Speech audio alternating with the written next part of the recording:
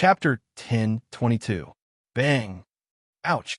With a soft thud, Rena, who had a black ring around her body, flew through the air in a beautiful parabola. Then, she fell onto the soft bed amidst her screams of pain and surprise.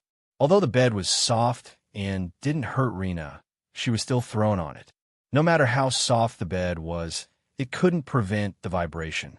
Rena wasn't injured, but she was still dizzy from the vibration. But that wasn't important. What was important was where she was now, in a hotel room. Moreover, she was sharing a room with a man she hated to the core. Sitting up from the bed, Rena retreated to a corner at an unimaginable speed.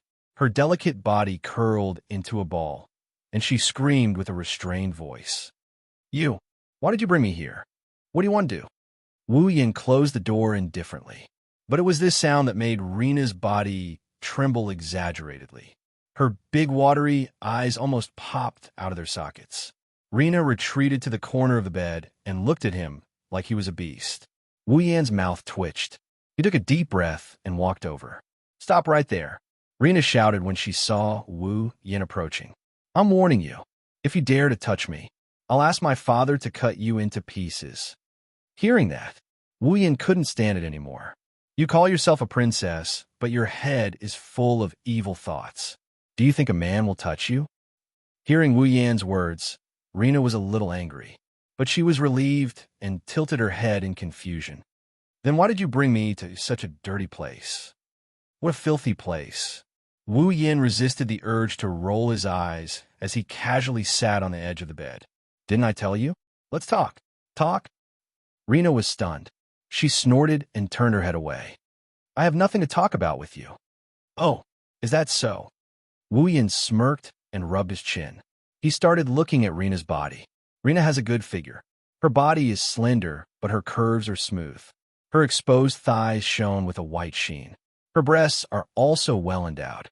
Ikaros, Astria, and the other girls with great figures are better than her.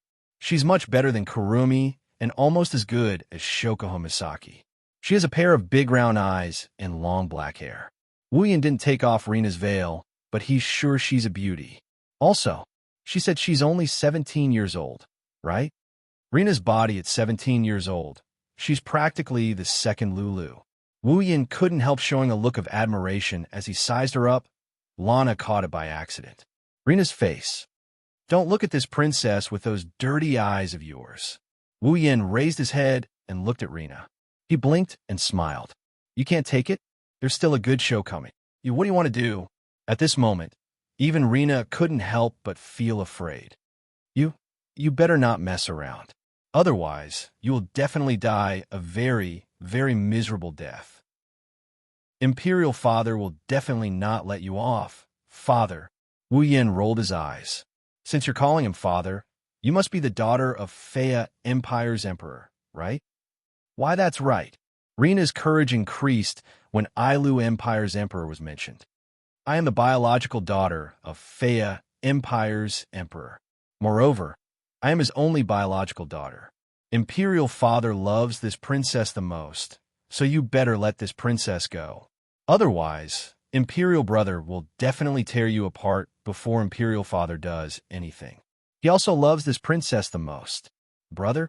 Wu Yan ignored Rena's weak threat. "Who's your brother?" "My brother is the Prince of Fea Empire, Kaya Fea." "Fea. Kakaya." Wu Yan looked at Lana, who was looking at him with a smug expression. "You're Kaya's sister." "Can I?" Perhaps it was because Rena had revealed her background, but she returned to her unruly state. Wu Yan didn't have the time to care. He frowned and asked after some hesitation. "Then, are you looking for trouble because I defeated your brother in Spalier World Academy? Who cares if he dies?" Rena, who was planning to use her brother's name to scare Wu Yan, immediately blurted out such a declaration. She was stunned for a moment before exclaiming, "You said you defeated my brother. You don't know?" Wu Yan's expression turned into one of amusement. "Since you have such strength, you should be a student of Spalier World Academy, right? Haven't you heard of me? Do I have to hear of you?" Rena curled her lips in disdain. "I am indeed a student of Spalier World Academy. I just took a 3-month leave." Wu Yan felt relieved. No wonder this wild brat hasn't heard of him. She took such a long leave of absence. I haven't been a student of Spalier World Academy for more than 3 months.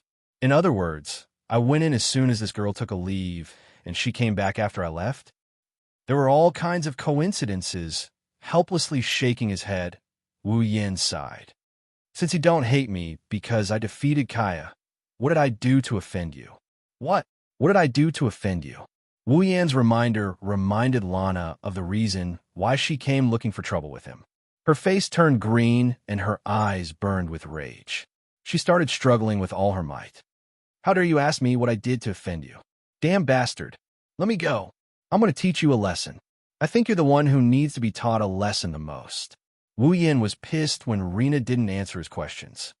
You better tell me the truth or I'll throw you out on the streets. You dare. Why wouldn't I? Wu Yin sneered. That's right. By the way, let me tell you something. I still won't release the shackles on your body. If you want to wait for it to disappear on its own, it will take at least 8 to 10 days. During this period of time, I think there will be people who will be very, very interested in you who can't resist. Yeah. Lana's expression changed. Wu Yin didn't look like he was faking it. She gulped and her eyes were filled with anger. Damn it. Why would someone like you be Sister Sylph's fiancé? Sylph? Wu Yin was surprised to hear this name. He asked Lana in a surprised tone. Are you looking for trouble with me because you think I'm not good enough for Sylph? Yes, of course. Sister Sylph is so beautiful, so noble, so powerful, and so sacred. You're not worthy of her. Even your clothes are cheap. How can you be worthy of her? Lana retorted. You're not worthy of her at all. Even your clothes are cheap. Wu Yin almost choked on his breath. His expression became more and more interesting. His lips kept twitching and his eyebrows kept twitching. He looked at Lana, who was glaring at him like she wanted to bite off a chunk of his flesh. After holding back for a while, he finally managed to squeeze out a sentence. You don't know me, so why do you think I'm not good enough for Sylph? Are you stupid? Are you an idiot? Lana gave Wu Yin a look of disdain. Then, her gaze turned into a heated one. Sister Sylph is as noble as a lotus on a snowy mountain. Her beauty can make heaven and earth lose its color. Her gaze can make all things sing, and her voice can make everyone scream. Even her body is blessed by the sun. She is the most beautiful and powerful ice queen in the Spalier world. After saying that, Rina's tone of adoration changed, and she became fierce again. How can a man be good enough for someone as good as Sister Sylph? Wu Yin pressed down on his chest, suppressing the urge to vomit blood when he heard such words that can't be ignored. Don't tell me you're a lesbian? You're the lesbian? Your whole family are lesbians. I just can't bear to leave Sister Sylph's side. How could I be a lesbian? Lana said with a smirk. You're a lesbian, Wu Yin roared in his mind. Chapter 1023. As noon approached, there were more and more people in the supply town. Most of them are natives of the supply town. Only a small portion of them came here to purchase behemoth forest resources. After all, the behemoth forest resources can only be used in 2 ways. One is to transport them to King City. The other is to store them in the supply town and let the resources flow to the entire Ailu Empire. That's why the supply town didn't become a place for people to live in. Without the giant beast forest resources, a lot of businesses would close down and the town wouldn't be worthy of the word supply anymore. However, as the flow of people increased, the pedestrians on one of the streets of the supply town all moved to the sides, leaving a large space in the middle of the street. It was as if some royal family was passing by. However, the people's shocked and curious gazes were telling others that the visitor wasn't someone worthy of respect. Let go of me. Let go of me. Rina shouted at Wu Yin, who was walking in front of her, as if she was about to cry. Her face was red, as if a flower thief was about to make a move on her. Only her angry eyes were silently accusing and proving something. Sensing the curious, shocked, and confused gazes from the crowd around her, as well as the way they looked at each other and whispered to each other, Rina felt that she had really embarrassed herself. She wanted to find a hole to hide in. Of course, Rina felt embarrassed, because at this moment, the pitch-black halo around Rina's body still hasn't disappeared. No, not only did it not disappear, There's also a rope tied to the front part of the black halo, and the other end of the rope is in Wu Yan's hand. In other words, Rena, the princess of the Fea Empire, was a noble. She's being dragged around by someone like a dog. How could Rena not feel humiliated? Fortunately, Rena still has some self-awareness. She didn't shout out this princess in front of everyone. Otherwise, the commotion she caused at that time wouldn't be as dramatic as it was now. Instead, it would be a real big commotion. Furthermore, Rena couldn't shout those words either. Now, in other people's eyes, at most, she was a young girl who was tied up with a rope. However, if she called out this princess, then she would become a princess who was tied up with a rope. If that really happened, where she put her face, even if the people around her didn't know her identity, she still felt embarrassed.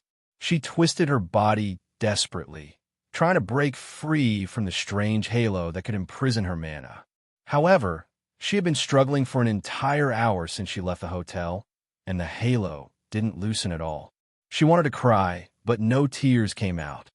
"Let go of me," Rena screamed frantically. "Aren't you afraid I will take revenge? You already did your best to get back at me." Wu Yan didn't even turn his head as he sneered. "If I let you go, what are you going to do? Do you even need to ask? Of course I'm going to teach you a lesson.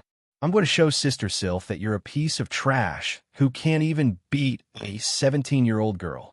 I'm going to cut all ties with you and cut all ties with you." "Oh." Wu Yan turned around with a surprised look on his face. "I thought you were going to say, of course I'm going to kill you to save Sister Sylph. That's what I'm going to say." Rena paused for a moment before a look of realization dawned on her face. "All right, I didn't know there was such a way." Wu Yan's mouth twitched. He rolled his eyes at Rena. "I'm sure you're not only a lesbian, you're a completely unqualified lesbian." "You're the lesbian? What makes you think I'm unqualified?" Rena raised an eyebrow. Her contradictory words made the people around her laugh. "Of course you're unqualified." Wu Yan recalled something, and his expression turned sour.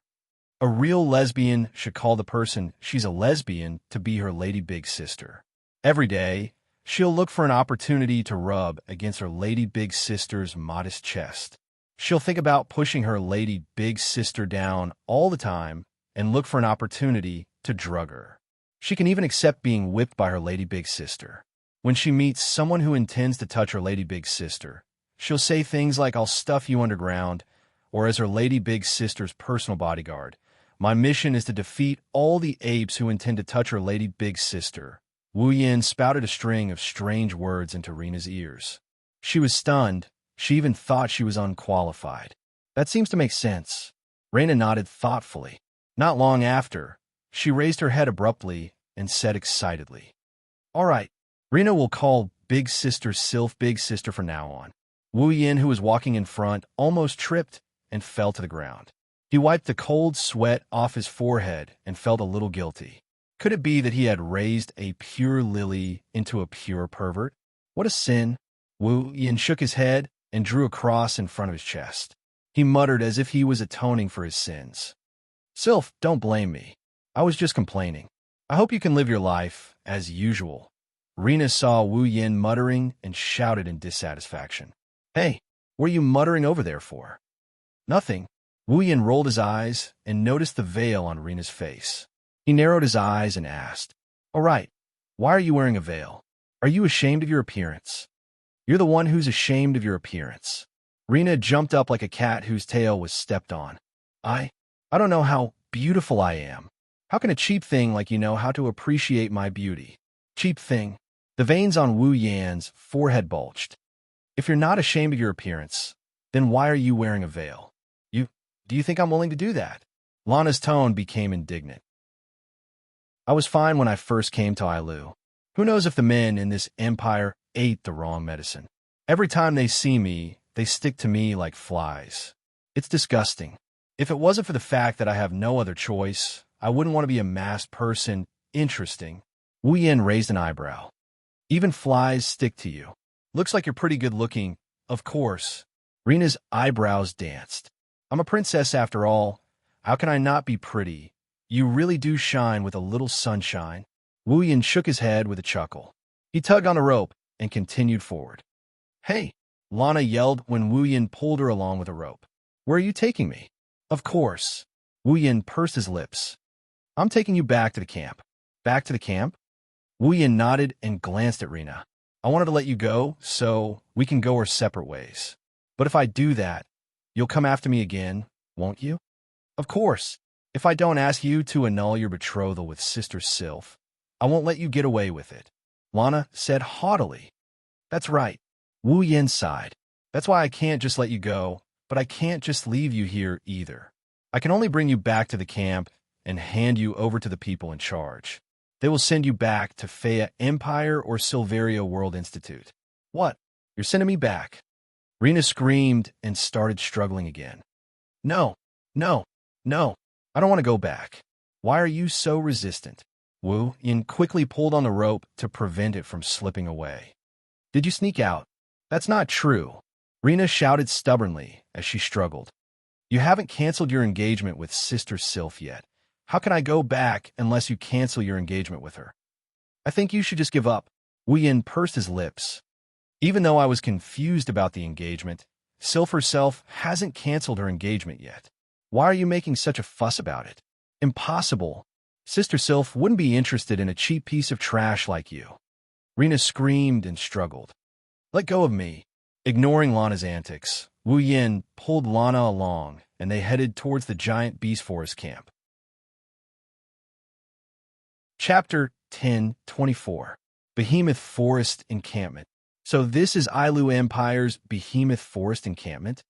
Standing outside the camp, Rina's curiosity was immediately replaced by boredom as she looked at the camp that was filled with tents, weapons, and guards who were patrolling back and forth. Apart from that, there was nothing special about the camp. It's so shabby. Wu Yin rolled his eyes as he glared at Lana with an exasperated look. This is an encampment, not a castle. Do you think there are golden walls and war chariots? There should at least be a fence, Rina said in a matter-of-fact tone. If the demonic beasts go berserk and rush into the encampment, we'll be in trouble. You think a fence can stop a bunch of rampaging demonic beasts? Wu Yin pursed his lips. Lana wasn't convinced by his words. It's better than having nothing and exposing the encampment to the outside world, right? Wu Yin turned around when he heard Lana. He stared at Lana so intensely that if she wasn't restrained by the black ring, she would have covered her chest with her hands. Why are you looking at me like that? You can't take it anymore. Yeah, I can't take it anymore. Wu Yan's mouth twitched. I really can't take it anymore.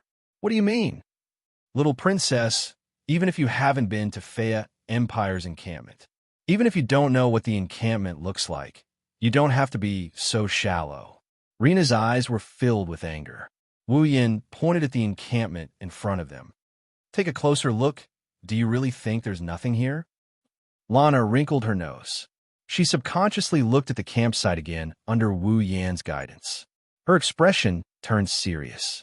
She finally noticed that something is wrong. The encampment looked like it only had tents and guards. However, not far from the encampment, there was a fluorescent light. It was blinking. That is, when Rina saw the fluorescent light clearly, she was stunned. Then, she was astonished. A barrier? Good. It's not a waste of your 6-tier power. Wu Yin sighed. Fences, walls, war chariots. How can they compare to a barrier? I see. Lana nodded in realization. She paused, and she looked at Wu Yin with a suspicious look. Right? How do you know I'm 6-tier? Wu Yin smiled bitterly at Rina's question. Do you think everyone is like you, rushing forward blindly without understanding the strength of the other party? What? You make it sound like it's something amazing. Rina yelled unhappily. Then why don't you tell me how powerful you are? What's your tier? What's the level of your armament? Are you a sorcerer or a warrior? Wu Yin rubbed his head as if he has a headache. Heavens, it's fine if you don't even know if I'm a mage or a warrior, but you still want to cause trouble for me? I have to hand it to you. Rina rolled her eyes and giggled. If that's the case, why don't you let me go? Wu Yin looked at Lana like she's an idiot. She was infuriated by the way Wu Yin looked at her. I'm warning you. Don't look at me like that again. Otherwise, I'll get angry. When this princess is angry, even she is afraid of herself. It's scary. Looking at the angry yelling at him, he thought, what? Rena was glaring at him fiercely with her big round eyes, baring her teeth like a spoiled kitten. Wu Yin couldn't help but laugh out loud. He nodded like he's serious about it. Indeed, it's scary. Ignoring Lana's flushed face, Wu Yin pulled the rope and brought this wild princess back to his tent. Lana's loud and coquettish scolding caused ripples in the air, attracting the attention of the surrounding guards. There's a rule in the camp that the guards are not allowed to bring outsiders into the camp. Violators will be punished severely. This is a rule that every guard has to abide by. When they saw someone bringing an outsider into the camp, the guards wanted to stop the intruder, but when they saw that it was Wu Yin, they exchanged glances with each other, and they walked away while whistling like it was nothing out of the ordinary. If he dared to kill the person in charge of the camp, would the guards dare to cause trouble for him if he brought an outsider in? They would probably turn a blind eye to it. Even if the people in charge of the camp had a way to deal with Wu Yin, they wouldn't dare to offend a demon like him. It's better to pretend they didn't see anything. Under the watchful eyes of the guards, Wu Yin brought Rena to his tent. When Wu Yin was about to bring Rena to the public tent, Rena let out an ear-piercing scream. It almost shocked Wu Yin to the ground. What's wrong with you? Lana ignored Wu Yin's scolding. Her eyes bulged as she stared at the tents in front of her. To be more precise, she stared at the Misaka sisters who were busy with their chores. Her mouth that is hidden under her veil is wide open and her eyes are filled with disbelief. They all look. Wu Yin finally understood that Lana was frightened by the sisters who looked exactly the same as her. Sigh. Wu Yin patted his chest and sighed helplessly. What did I do wrong? Why did I have to deal with a wild girl like her? It's bad for my heart. Yin. At this time, the entrance to the public tent was opened, and Hinajiku, Mikoto, Shoko Misaki, Kotori, Kurumi, and the rest of the girls ran out. Yin, what's wrong? I heard a scream. The more impatient Hinajiku and Mikoto ran towards Wu Yin as soon as they came out. While running, they started asking questions, but when they saw Lana being tied up by a certain wolf, they stopped in their tracks. Even their mouths were frozen in place. Their impatient faces darkened. Alalala. Kurumi acted as if she was frightened, but her wine-red eyes that weren't covered by her bangs revealed a deep smile, betraying her true thoughts. Did Out-Sasama capture other girls because we couldn't satisfy Out-Sasama's appetite? What a surprise, what a surprise. Not just Kurumi. Even Shoko Misaki looked at Wu Yin with a half-smile.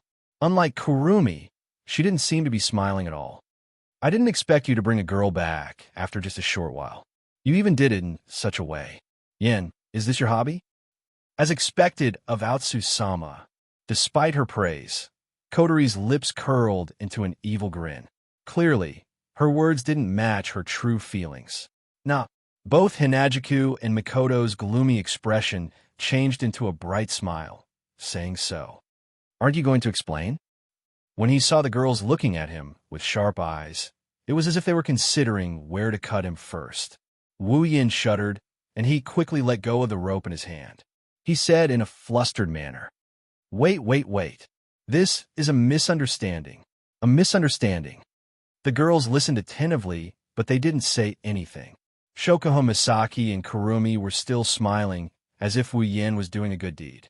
However, Wu Yin knew that without a good reason, the two girls wouldn't mind adding insult to injury even if they didn't want to. Wu Yin smiled bitterly. To prevent unnecessary misunderstandings, he released Lana from the rope and prepared to explain himself. What he didn't expect was that as soon as the rope was released, something unexpected happened. Lana let out another ear-piercing shriek. Everyone was shocked, but before they could react, they saw. With a speed faster than anyone could react, Lana turned into a blur, rushed towards Ikaros, who hadn't said a word, and grabbed her hand. Hey, sister, what's your name? Everyone was stunned. Chapter 1025. Wu Yin and the other girls fell silent when they saw Lana looking at Ikaros with her starry eyes. She clasped Ikaros' hand and acted like she's in a trance.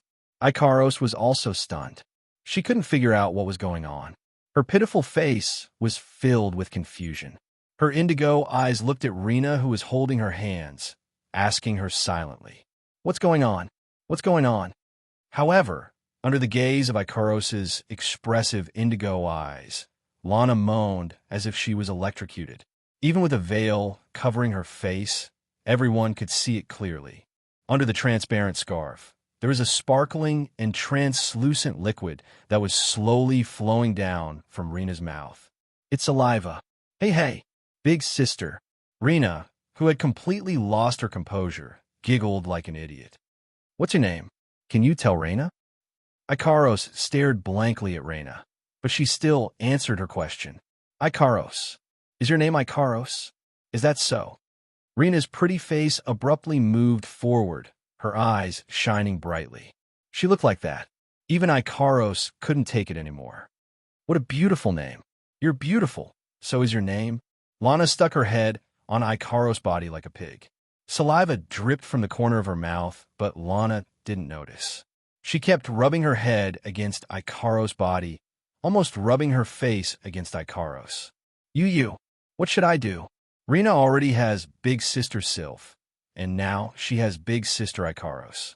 Is Rena really a bad girl? Ugh, what should I do? That's what she said. Rena's face showed a blissful expression that couldn't be hidden even with the veil covering her face. In the next moment, a second stream of saliva flowed out from under the scarf.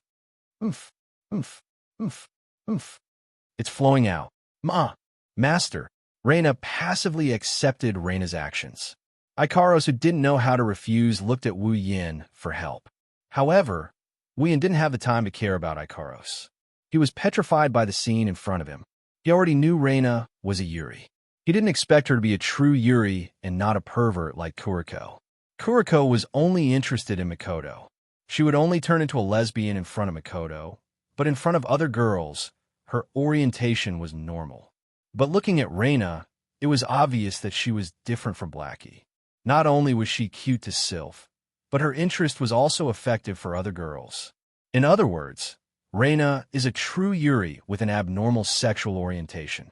Ikaros didn't know what to do as Lana rubbed her face against Ikaros. The other girls took a step back out of reflex, including Flander-chan, Yoshino, Estrella, and Toka. Mikoto's body was trembling as she stared at Lana with caution. Sparks of electricity appeared on her forehead as she stared at Lana with a wary expression. Needless to say, this Yuri who was abused by her perverted roommate must have recalled her painful past. There's no doubt Mikoto wouldn't mind giving Rena a love whip if she dares to jump on top of Mikoto. Hey. Kotori glanced at Wu Yin with a sharp gaze. What's going on with that woman? Aha! Wu Yin chuckled dryly. He couldn't keep his cool. It's just like what you saw. Now you can rest assured that there's nothing going on between us, right? That kind of thing doesn't matter. Hinajiku, who almost turned black, glanced at Rena, who kept squeezing herself into Ikaros' arms, and Ikaros, whose eyes were filled with panic under Rena's teasing. She raised her voice slightly. Don't you think you should go help Ikaros? The girls went silent for a moment before they looked at Wu Yin.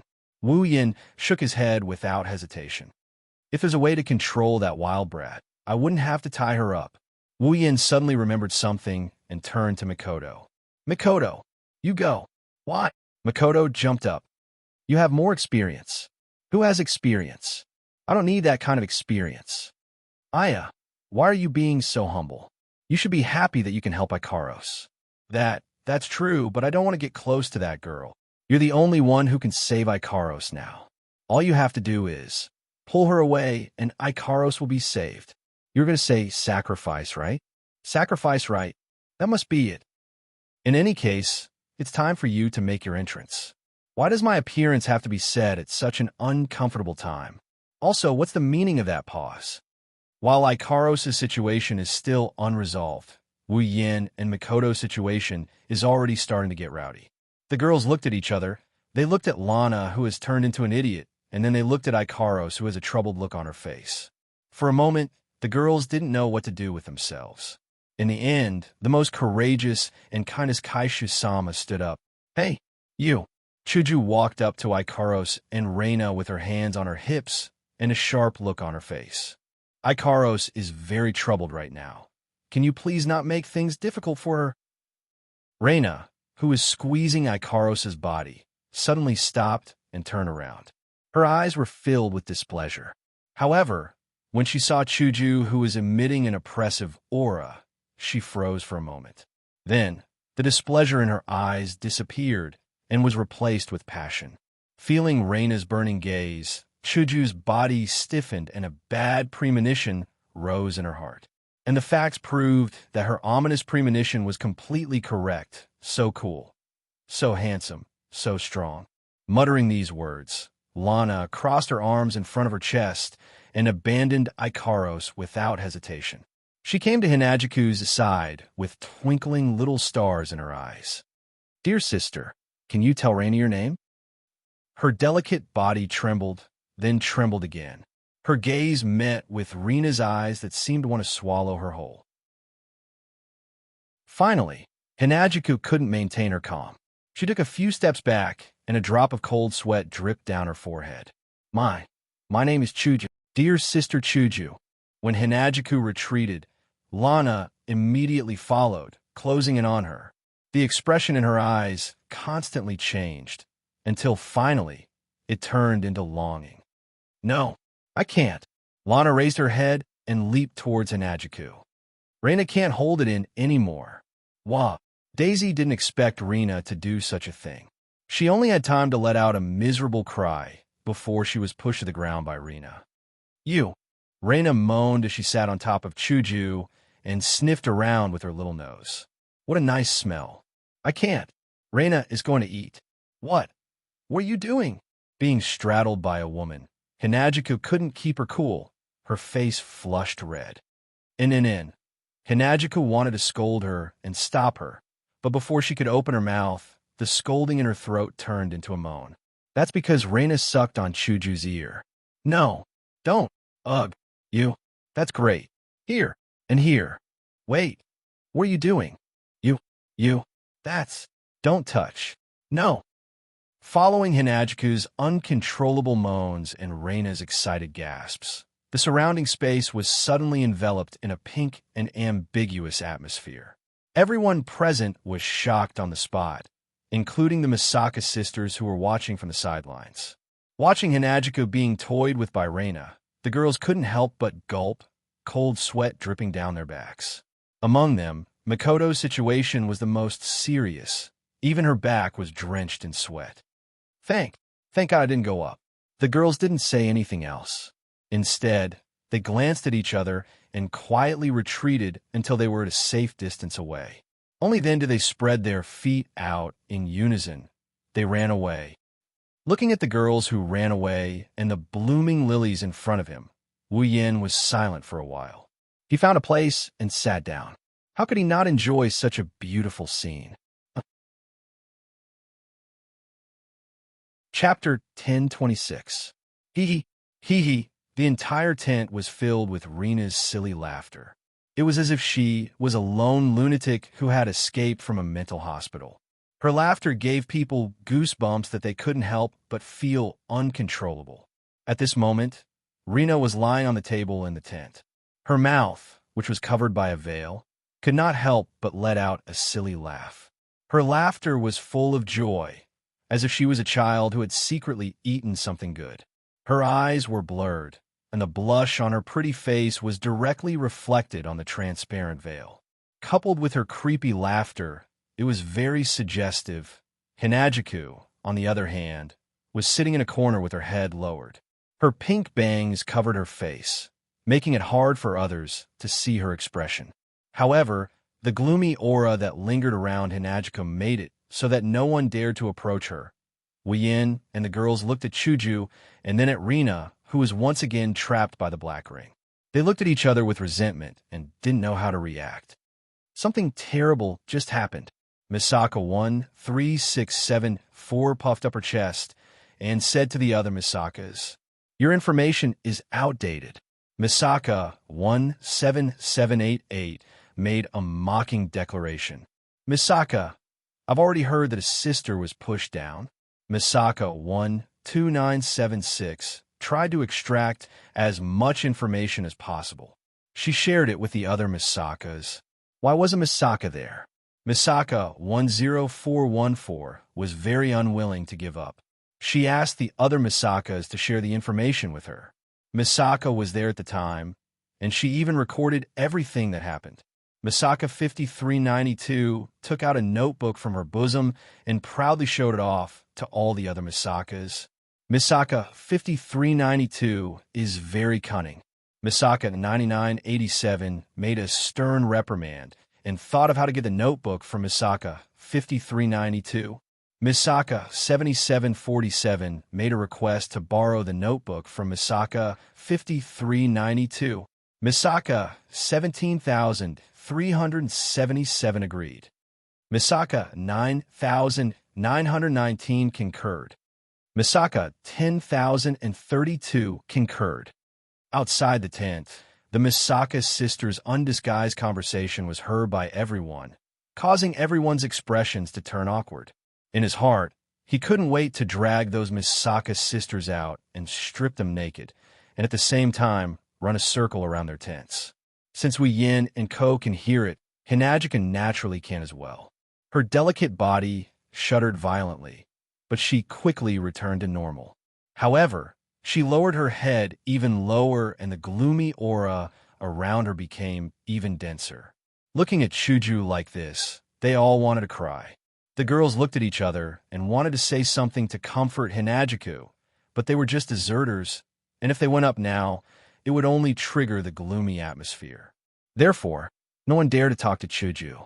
Makoto snuck up to Wu Yin and growled in a low voice. "We can't let this go on. You think of a way. Now you want me to think of a way?" Wu Yin laughed coldly. Of course, he also lowered his voice. "Then why didn't you go and save Hinagiku? If you had, Hinagiku wouldn't have been violated like that." Shokuho Misaki appeared on the other side of Wu Yin. She covered her mouth with her hand. Her eyes were full of meaning. "I remember you were having a good time watching the show." Wu Yin's expression turned awkward, but he quickly regained his composure. "At least I didn't abandon Chuju. You all ran away one by one. Guys who only know how to find excuses are the worst." Shokuho Misaki scolded. "Besides, Chuju is your woman. Shouldn't you be consoling her?" "I want to." Wu Yin pursed his lips and continued. "I'm just worried that Hinagiku will take it out on me later. Don't tell me she can't do it. You guys know she can." Makoto and Shokuho Misaki were speechless. Wu Yin, however, Kurumi spoke up. Outsisama. You were the one who brought that guy back. Shouldn't you take responsibility?" Stop it. Stop it." Wu Yin waved his hand angrily. "I'm already regretting it." "Is that so?" Shokuho Misaki glanced at Wu Yin. She saw through his thoughts. "But why do I feel like you're really happy?" Wu Yin froze. After putting some distance between them, Makoto berated him in a low voice. "You're so bad." Hey. Wu Yin sweated. "Don't make it sound like it's all my fault, okay?" These words caused the girls to explode in unison. "This is your fault. I say." Hinagiku slowly raised her head and glanced at the crowd with an expressionless face. "Can you guys please lower your voices? I need some time to myself." In an instant, everyone's mouth shut up. Just as the atmosphere in the tent gradually turned deathly silent, a sweet and mature voice, with a hint of doubt, echoed throughout the entire tent. "It's really surprising to see such a strange scene as soon as we come back. Did we miss something?" Holding a parasol and wearing a pink and white dress, her beautiful fairy-like figure was imprinted in everyone's eyes, causing joy to appear in everyone's eyes. "Yukari, you're back." "Well, I'm back." Yukari tilted her head and smiled seductively. "But compared to that, can anyone explain to us what's going on? Who's that girl over there?" "That's..." Wu Yin and the other girls all revealed awkward expressions. They laughed awkwardly, making the already weird scene even weirder. "Yukari, you're just in time." To change the topic, Wu Yin clumsily walked to Yukari and pouted at Chuju. "We're troubled right now. Please help us comfort Hinagiku." "Comfort?" Yukari glanced at Chuju and looked at Wu Yin with a faint smile. "Although we don't know what's going on, It's best not to provoke her now. You'll die miserably, as expected of the sage of the fairies. Even if we don't know the reason, we can still see the situation. Lana, who was lying on the table, heard an unfamiliar voice. She looked towards Yukari's direction, and her eyes lit up like light bulbs. She screamed again without hesitation, causing Wu Yin and the girls to fall to the ground. Who is this wild girl trying to harm this time? While the group of people were roaring these words in their hearts, Reina actually jumped up from the table as if she was assisted by God. With a leap, she arrived in front of Purple. What a beautiful big sister. You're as beautiful as Big Sister Sylph and Big Sister Ikaros. Lana looked at Yukari pitifully. She rubbed her head against Yukari's chest. Big sister, Lana likes you so much. Please marry Lana. Lana will be good to you. Wu Yin and Ko, who just got up from the ground, shivered and their legs gave out as they fell back down to the ground.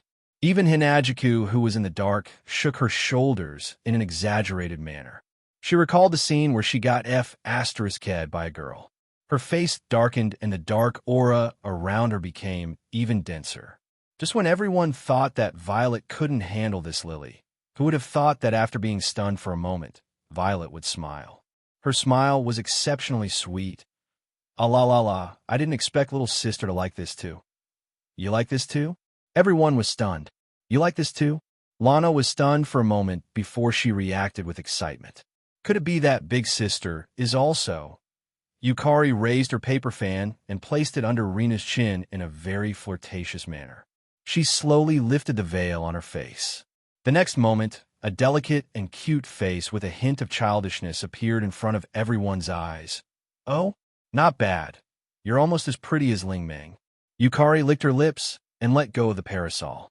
Yukari's face curved into a smile, and her free hand reached into Lana's clothes. Ugh, the girls lying on the ground blushed. They didn't know if they should look or not. In the end, they just buried their faces in the ground and refused to get up. Wu Yin was the only one admiring the blooming lilies while praising them in his heart. Our little sister Yukari is really the best. Chapter 10:27. So comfortable. Era. I didn't think someone as young as you would have such a model. Let's have a good taste. Big sister. Listening to Yukari's teasing tone and Lana's moaning and moaning, the girls lying on the ground felt like they were about to explode from shame.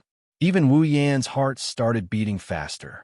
Just as Wu Yan was about to lose his temper, a small hand tugged at Wu Yan's clothes. When Wu Yan turned around, Flandre-chan's crystal-clear red eyes entered his line of sight, filled with curiosity. Hey, Oni-chan. Flandre-chan looked at Wu Yan expectantly. Flan has been wanting to ask you this for a while now. What is that big sister playing with the other big sisters? Who knows where she came from? It looks like it's going to be fun. Wu Yan's face twitched. He laughed dryly. And nothing. That's a game played by bad kids. Flandre-chan mustn't imitate them. Really? Flandre-chan put on a distrustful expression. Then why do the big sisters have to play the game of bad kids? Ha ha. Wu Yan awkwardly scratched his cheeks, his eyes rolled, and he said to Flandre-chan, ever since that big sister came, the big sisters have been led astray by her.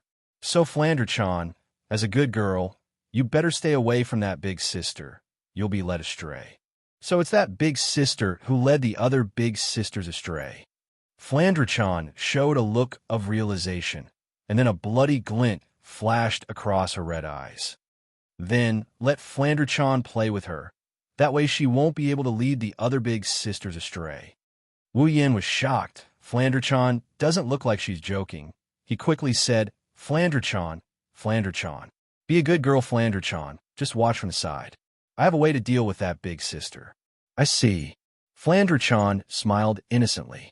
She threw herself into Wu Yan's arms and rubbed her head against his chest. Her face was filled with happiness. Sure enough, Big Brother is the best. I have a way to deal with the bad guys. Wu Yan sweated profusely and patted Flandre-chan's back. He gently placed her on the ground. She immediately ran to Z's side. He pulled her out of the soft country covered with lilies. All right, Yukari, Fran and Yoshino are still here. Don't be a bad influence on children. Violet pursed her lips, curled her lips, and turned her head away, releasing her hand from Rena's clothes. Rena immediately fell to the ground, panting, and her cheeks were already covered in a rose-like red. The girls lying on the ground heaved a sigh of relief and began to stand up. Only Chuju, who was sitting in the corner, suddenly raised her head and stared at Wu Yan. Why didn't you come and save me when I was being bullied? Fran and Yoshino were there too. If it were me, wouldn't I be a bad influence?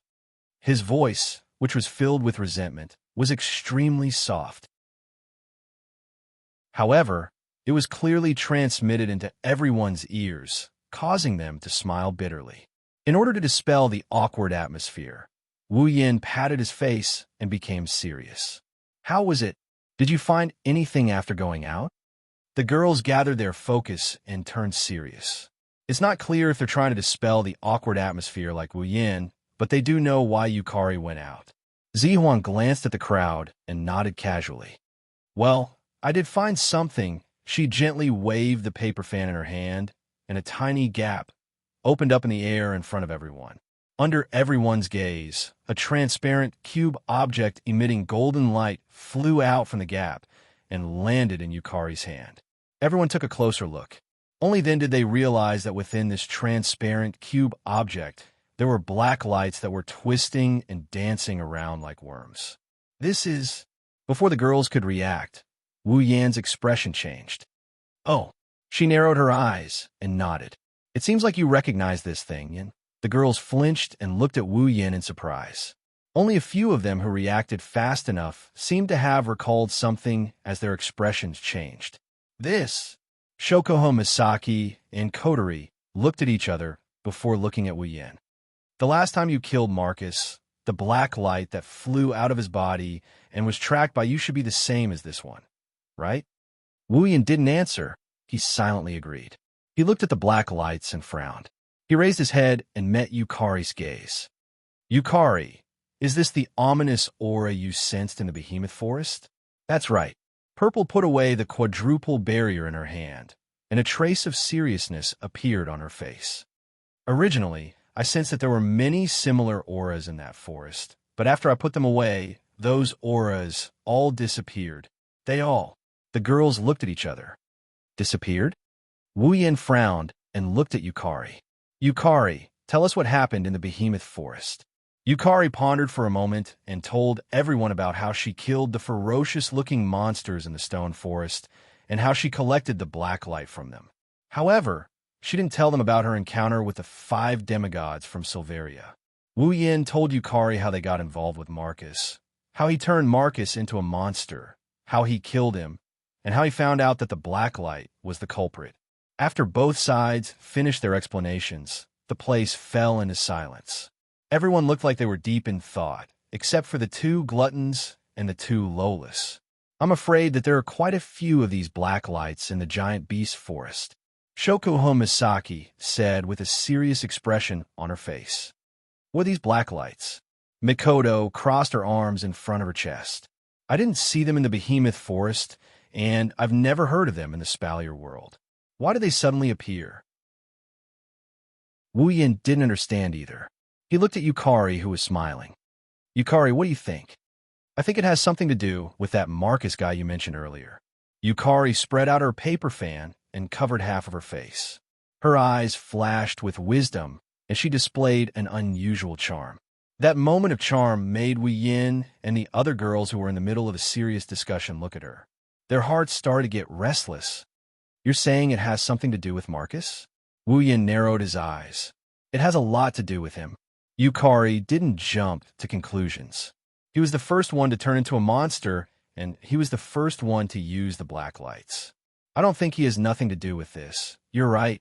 Wu Yin rubbed his forehead as if he had a headache. What should we do now? Nothing needs to be done. Yukari closed her paper fan and placed the tip of her fan on Wu Yan's forehead. Her lips curled into a meaningful smile. There are people who care more about these things than we do. Let them worry about it. Everyone was stunned. What do you mean?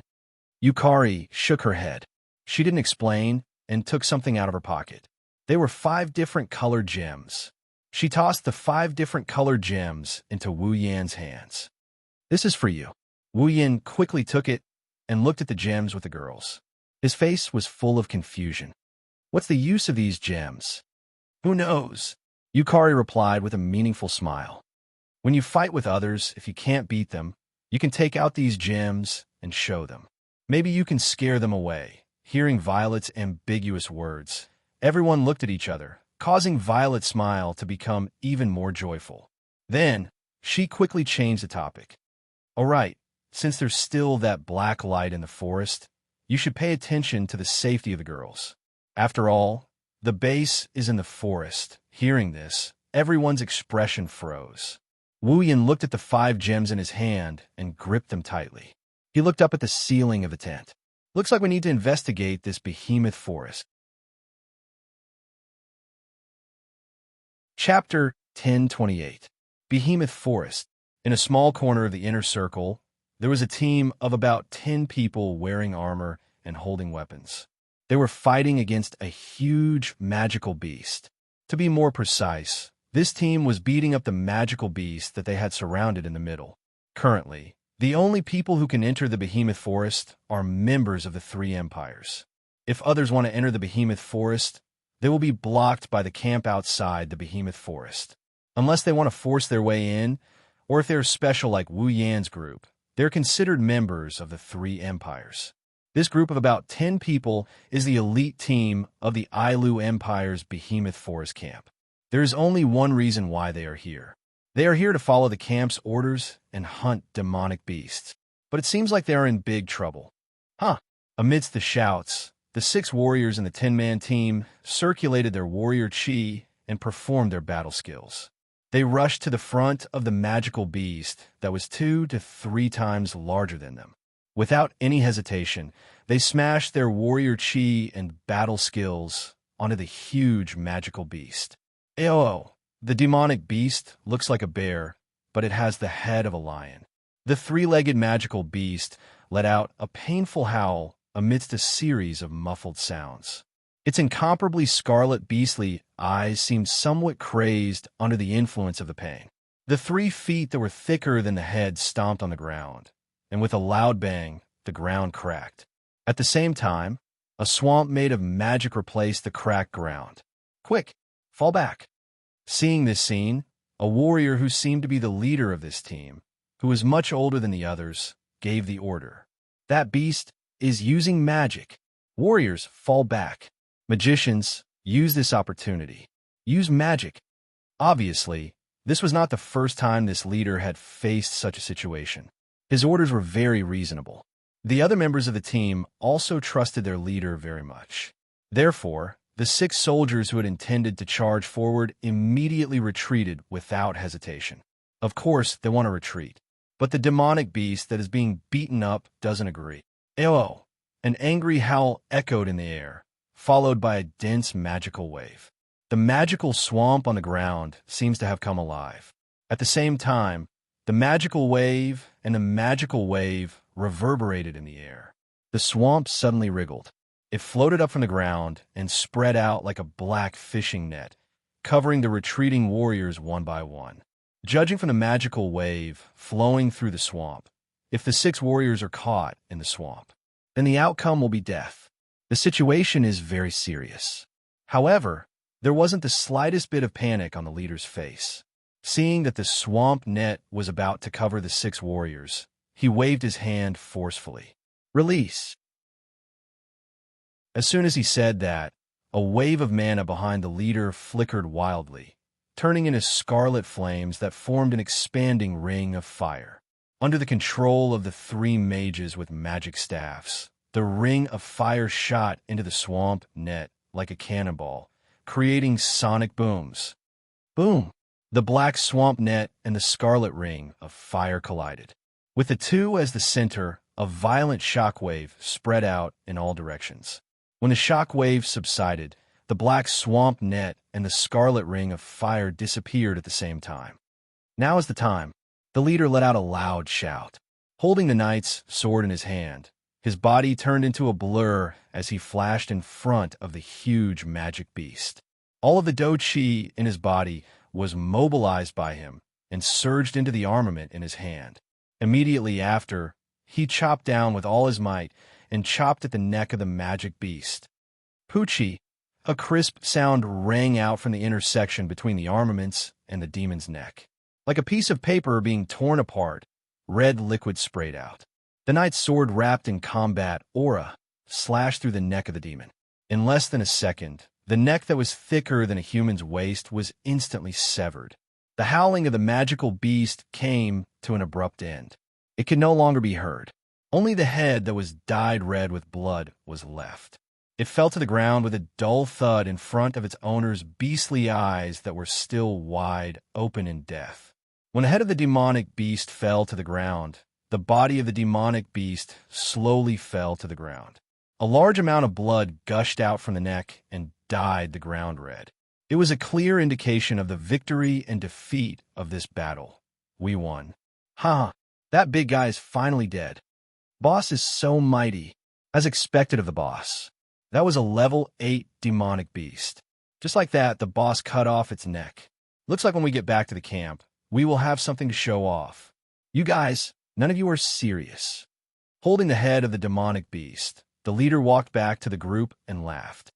If it wasn't for your help, how could I have killed this beast? I am only at the peak of level 7. There's still a long way to go before I reach level 8. Boss, don't be so humble. Strength is one thing. Intelligence is also very important.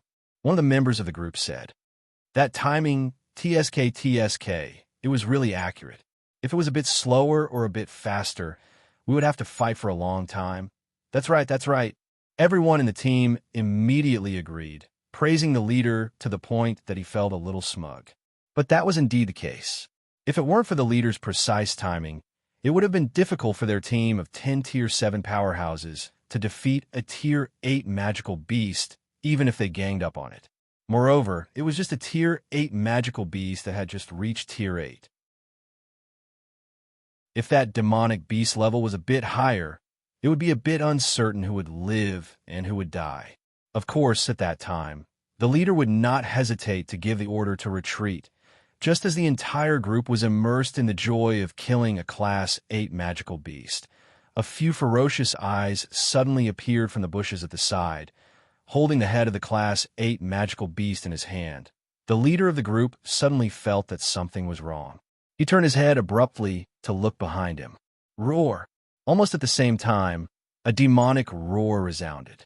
From the bushes, the owner of the ferocious eyes rushed out and pounced on the leader. Boss! Everyone in the group cried out in alarm, waking up the leader, who was unable to react. Realizing that he might have become the hunting target of a certain magical beast, he forced himself to pull himself together.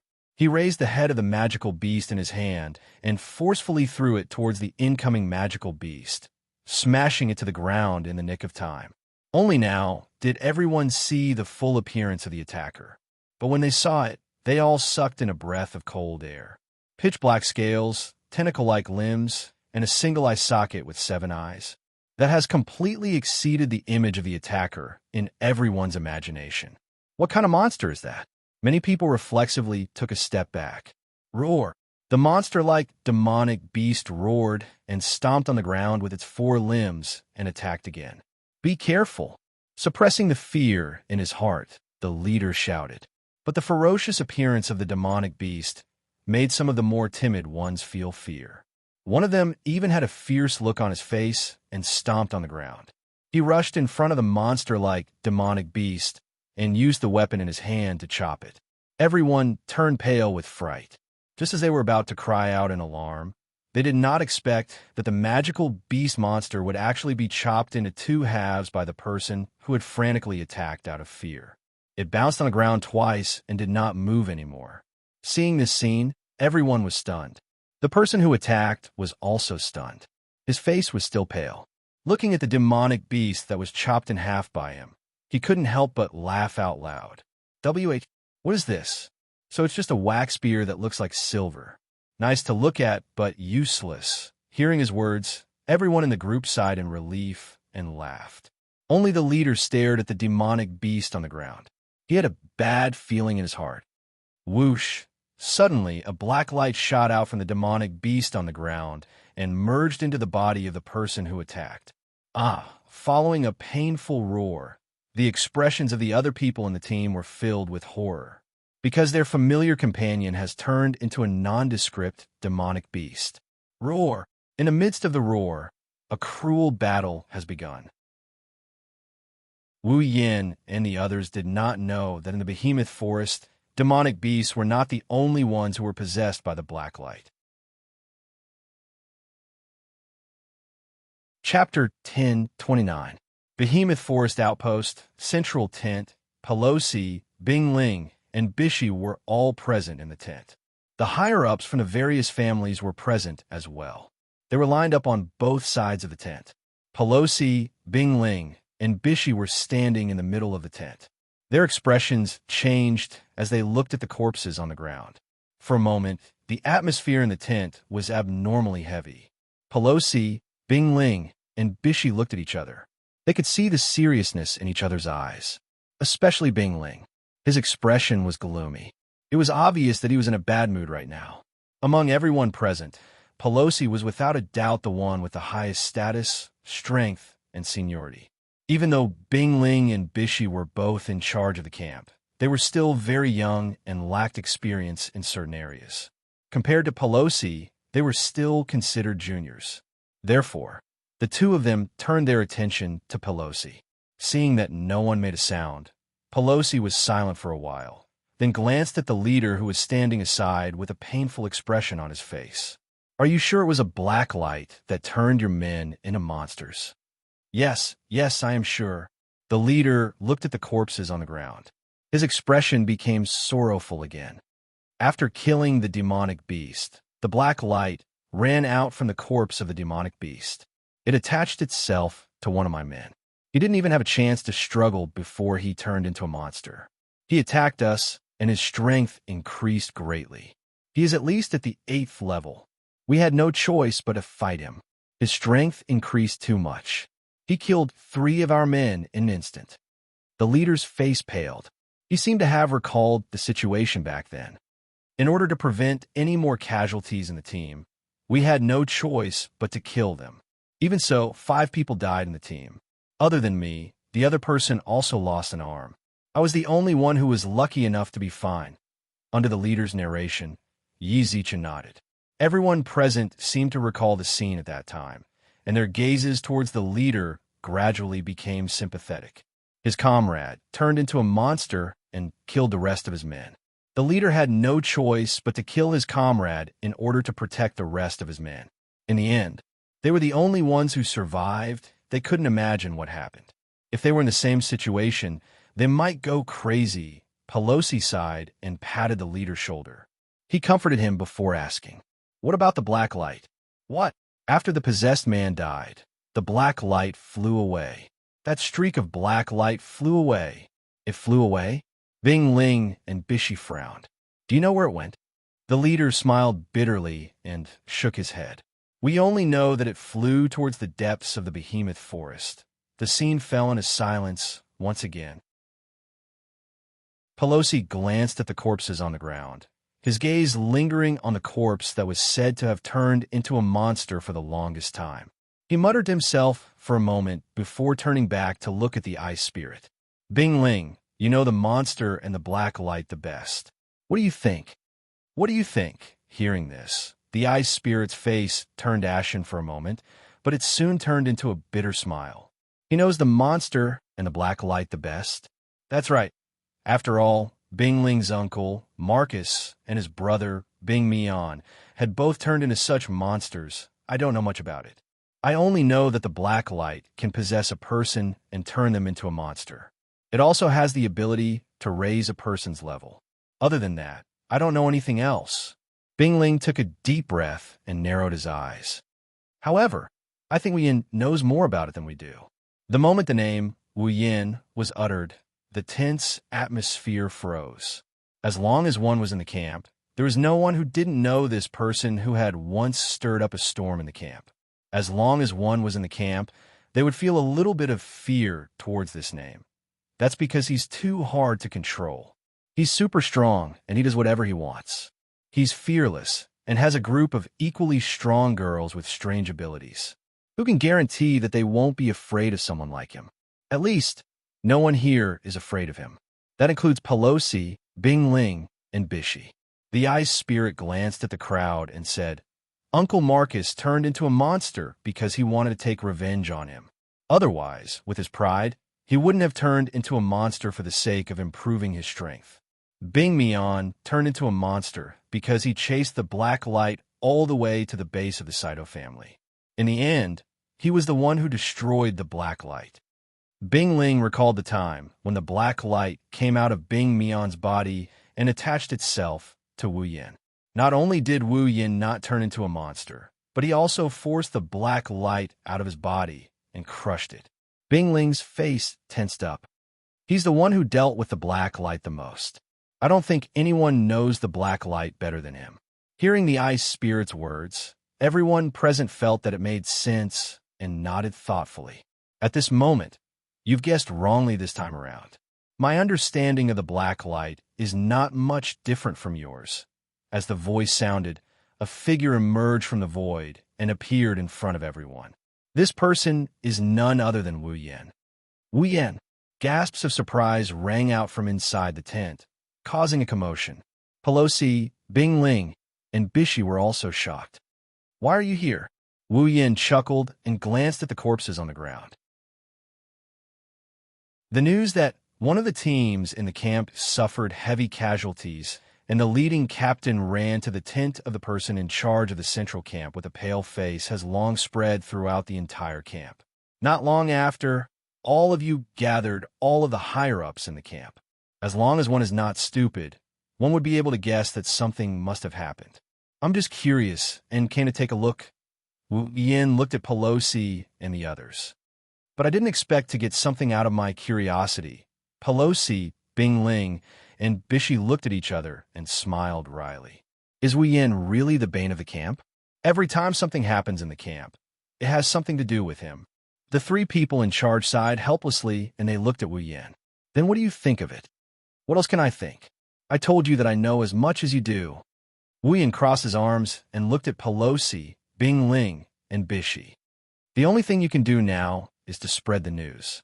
Tell everyone in the camp to be on guard against unknown black lights when they hunt in the giant beast forest.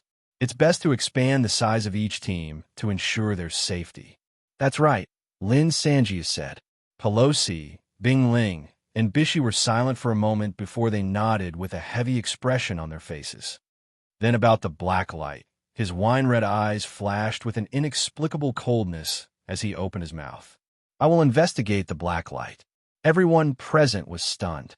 Of course, if you find out anything, let me know. Wu Yin turned around and walked out of the tent without looking back. The atmosphere in the tent reverted back to its previous tense state.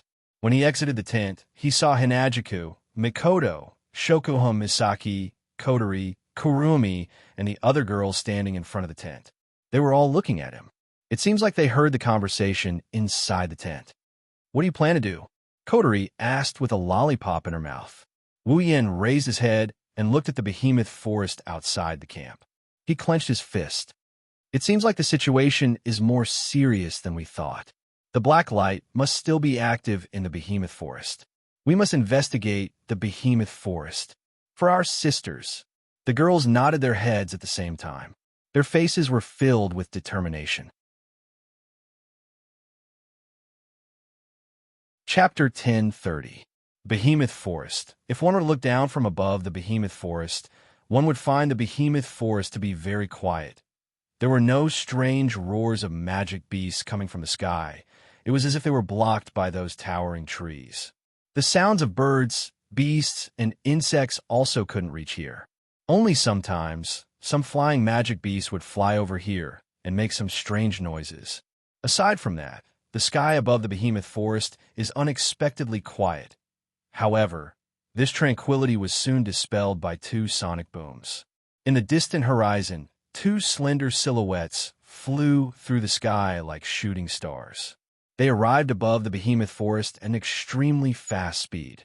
Of course, this extremely fast speed is only relative. For the two silhouettes, this speed is neither fast nor slow. It's not that they don't want to go faster. It's just that if they go too fast, it'll affect the investigation of blacklight. Their plump wings supported their masters as they glided through the air. Under the control of their masters, they flew through the air above the behemoth forest bit by bit. From time to time, one or two pink or pure white feathers could be seen falling from their wings into the behemoth forest below. Their casual clothes have been replaced with light armor that is only used in battle. The style is quite revealing. It's very pleasing to the eye. The two angelic girls were flapping their wings as they hovered above the behemoth forest. Their crimson eyes scanned the behemoth forest below them. One could faintly see two sci-fi-like frames fluctuating. Under the influence of their crimson pupils, the two girls' devastatingly beautiful faces appeared somewhat cold and emotionless, as if they were puppets that only knew how to carry out missions. It was very easy for people to feel a sense of sanctity that made them unapproachable. Unfortunately, this sense of sanctity didn't last long. Coo! It sounded like a cute animal's cry. The strange sound came from a pair of pure white wings flapping in blue and white light armor. She has long hair. It came from a girl with two bundles of blonde hair at the end of her hair. If one were to look closely, they would notice the source of the strange sound came from the girl's stomach. For a split second, the girl with short pink hair and pink wings flapping and wearing white light armor, with two small ponytails hanging behind her back, paused for a moment. Although she quickly returned to her original state, the girl's gaze was cast towards the owner of the strange sound. You. The frame in her eyes disappeared and the cold expression disappeared. It was replaced by a teary expression. Xianxia clutched her stomach and whimpered. I'm so hungry. Are you hungry? Icaros and her crimson eyes disappeared together. Her indigo eyes couldn't help but look at Xianxia. Her expression, but her voice hesitation. Do you want to go back and eat? In the end, Icaros asked. Xianxia smiled happily. However, the joy disappeared after a while. She shook her head firmly. I really want to go back for dinner, but we can't go back until we finish what Master ordered us to do. Icaros raised her eyes and asked softly, Are you all right? I'm fine. I'm fine. Xianxia clenched her fists to express her conviction. Master won't be angry if we go back now, but Xianxia doesn't want to see Master disappointed. Ripples appeared in Icaros' eyes. She pondered for a moment before nodding firmly. Me too. I don't want to see Master disappointed. Then, Icaros-senpai, let's continue. Okay. Icaros and Xianxia entered their combat mode and scanned the behemoth forest. Wuyin wanted to investigate the black light in the behemoth forest, but Shokuho Misaki and Kotori stopped him. The reason why they were investigating the black light was because the Misaka sisters' base was in the giant beast forest. The black light's existence was very likely to endanger the sisters, so they had to investigate it thoroughly. Even if they couldn't investigate it thoroughly, they had to at least find out the ins and outs of the black light or expel it to ensure the sisters' safety. However, it was also because of this that the defenses of the base had to be raised. Therefore, after talking to Pelosi, Bingling, and Bishi yesterday, they all agreed that it was time to set up the defensive barrier around the base in advance. This way, they can more or less guarantee the safety of the sisters who are busy working in the incomplete base. This way, Wuyin won't be able to participate in the investigation. After all, Wuyin and Yukari are the only ones who know how to use barrier techniques. Wuyin had no choice but to give up on the idea of investigating the black light himself. Icaros and Xianxia are the strongest in the group after Yukari and himself to investigate the behemoth forest. Other than Wuyin and Yukari, Flandre-chan is the strongest in the group. She has the highest level after Yukari. She also has the ability to destroy eyes. Even if Wuyin goes up against Flandre-chan, he won't be able to defeat her without Ruby Mode. It's the same even if he summons all of his familiars. However, Flandre-chan is strong, but her mind is still the same as a child's. It's hard to guarantee that she won't lose her sense of direction if she's sent on an investigation mission. Other than Wuyin, Yukari, and Flandre-chan, Icaros and Xianxia are the strongest in the group. Icaros and Xianxia are omnipotent angels. They aren't as good at investigating as combat, but they aren't weak either. The two angelic girls have wide-area radars that can scan everything within a certain range. They are the best candidates for the investigation. Of course, Astria's IQ is her weakness. It's inevitable for her to get into some accidents when she's on a mission. However, with Ikaros accompanying her, she should be fine. With the wide-area radars, Ikaros and Astria don't need to explore the entire behemoth forest. They only need to move their positions so that the behemoth forest is within the radar's range. With their speed, it didn't take long for them to scan a small portion of the forest. Flying above the behemoth forest, the two angelic girls kept flapping their wings and changing their positions. They scanned the entire behemoth forest with their wide-area radars. This saved them a lot of trouble by avoiding the demonic beasts in the behemoth forest. As more and more areas were scanned, Ikaros and Astria started to notice some strange-looking demonic beasts. Pitch-black scales, tentacle-like limbs, and a single eye socket with 7 eyes. This appearance might be unfamiliar to others, but to the two girls who had seen Marcus turn into a monster, it wasn't familiar, but it was impossible for them to be mistaken. These monster-like demonic beasts must be possessed by the black light. No, it's not just demonic beasts. Ikaros and Astria also noticed some humans being possessed by the black light and turned into monsters. Ikaros senpai. Astria turned around and looked at Ikaros. What should we do? Ikaros raised her head. Her hair swelled up and a halo floated above her head. A cold glint flashed in her crimson eyes. Target eliminated. Ikaros didn't give Astria a chance to react. She unfurled her wings of light, and countless pink-colored missiles shot out. They drew an arc in the air and landed accurately on the monsters as if they had eyes of their own. Bang, bang, bang, bang, bang. A series of explosions echoed in the behemoth forest. When the explosions stopped, Ikaros and Astria's wide-area radars showed only distorted black lights flying into the distance. The black lights were all flying in the same direction. Ikaros senpai. Ikaros nodded. She and Astria flew towards the direction of the black lights. Chapter 1031. At the same time, a large amount of black lights were flying around the inner area of the behemoth forest like they were on a rampage. The dense foliage did not hinder them in the slightest. They streaked across the sky in arcs of light, leaving a trail of black light behind them. They seemed to have a purpose as they flew in a certain direction. It was as if they had eyes. Even if there were trees in their path, they would dodge them and continue flying forward. For a moment, the entire behemoth forest was enveloped by a strange phenomenon. A large amount of black lights flew through the forest like bees returning to their hive. Coupled with the continuous sound of breaking air, if the behemoth forest was the sky and the black lights were silver, it would look like a meteor shower at night. It's a beautiful sight, if you ignore their nature. There shouldn't be this many black lights. Although these black lights had no consciousness, they had some kind of instinct, just as Z had deduced. Not only could they sense danger, but they could also attach themselves to living creatures and bring about changes to them. This was also a hidden instinct of the black lights. The black lights reside in living creatures. That's why most of the black lights here are attached to the bodies of demonic beasts in the behemoth forest. A small number of them are attached to humans. After mutating, the black lights returned to normal. But now, the targets of the black lights were reduced to ashes by Ikaros Artemis, permanent rear-homing missile. So, the black lights had no choice but to leave their hosts and follow their instincts. They have to continue searching for the next host. But now, for some reason, these black lights had given up on their instinct to search for a host and were all rushing in the same direction.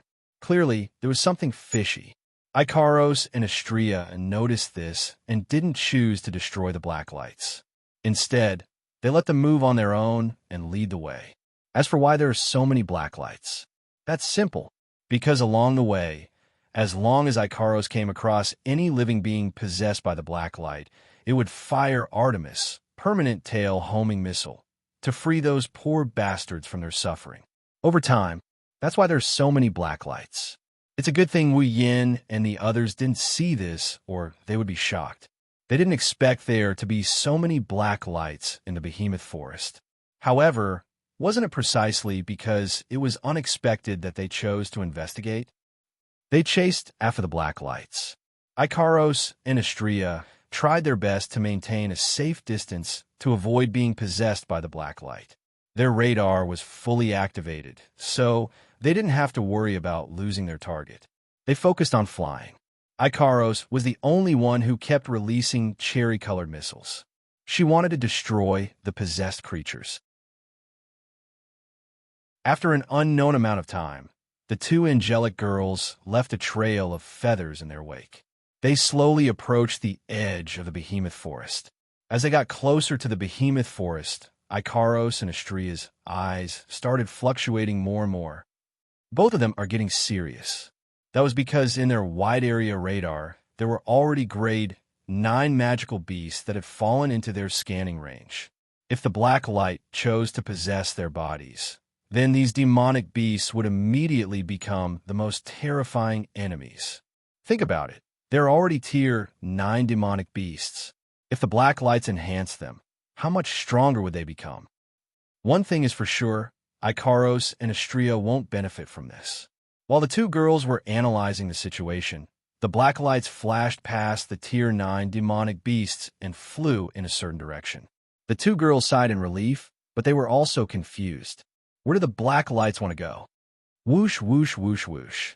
The sound of the giant beast's forest breaking through the air continued. The speed of the black lights seemed to have increased. Many magical beasts in the giant beast's forest saw the black lights dancing in the sky. They were so scared that they started to roar. Some of them even ran away. That kind of scene can be imagined, but that still wasn't enough reason for Icaros and Astrea to stop. Until a certain moment, Icaros senpai. Astrea flapped her wings in boredom and turned on her radar out of reflex. She raised her head and looked in front of her. Astrea yelped in surprise and stopped in midair, dragging Icaros along with her. What's wrong? Icaros maintained her Queen of the Sky mode. She looked at Astrea with a cold expression. Icaros was even more emotionless than her normal self. Astrea didn't mind at all. She pointed in front of her. Look over there. There. Icaros followed Astrea's instructions and looked at the direction Astrea was pointing at. The next moment, her crimson eyes shrunk. There's a tall cliff in the behemoth forest. It's a cliff shrouded in thick black fog. The black fog tumbled like a storm, like the dark clouds before a storm. One could faintly hear the whistling of the wind. Streaks of black light danced back and forth in the black fog. Looking at the number, it was like water droplets in the sea. It was impossible to count them with just a few words. The black lights that led the way for Icaros and Astrea started circling around each other. They flew into the black mist and became one of the many black lights. They were instantly swallowed up by the other black lights. It was impossible to tell which ones were originally here and which ones were added later. This situation is still going on. Even Icaros and Astrea didn't know how to react to the situation. It really made one's hair stand on end. The scene in front of him was like a beehive, and the black light was the bees. They were scrambling to get into the beehive, or rolling outside the high cliff with the black fog, as if something extremely terrifying was brewing. If there was a person with trypophobia here, he or she would definitely be scared to death by the scene in front of him. There are too many black lights. They're too dense. If there are more black lights in the behemoth forest, the entire behemoth forest will be turned into a land of monsters. Even the camp outside the behemoth forest might be affected. Icaros didn't feel anything when she thought about monsters like Marcus taking over the behemoth forest and swarming out of the behemoth forest. Astrea, on the other hand, was terrified. Hey, Icaros senpai. Astrea shifted her gaze away from Gallia and looked at Icaros. She asked anxiously, "What is that?" "What?" "I don't know." Icaros shook her head. "There's a high possibility that this is the center of the light source." "You mean?" Astrea tilted her head. She hesitated for a moment and said in an uncertain tone, "Is this the source of the black light?" Based on the current situation, Ikaros's eyes were moving up and down as she observed the cliff. To be more precise, she was analyzing the situation inside the cliff. There's a high possibility. Then, Astria glanced at the cliff. Should we inform Master? Ikaros also hesitated for a moment before looking at the high cliff. Before that, let's confirm it. After that, Ikaros flapped her wings and flew towards the cliff. Wait, Ikaros-senpai. Astria wanted to call out to Ikaros, but Ikaros is already close to the cliff. Astria suppressed the restlessness in her heart, and as if she was praying to Wu Yin, she mumbled, "Master," twice before flying over to Wu Yin. With the passage of time, the black lights that are flying towards them are getting thinner and thinner. Looks like they're all about to enter the cliff. Ikaros also arrived at the edge of the cliff. Looking at the black fog and black lights, the square frame in her crimson eyes suddenly expanded. This proves that her master is trying her best to analyze everything in front of her, try to see through the cliff's inner workings. It was also at this moment that a phenomenon occurred. The black fog suddenly erupted and spread out, wrapping around Ikaros' figure in an instant. Ikaros-senpai. Astria's sorrowful wail reverberated throughout the arena. Chapter 1032. Ikaros-senpai. Astria panicked when she saw Ikaros being swallowed by the black mist. She flapped her wings and wanted to dash out. But the black mist that swallowed Ikaros suddenly glowed brightly. Astria stopped in her tracks and got a clear view of the situation inside the black mist. Within the steam-like black fog, threads of sparkling light flickered. Upon closer inspection, one would discover that the source of the threads of light was a circular crystal barrier. That's Ikaros' Aegis, Absolute Defense Circle.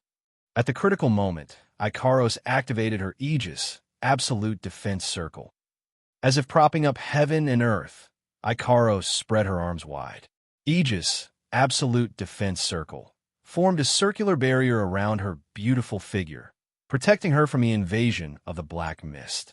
But even though the surrounding black mist didn't pose any threat to Ikaros, the densely packed black lights seemed to have met with a formidable foe.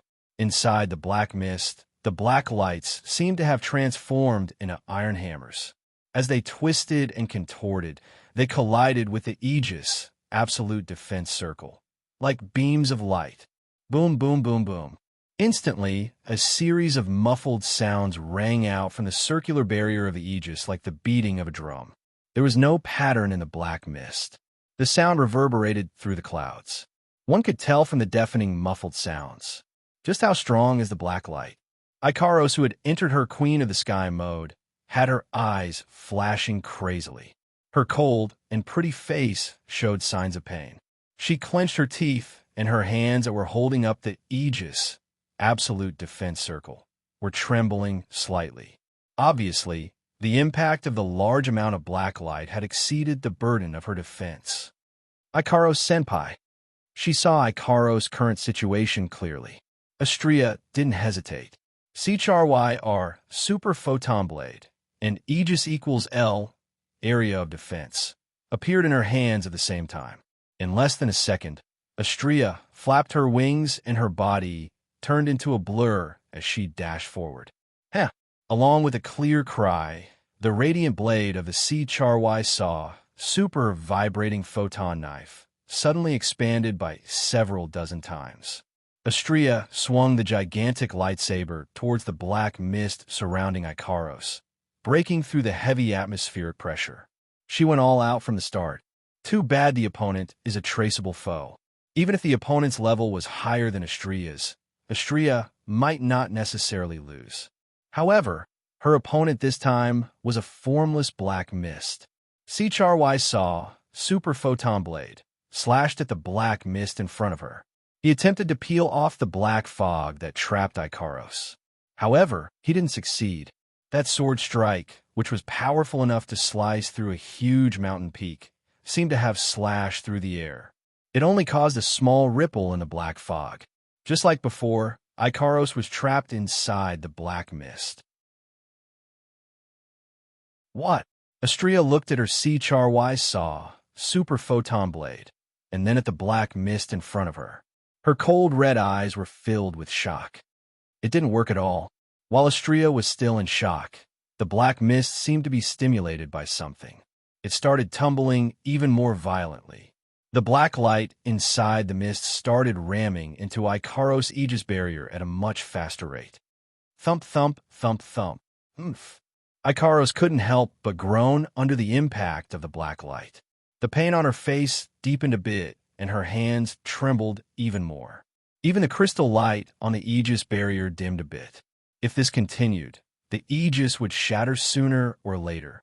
Once the Aegis is broken, even if Ikaros doesn't get possessed by the black lights, she'd still suffer unimaginable damage from the barrage of black lights. What do I do? What do I do? Astria panicked.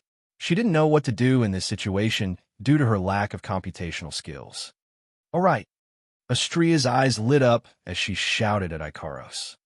Ikaros-senpai, activate Pandora's evolution. With Ikaros' strength, she shouldn't have fallen to such a state. The only thing to blame was the sudden attack of the black fog, which led to her current predicament. But as long as Ikaros activates Pandora's evolution, Aegis will evolve as well. At that time, Ikaros won't need to maintain Aegis herself anymore. She can just charge out directly. At least that's what Astria thought.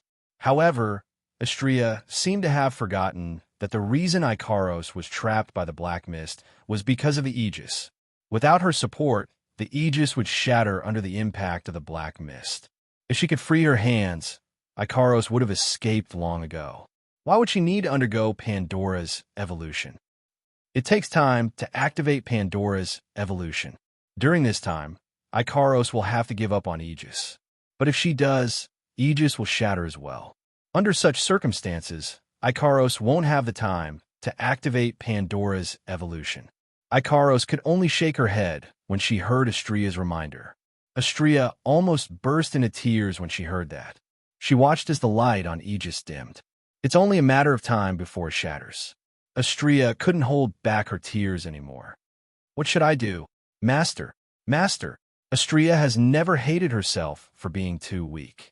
She didn't even hate herself when she almost died against the Beast King. Astria grit her teeth and grit her teeth. She grabbed her lightsaber and shield and charged into the black mist to save Ikaros. At this moment, within the Aegis, Ikaros lifted her head and spoke. Evolve. Astria. Astria froze. She was stunned. Evolve? Ikaros nodded with difficulty. She forced herself to maintain Aegis while channeling the rest of her energy into her mouth. Your Pandora system has also shown signs of awakening. If it evolves, there will definitely be a way, yes. Yes.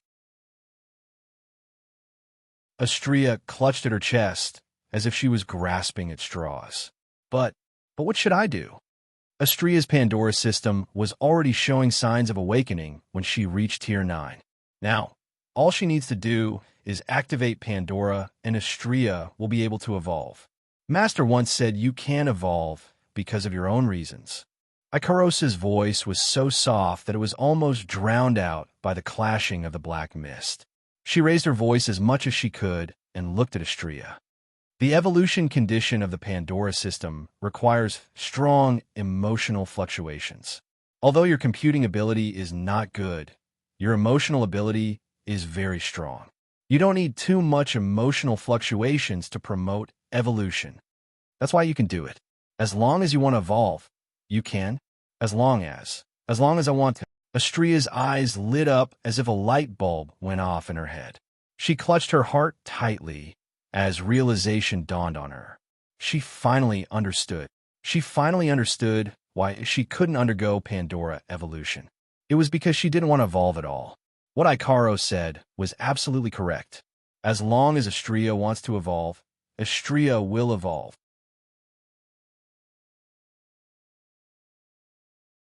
Chapter 1033. To be honest, Astria doesn't like fighting at all. She was a very simple girl.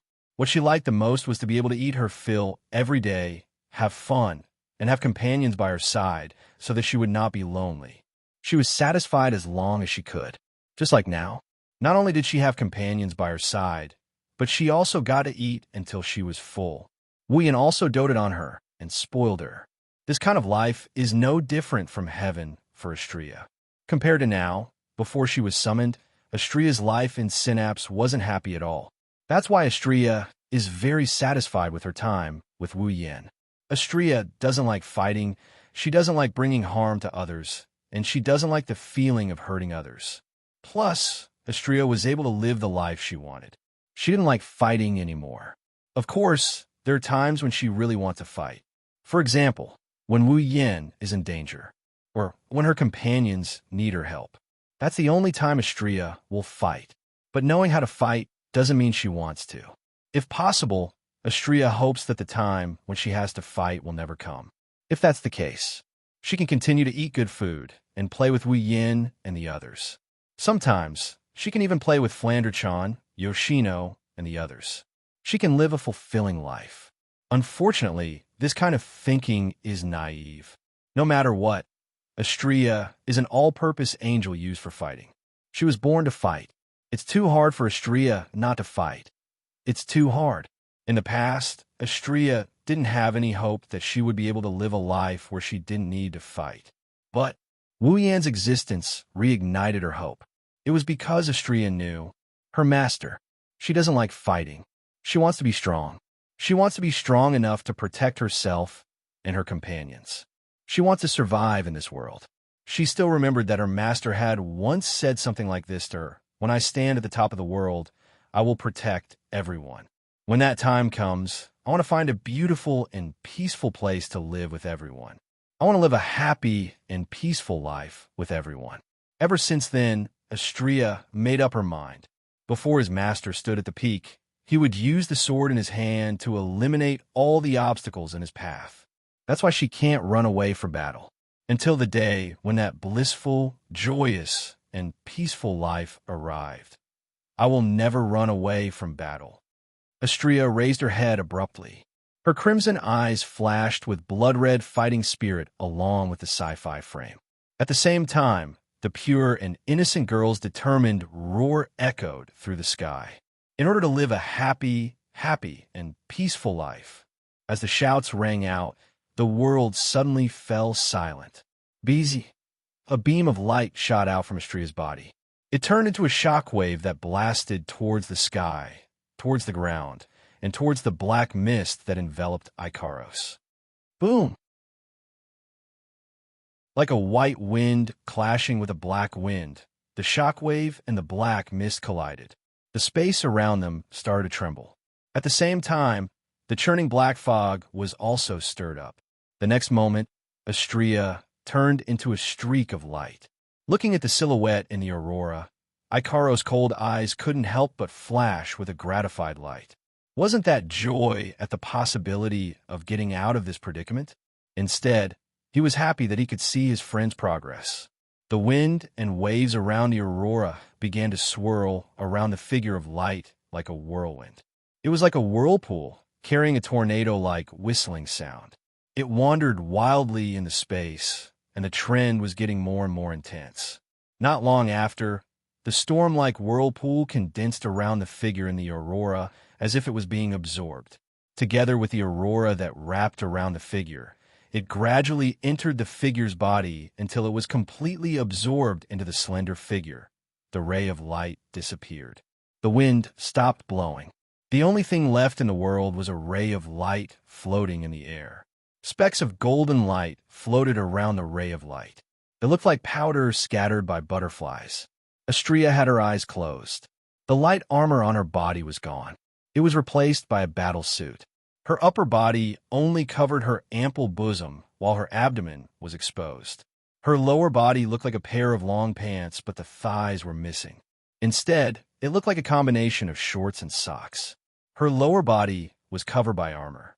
For pieces of light armor that looked like shoulder pads dangled from her abdomen. It looked like a battle skirt. She also had a pair of shoulder pads that looked like wings. She also had hair accessories that looked like a helmet on both sides of her head. The pure white wings seemed to have grown in size. They spread out from Astria's back and split into 3 pairs from the middle. There was only 1 pair of wings, but they looked like 3 pairs of wings. The surface of the wings shimmered like sharp blades. Astria's 2 bundles of golden hair fluttered slightly as she caressed them. She looked like a goddess of war. Finally, Icaros ignored the black light. The only thing in her eyes was the goddess of war, Astria. Astria, version 2. Perhaps Icaros, mumbling, awakened the new Astria. Astria slowly opened her eyes. She looked at Icaros, who was struggling in the black mist. Her expression turned serious, and she raised her hands. Astria held a sword and shield in her hands, as usual. However, the shape of the sword and shield changed completely. It looked like a sword of light with wings. It was a shield that could cover half of her body. It was wide at the top and sharp at the bottom. Xianxia Sori, Super Vibrating Photon Blade 2, and Aegis, AoE Defensive Shield 2. After Astria entered Pandora mode, her equipment also evolved. Astria raised her lightsaber. The blade of the lightsaber radiated waves of sharpness. A barrier of light appeared in front of Astria. Xianxia Sori, Super Vibrating Photon Blade 2. Fire. The winged lightsaber sliced through the void in front of Astria, drawing an arc of light in the air. Then, the lightsabers emitted a buzzing sound as they shot out from the arc of light. The lightsabers landed on the black mist surrounding Icaros with sonic booms. Bam, bam, bam, bam, bam. Like sword-shaped cannonballs, a large number of lightsabers rained down on the black fog. Like crushing dry weeds and smashing rotten wood, the black fog surrounding Icaros was emptied out by the bombardment of the lightsabers. The black fog surrounding Icaros was emptied out by the bombardment of the lightsabers. Now was the time. Astria flapped her wings. Specks of light swirled around her wings, and they started growing. Not long after, Astria's pure white wings turned into a pair of light wings with a length of more than 10 meters. Photon Swings, Multifaceted Photon Force Wings. Safety restriction lifted. As soon as he finished speaking, the huge wings of light flashed. Astria turned into a ray of light. Whoosh, accompanied by an ear-piercing explosion.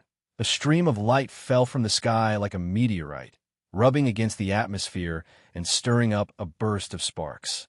The entire stream of light was dyed fiery red. With an extremely clear fiery tail, it cut through the sky and also cut through the ferocious rolling black fog. When the ray of light dissipated, Astria revealed herself. Icaros was already in Astria's arms.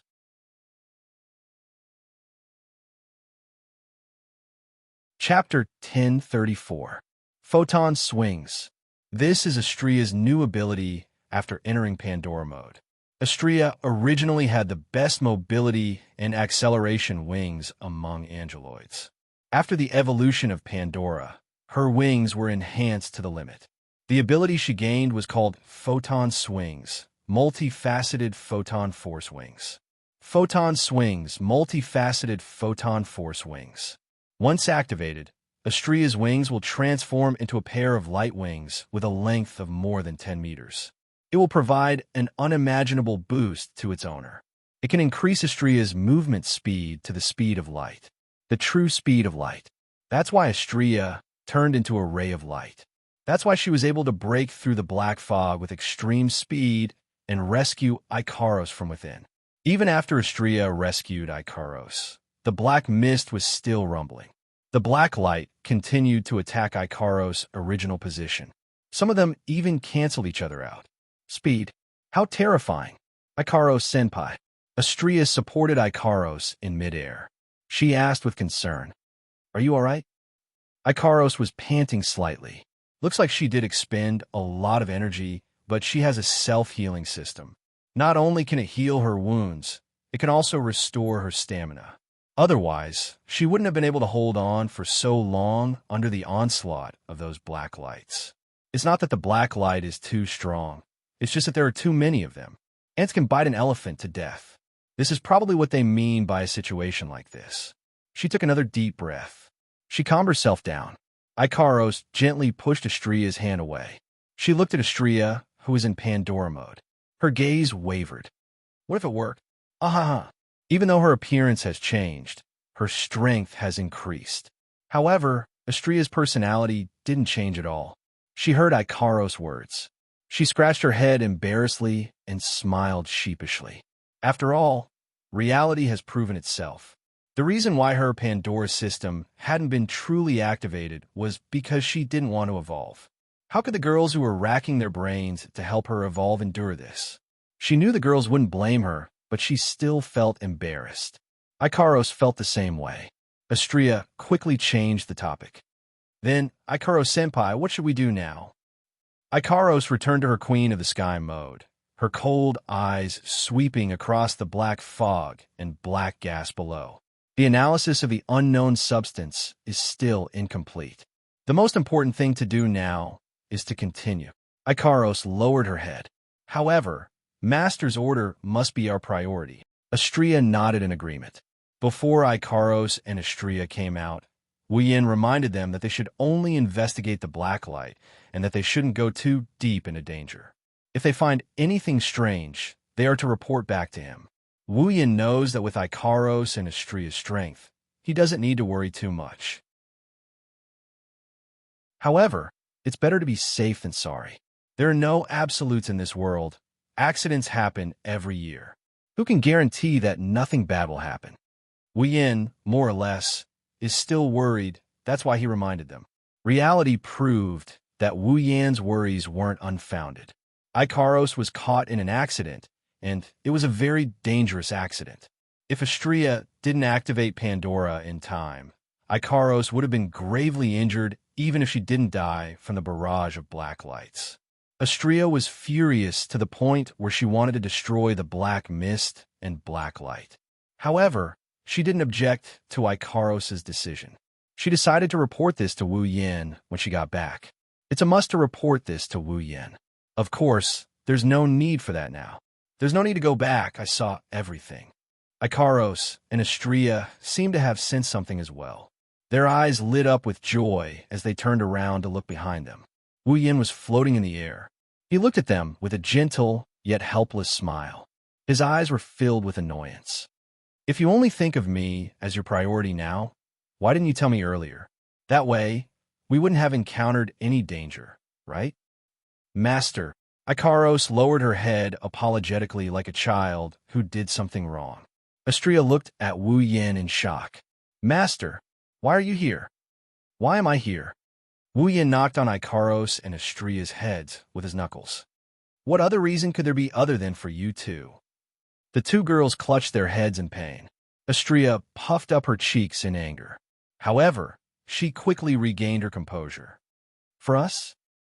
Nodding, Wu Yan looked at the direction of the high cliff. He narrowed his eyes as he looked at the black mist and the black light that came from the high cliff. I've already set up a telepathic spell on your bodies. If you're in danger, I'll be able to sense it immediately. So when I sense that something happened to Ikaros, I immediately use teleportation to rush over. Wu Yan turned to look at Astria, who looked like a Valkyrie with a grin on his face. However, I didn't expect that you would give me such a pleasant surprise when I rushed over. Pleasant surprise? A question mark appeared on Astria's head. What pleasant surprise? Wu Yan's mouth twitched. Even if it's the Pandora system that can make angels evolve, it seems like it can't also evolve your brain, Master. Ikaros flapped her wings and flew to Wu Yan's side. As usual, she stayed less than 1 meter behind him as she whispered, What should we do now? Hearing Ikaros' words, Wu Yan glanced at Galia, who was enveloped in black energy and black light. I don't know what's going on, but based on the situation, the source of the black light might be here. A cold light flashed in his eyes, and his expression gradually turned cold. If that's the case, let's destroy this place. Destroy it. Astria was stunned. Ikaros also hesitated. Shouldn't we investigate this? If we want to investigate the black light, Yukari is already in the process. She has samples as well. It is important to investigate the origin of the black light. But don't forget, The purpose of this investigation is to prevent the sisters in the behemoth forest from being harmed by the black light. Compared to this, there's no need to investigate the origin of the black light. This place might be the source of the black light. If we destroy it, we will have achieved our goal. Wuyin shrugged after looking at Ikaros and Xianxia. Besides, even if we want to investigate, we don't know where to start. Are we supposed to just go in? The black light can possess people. Wuyin took a step forward and looked down at the billowing black mist and dancing black light. He sighed. We have no choice but to investigate this. There's no way we can start from there. We might as well destroy this place first. Even if this place isn't the source of the black light, if we can eliminate a large amount of the black light, the threat to the sisters will be greatly reduced. Ikaros and Xianxia looked at each other and nodded.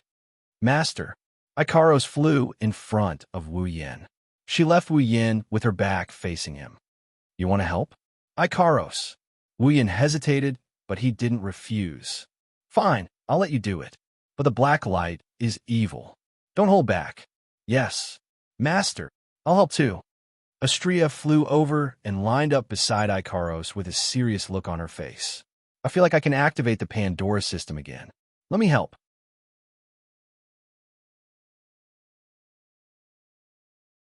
Chapter 1035. Activate Pandora again. Wuyin was shocked. Even Ikaros looked at Xianxia in surprise after hearing her words. Wuyin, Ikaros, and Xianxia didn't know much about Pandora. All they knew was that the Pandora system was a system that Daedalus had installed on the 3 first-generation angels. It had the ability to allow the angels to evolve on their own. However, I didn't know how it would evolve, what level it would reach, what kind of strength it would have, what kind of equipment it would evolve into, and what kind of abilities it would derive. Ikaros now has Pandora mode, and Xianxia also received Pandora evolution. However, they never expected Pandora to allow an angel to evolve twice in a row, including Xianxia. But now, Xianxia said she felt like she could activate Pandora again. Even though Xianxia said it was just a feeling, Wuyin and Ikaros could hear the seriousness in her voice. Does Pandora really have the ability to allow an angeloid to evolve multiple times? Wuyin was silent for a moment before he smiled. Interesting. Wuyin looked at Xianxia and waved his hand. It was as if he was cheering for Xianxia. Give it a try. Xianxia. At this moment, Xianxia smiled. Her smile was filled with joy and confidence. Yes, Master. As soon as she said that, buzz, a dazzling aurora illuminated the world. Energy waves surged in all directions. It turned into the brightest and most dazzling light in the world. It was like an exploding nuclear bomb, causing shock waves to spread everywhere. It was just a flash of light. The atmosphere was unbelievably stirred. Even the space seemed to be emitting strange sounds, as if it was announcing something. It was like a dream, causing people to be unconsciously intoxicated by the bright light, unable to extricate themselves. It was as if there was only light left between heaven and earth. The source of the light. They were 2 angelic girls with pink and pure white wings, respectively. As for Wuyin, who was closest to the angelic girls, he squinted his eyes due to the blinding light. He even put his hands in front of his face to block the light. However, he didn't pull away from the 2 angelic girls. They were the most dazzling light in the world right now. That's why he had to see it with his own eyes. He had to be the closest to them. If possible, he wanted to hug and caress them. It seemed like they sensed Wuyin's thoughts. Ikaros and Xianxia turned around to look at Wuyin. At this moment, whether it was Ikaros who didn't know how to express her feelings or Xianxia who was simple-minded and naive, both of them smiled from the bottom of their hearts. Those 2 smiles were very gentle. It was so gentle that Wuyin, who was immersed in it, almost melted. Master, Ikaros clasped her hands in front of her chest, as if she was trying to suppress the overflowing love in her heart.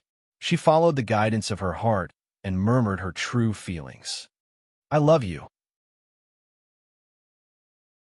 In response to Ikaros' overwhelming love, a pillar of light shot out from her body and into the sky. Xianxia also had a hand in front of her chest. However, She wasn't suppressing her love for him. She was making up her mind to break up with him.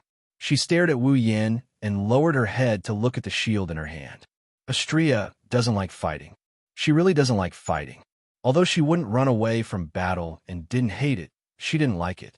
Otherwise, she wouldn't have suppressed the Pandora system that should have been activated and stopped herself from evolving. She was a very emotional person, after all. The activation condition of Pandora system is strong emotional fluctuations. Astria has strong emotional fluctuations, so she should have evolved a long time ago. However, her emotional fluctuations are so strong that even Pandora system is being suppressed. Maybe it's because Astria doesn't like fighting, or maybe it's because the Pandora system is following the host's emotions and didn't activate automatically. Either way, it's enough to prove Astria's desire for a peaceful life. That's why Astria is so determined. I don't like fighting. I don't like to bring harm to others. I don't like the feeling of hurting each other. Astria looked at the shield in her hand and spoke in a mosquito voice. I like to eat good food. I like to play with my friends. I also like Master who treats me the best. That's why I don't like to fight. I don't want to fight. However, I am an all-purpose angel for local battles. I exist for the sake of battle. Yet I don't like to fight. Isn't it strange? Fortunately, Master didn't force me to fight. He made me delicious food and brought me the best companions. He gave me the life I love the most. However, even if this is the case, the time to fight will still come, but for Master and my friends, I don't like to fight, but I don't hate it either. I'm satisfied with my current life. I'm very satisfied. But Master has a better dream. He wants to find a beautiful and peaceful place to live with everyone. He wants to live a happy and peaceful life. If there is such a life, it must be beautiful, right? I really want to live that kind of life. Astria tightened her grip on the shield as she spoke. Her knuckles were cracking. Astria, on the other hand, kept smiling, until a certain moment, the smile on her face disappeared and was replaced by a firm expression. That's why I can't run away from battle. I don't want to run away from battle. Only by fighting can I protect Master until he stands at the peak. For the sake of Master and that beautiful life, I have made up my mind. Before Master stand at the peak, use the sword in your hand to remove all the obstacles in Master's path. Astria swung her hand to the side and tossed her shield away without hesitation.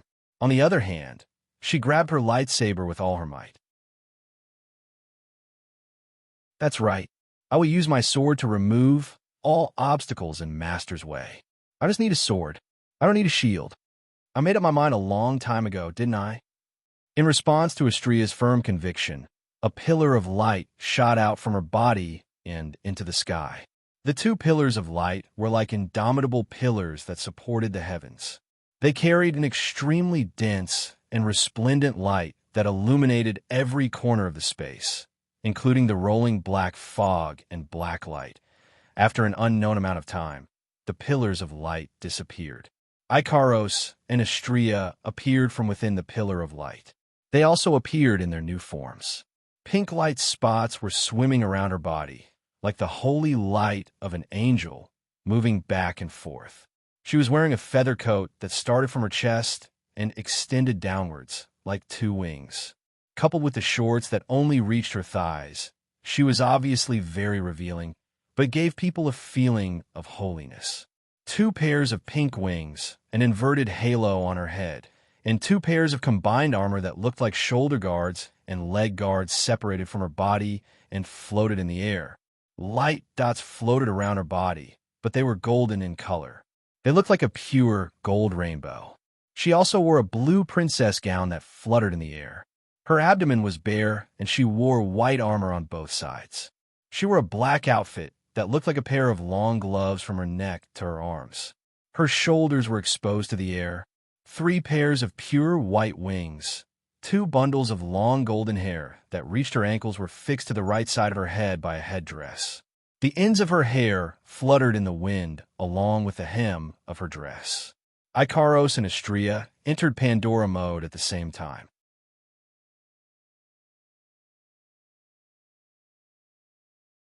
Chapter 1036. Looking at Icaros and Astrea, who entered Pandora mode with pink wings and white wings respectively, Wu Yin fell into a daze. Even when the world returned to normal and only the rumbling of the black mist could be heard, he still hasn't recovered from his daze. There's no other reason. He just found them too beautiful. Too beautiful. Wu Yin already saw Icaros in Pandora mode once, but after such a long time, he still couldn't help but be captivated by her beauty. Her purity, elegance, beauty, and purity were constantly captivating his heart. He couldn't help but lose himself. If Icaros Pandora mode made Wu Yin lose himself, then Astrea's second evolution of Pandora mode really shook Wu Yan's heart. All this while Astrea's image in Wu Yan's mind is a naive, innocent, playful, and carefree little girl. Even though she's an excellent fighter, her personality still made everyone in the group treat her like a little sister. They subconsciously wanted to take care of her to the best of their ability. But now Astrea, her blue dress swayed slightly. Her blonde hair was tied into two ponytails on the right side of her head due to a hair accessory. It looked like a split ponytail. It's a small change, but it covered up Astrea's naive and romantic personality. She became shrewd and valiant. Astrea's light armor was gone. The only thing left on her body were the two pieces of armor on her waist. Other than that, she was wearing a light gown that looked like the gown a queen would wear during a ball. The color was as dark as the sea, but it felt like it was the color of the sea. It's no doubt the most suitable color for Astrea. Astrea is as noble, beautiful, and pure as Icaros. She's different from Icaros' holiness. Astrea is an intelligent and capable goddess. Different vibes, but equally beautiful. The two angelic girls are the only ones left in this world. They had already become the only thing in this world. Even the black fog that covered the sky and the sun was unable to cover their radiance. At least, that's what Wu Yin thought. Of course, if he saw this scene, if he thought the two angelic girls were only beautiful, he would be sorely mistaken. Wu Yin, who was immersed in the beauty of the two girls, didn't notice Astrea was holding a great sword in her hand. In terms of size, it was comparable to 10 incenses the last sword, a giant sword of light that was more than 10 meters long. She's holding the great sword by its hilt. Astrea could feel the purplish golden light flowing on the blade of the sword. His current strength had already far exceeded his normal state. No. Compared to the first time he activated Pandora, he was several times stronger than when he hadn't abandoned his shield. This was a transcendental power that was completely given up on the absolute defense in exchange for. She tightened her grip. She couldn't even hold a tenth of the sword hilt with both hands. Astrea's confidence increased when she felt her strength. She felt that even if she were to cut open the heavens and the earth, she would still be able to do it. This is, without a doubt, an illusion. However, even though splitting the sky and the earth was a bit exaggerated, if he were to split that high cliff, Astrea slowly turned her gaze downward. She saw the howling black mist and dancing black lights. She narrowed her eyes and raised her sword with all her might. Astrea pulled the gigantic lightsaber behind her back and swung it at the bottom half of the cliff where the black fog was billowing. Clang between heaven and earth, a sharp and clear whistling sound reverberated, shaking all directions. The sharp light sword slashed through the space below, breaking through the atmosphere, like a sharp sword light, flashing by. When the great sword ray landed, the area went silent for 2 to 3 seconds. Around the cliff, the black mist and black light continued to move. It was as if they were mocking Astrea for overestimating herself. They were mocking Astrea for not being able to pull any punches with her earlier attack. If the black mist and black light really had the ability to express their emotions in the form of mockery, then what replaced their mockery in the previous moment would only be utter shock and despair. The rolling black fog, the dancing black light, at a certain moment, paused for a split-second view. A gentle breeze blew across the cliff. It didn't stir up the black fog or black light. It was like the straw that broke the camel's back. Then the cliff split open. The part of the cliff that was parallel to the ground suddenly trembled and split open neatly. The entire cliff was cut open. Any part of the cliff that was filled with black fog and black light was separated from the ground and tilted towards the ground. With a loud bang, the cliff fell down with great momentum. Unfortunately, before the cliff could fall, Xianxia started swinging her great sword at the cliff. She unleashed one sword ray after another. The entire area was filled with her sword dance. Without the slightest suspense, Xianxia, who was falling to the ground, was simply chopped into countless pieces under the continuous slashes of the giant's sword, smashing to the ground like falling stones. It seemed that until this time, the black fog and black light seemed to have reacted, and violent fluctuations began to appear. Artemis II, Permanent Rear-End Missile 2. Suddenly, the halo above Icaros's head expanded several times. It expanded to the same height as her slender shoulders. Icaros opened her cold eyes. Her 2 pairs of 4 pink wings seemed to have transformed into a pair of pink wings of light, slowly unfurling behind her back. In the next second, the sky above the giant beast forest was filled with pink streams of light. As they rose and fell, they streaked across the sky and landed on the cliff that had been cut into countless pieces and was still wrapped in black fog and black light. Bang, bang, bang, bang, bang. Deafening explosions rang out one after another, and the frequency of the explosions was dozens of times higher than when the fireworks were shot during the ceremony. The sky was replaced by fire and smoke. This is really... Wuxian, who was standing behind Icaros and Xianxia, was speechless when he saw the sky filled with flames and explosions. Of the 2 angels beside him, one has unparalleled destructive power and AoE abilities. The other has insane speed and close-range combat abilities. They're the best candidates for both one-on-one and group battles. Daedalus was indeed the most powerful and greatest scientist in Synapse to be able to create 2 angels like this. There was no one else like him. He looked at Icaros and Xianxia in the sky, and he chuckled helplessly, but at the same time, he also chuckled to himself. Well, if I have the chance to visit Heavenly Item, I should thank Daedalus properly. Master, Icaros and Xianxia flapped their wings and flew back to Wuxian's side. Is this good enough? Yes, and then just destroy it. Wuxian nodded and he smiled at Icaros and Xianxia. Thanks for your hard work. Icaros flinched and lowered her head, obviously embarrassed by Wuxian's praise. Xianxia nodded her head and proudly put her hands on her hips. What do you think? Amazing, right? Oh. Wuxian raised an eyebrow. He started messing with Xianxia's hair that was tied to the right side of her head with a single ponytail that looked like a pair of wings. I thought that after the second evolution, you would have matured quite a bit. But now, it seems that only your appearance has changed. Your personality is still unflattering. Why? Xianxia frantically tried to block Wuxian's hand that is ruffling her hair. She started dancing around in a frenzy. Stop it, you idiot. How dare you resist? Master is the idiot. Idiot. Oh, not only did you resist, you even talked back. Let's see if I don't teach you a lesson tonight. Tea tonight. Xianxia's face turned red. Master, pervert. Blinking her eyes, Icaros tilted her head as she watched Wuxian and Xianxia messing around with each other. She looked at them enviously. Kaboom! It was also at this moment that a violent explosion suddenly resounded from within the flames that filled the sky. When Wuxian, Icaros, and Xianxia looked up, they saw a sea of black mist covering the sky and the earth. The black mist roiled around them like a tidal wave, enveloping them completely.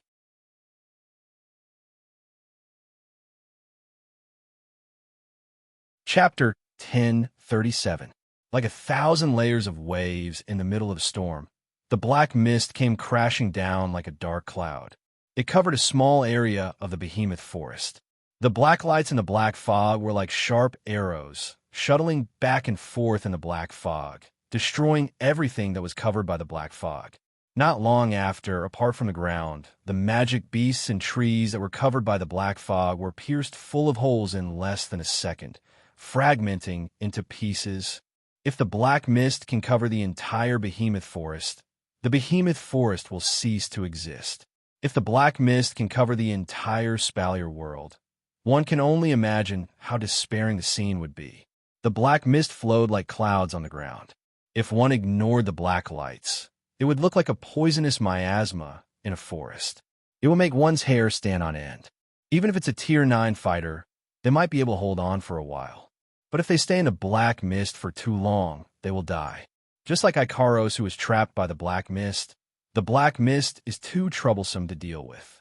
There are too many black lights. This is an opponent that relies on numbers to win. Fortunately, Wu Yin, Ikaros, and Xianxia didn't get attacked by the black mist or black lights. Otherwise, they would be in big trouble.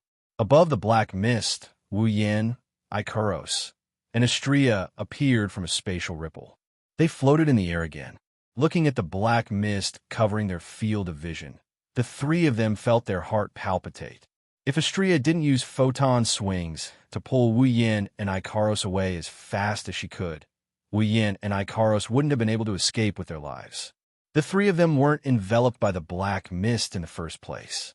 When Ikaros reacted, she used Aegis 2, Absolute Defense Circle 2, to deflect the incoming black light. Wu Yin didn't have a chance to use space transfer. Ikaros and Xianxia were brought away from the black mist attack range. That range. It's too wide. The black mist attack was too fast. It was too sudden. Otherwise, Wu Yin and Ikaros wouldn't even need to do anything. Xianxia alone could use her photon swings, multifaceted photon wings, to bring everyone away from this place. Wu Yin, Ikaros, and Xianxia were too careless. They were so careless that they almost fell into a dangerous situation. But you can't blame them. Whether it was Ikaros who was attacked before or the three who were attacked this time, they didn't expect the black mist and black light to have the ability to actively attack others. Yukari once told them that the black lights don't have sentience. They only have the instincts of a beast. They can determine when there is danger and when there is a threat to them. Based on the situation, they can escape based on their instincts. Other than that, they can only possess someone. However, the black mist didn't seem to have sentience when it attacked them. Instead, it seemed to be actively attacking them. This is why Wu Yin, Ikaros, and Xianxia almost fell into a dangerous situation due to their carelessness. What the hell is going on? Wu Yin's expression turned gloomy. Why did the black mist suddenly attack us? I thought they don't have sentience? Could it be because we launched the attack that caused it? Ikaros's eyes trembled when she heard Wu Yan's words. She whispered, I didn't attack when we were trapped. Ikaros's meaning was clear. She didn't attack, but she was still attacked by the black mist. At this moment, the three of them felt that the black fog that seemed easy to deal with was not as simple as they had imagined it to be.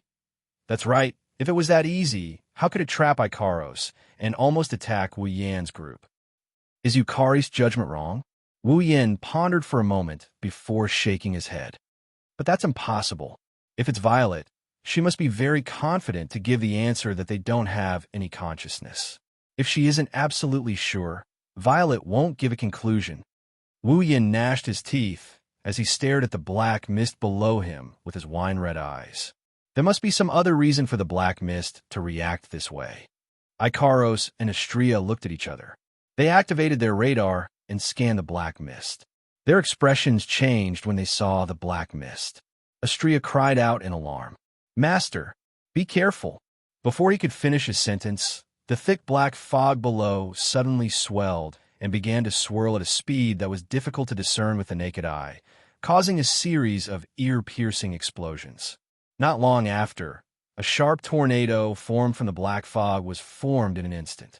It shot out like a thunderbolt, piercing through the layers of atmosphere like a giant rotating machine gun, piercing into the sky. Its target was Wu Yan's group.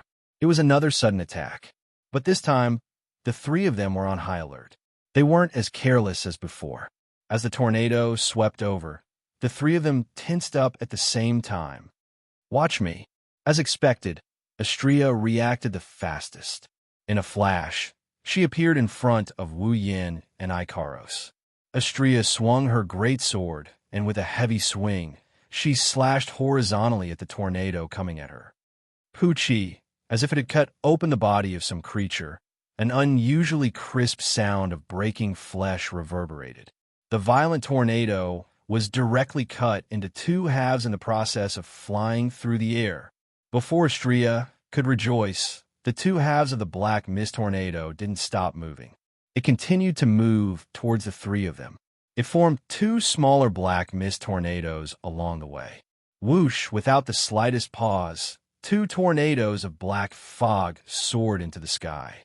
They were like two black dragons as they broke through the air and attacked the three people. Aegis 2, activate. Just as Wuyan was about to teleport the two girls again, Ikaros appeared in front of them like Xianxia did. She spread her wings, and a transparent crystal barrier enveloped the three of them. In the next second, the black mist tornado came and crashed into the Aegis 2, Absolute Defense Circle 2, with a howl of the wind. Bam! A huge muffled sound reverberated, causing the ears of the three people in the circular barrier to buzz. Their minds went blank, and before they could react, the sharp sound of the collision between the black fog tornado and the Aegis, Absolute Defense Circle 2, also rang out, causing the hearts of the three people to clench fiercely as their faces turned ugly. Ikaros gritted her teeth, her eyes flashed. Trajectory correction. A ripple that contained a strange power flowed on the surface of the Aegis, Absolute Defense Circle 2. With the black fog tornado as the center, the ripple gradually spread out and was transmitted to the black fog tornado. Bam! Amidst the ripples, the black tornado was smashed into pieces by a ferocious force. It shattered into bits of mist and scattered in all directions. That ferocious force was the force of the black fog tornado itself. Ikaros Aegis 2, Absolute Defense Circle 2, has the ability to reflect all external attacks. The black mist tornado could be considered as reaping what it sowed, of course. To the black fog that didn't have a physical body, this little bit of damage was nothing. The scattered black fog fragments suddenly swirled and turned into laser-like arrows. Like meteors, they enveloped the black fog without any regard for the head. There's no end to this. Aegis 2, Absolute Defense Circle 2. The three people inside the Aegis 2 showed a troubled expression. As a result, the three of them did not notice that there was a hole in the ground where the cliff used to be. Inside the hole, a pair of cold and murderous eyes filled with black light is looking at them. Or rather, it's looking at Wuyan.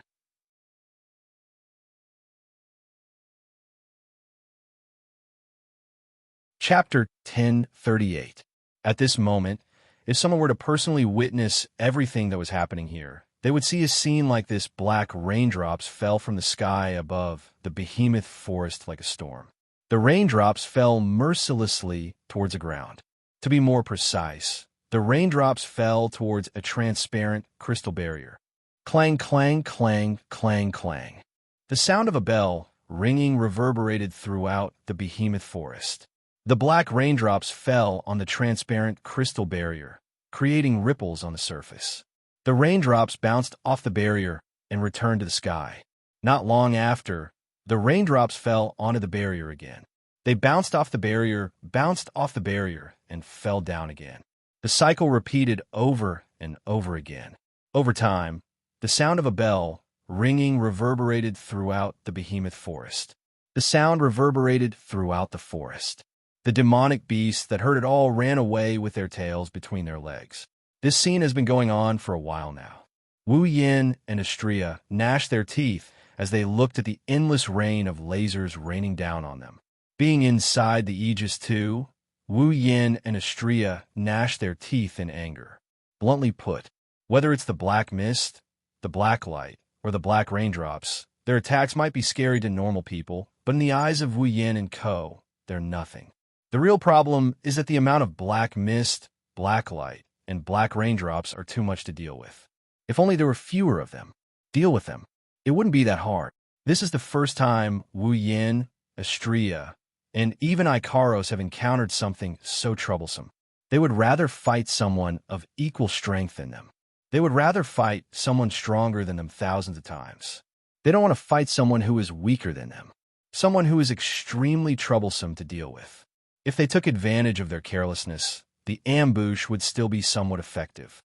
However, once they became serious, fighting with such troublesome creatures, he could not do anything to them, and they could not do anything to him. There was simply no end to this. If this situation continues, Wu Yin, Ikaros, and Istria will eventually run out of energy. Even if one were to use their knees to think, they would still be able to understand. How could a cluster of black mist and black light without a physical body be consumed?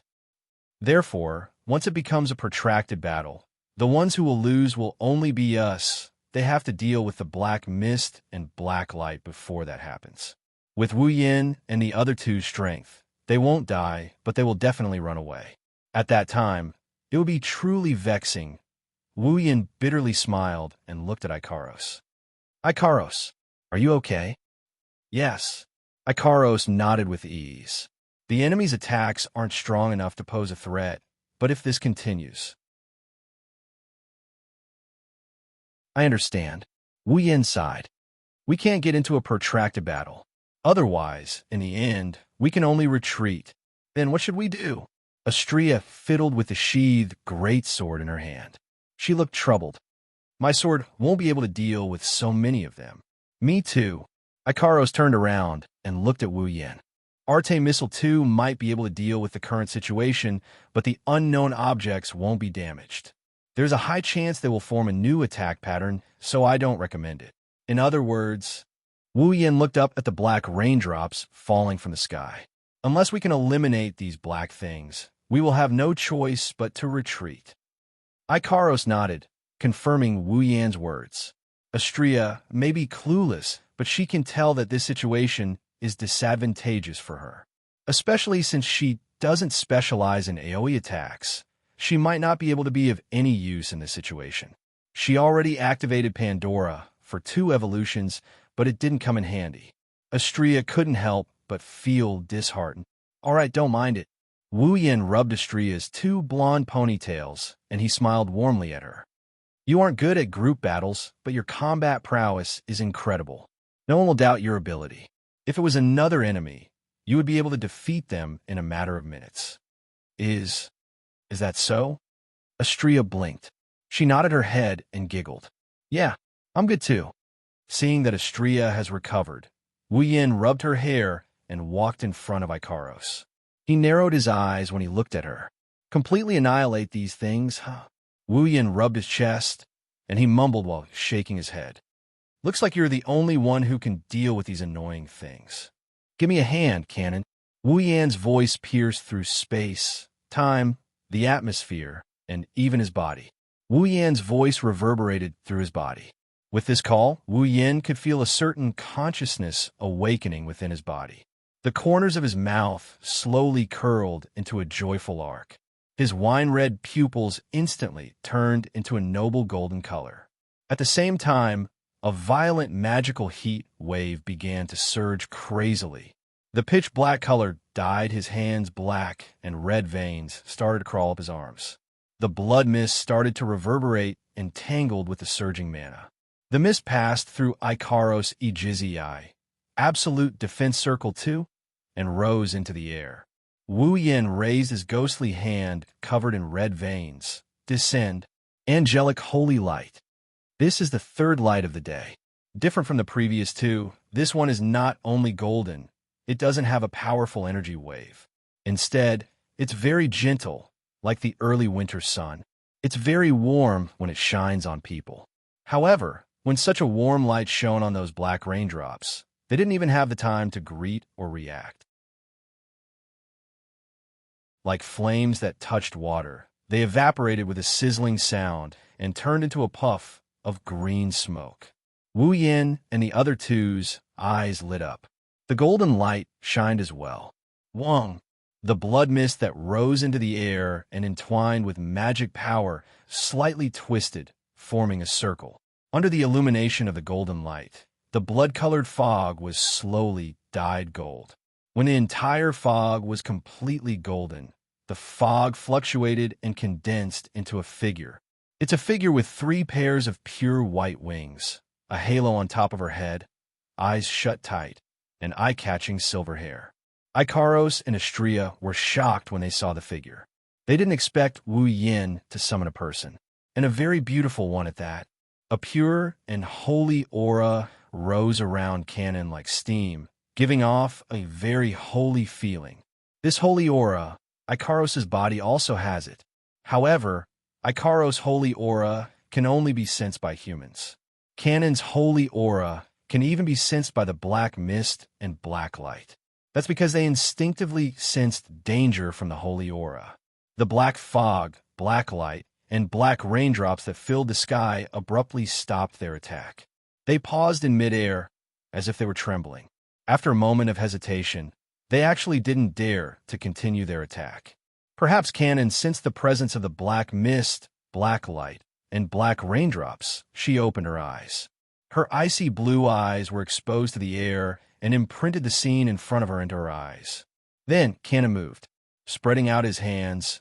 An extremely dense golden brilliance suddenly spread out, instantly illuminating the entire area, wrapping all the black fog and black light within, not missing even a single bit.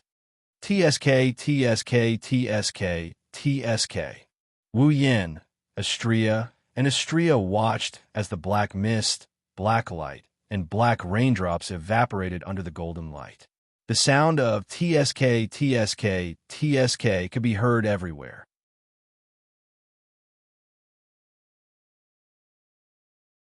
Chapter 1039. TSK, TSK, TSK, TSK. The sound of flames being extinguished by waves of water echoed in the forest. The black mist that covered the sky above the behemoth forest has completely disappeared. It was replaced by a dense white mist. Of course, this white mist was just some ordinary steam. It was not an existence that possessed evil power like the black mist. Being in the white mist, not only could one feel the warm touch of the white mist when it brushed past one's body, one could also feel a surge of power from it. The power of purification. This is one of the only 2 abilities Canon has in her angelic form. Although it didn't have much destructive power, it was the most effective ability to deal with negative attributes and evil powers with curses and the like. Without a doubt, the black mist and black light that were able to forcefully transform living creatures into ferocious monsters was definitely not a positive energy. Under such circumstances, Canon's purification power was definitely their most terrifying natural enemy.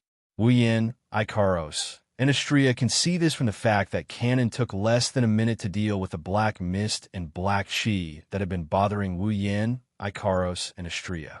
Canon floated in the white mist with a golden glow around her. She looked around her to make sure there isn't a speck of black mist in her sight. She sighed in relief.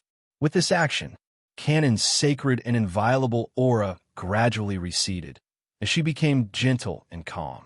She is like an angel who fell from the heavens. She still has her wings, but she has a human touch to her. People don't dare to approach her. Her green eyes shifted downwards, and when she saw Wu Yan's figure, those eyes that seemed to be able to speak lit up. She looked at her owner's face. A joyful smile appeared on her master's face. For Canon, who has been sleeping inside Wu Yan's body, only a second has passed since she saw Wu Yan. She saw him before she fell asleep. She saw him the moment she woke up. Maybe it didn't even take a second. However, during the time she lived with Wu Yan in the Bloodlust Rampage world, Canon became dependent on Wu Yan. Canon started relying on Wu Yan. Her reliance on Wu Yan only grew stronger after she became his familiar. No matter how long she hasn't seen Wu Yan, every time she sees him, Canon would feel happy from the bottom of her heart.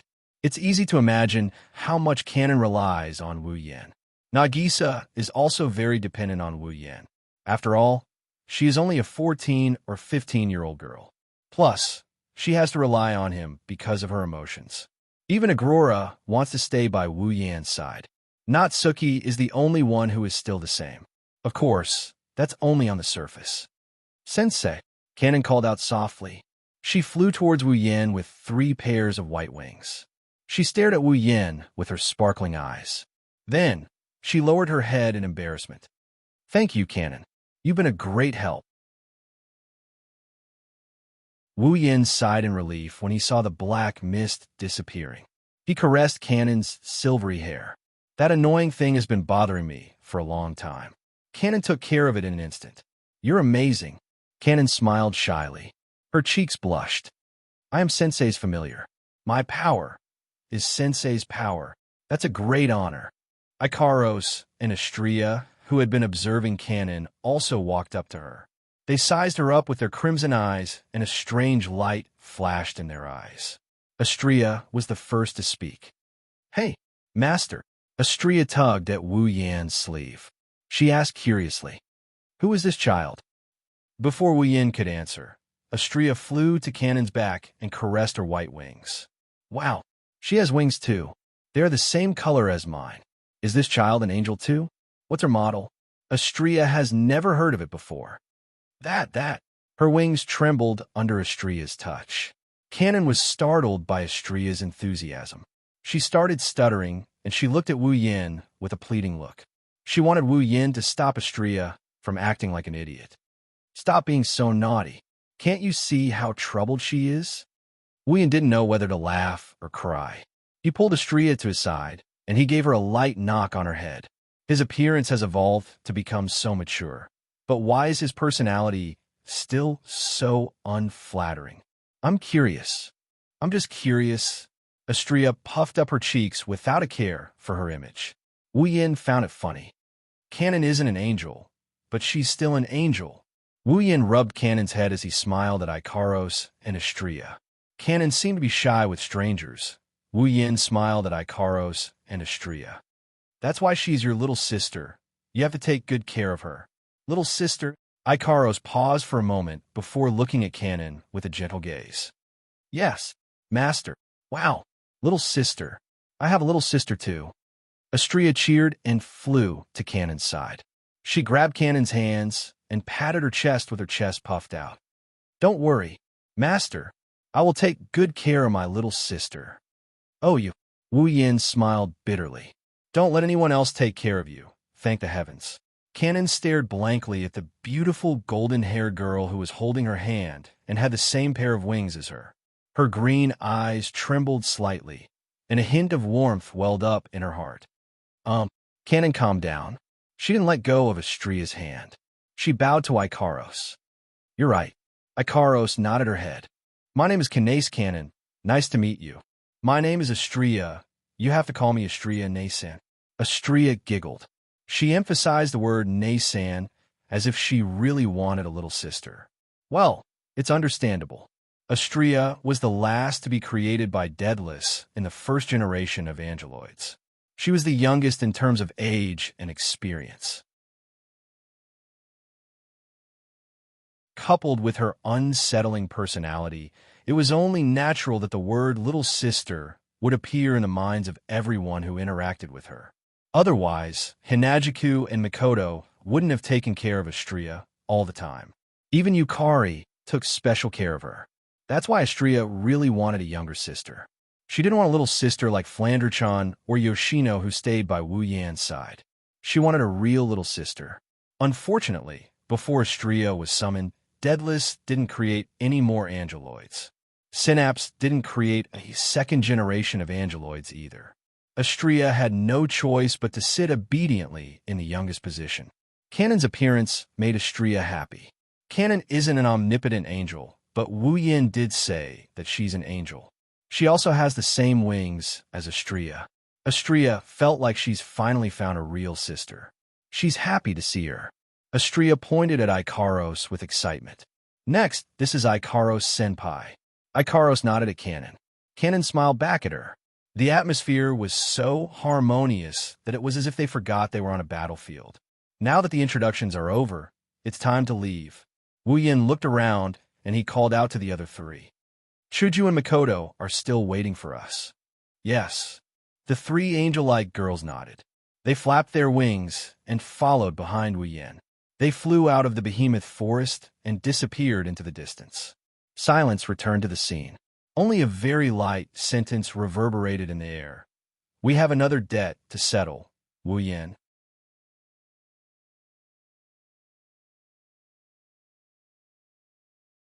Chapter 1040. Behemoth Forest Camp. Stare. The group of girls stood in a row and stared at Cannon, who was standing at the entrance. They didn't say anything and didn't do anything else. They just stared at Cannon. The atmosphere in the tent became deathly silent and didn't disperse for a long time. Cannon, who wasn't very courageous to begin with, became even more nervous under the fierce gazes of the girls. Her green eyes kept darting around, and her face was filled with panic. She looked restlessly at Wu Yin with pleading eyes, and she was on the verge of tears. Wu Yin wanted to help Cannon, but he didn't know what to do. He didn't know what to do, so he started looking around, trying to find someone to help him. Wu Yin wanted to help, but he didn't know what to do, so he started looking around for help. Unfortunately, Xianxia, who was yelling about taking care of Cannon, went straight to the table and started feasting with Toka after entering the tent. As for Ikaros, rather than hoping that she would be able to help in this situation, he might as well hope that the Pandora system would evolve her emotional abilities. Sighing faintly, Wu Yin could only turn his gaze to the corner. Z, who had been watching coldly from the sidelines, was enjoying the taste of the black tea. He seemed to have felt Wu Yan's gaze. Violet turned her head and met Wu Yan's pleading eyes. She blinked her eyes, and a smile appeared in her purple eyes. She glanced at Wu Yin with a smile that was not a smile. Then, she picked up the cup again and drank the black tea. He was completely ignored. With tears streaming down his face, Wu Yin glanced at the girls who were glaring at Cannon. Glancing at the uneasy Cannon, he gritted his teeth, braced himself, and walked forward. Before he could finish a sentence, the girls' gazes on Cannon turned sharp. They shifted their attention to Wu Yin.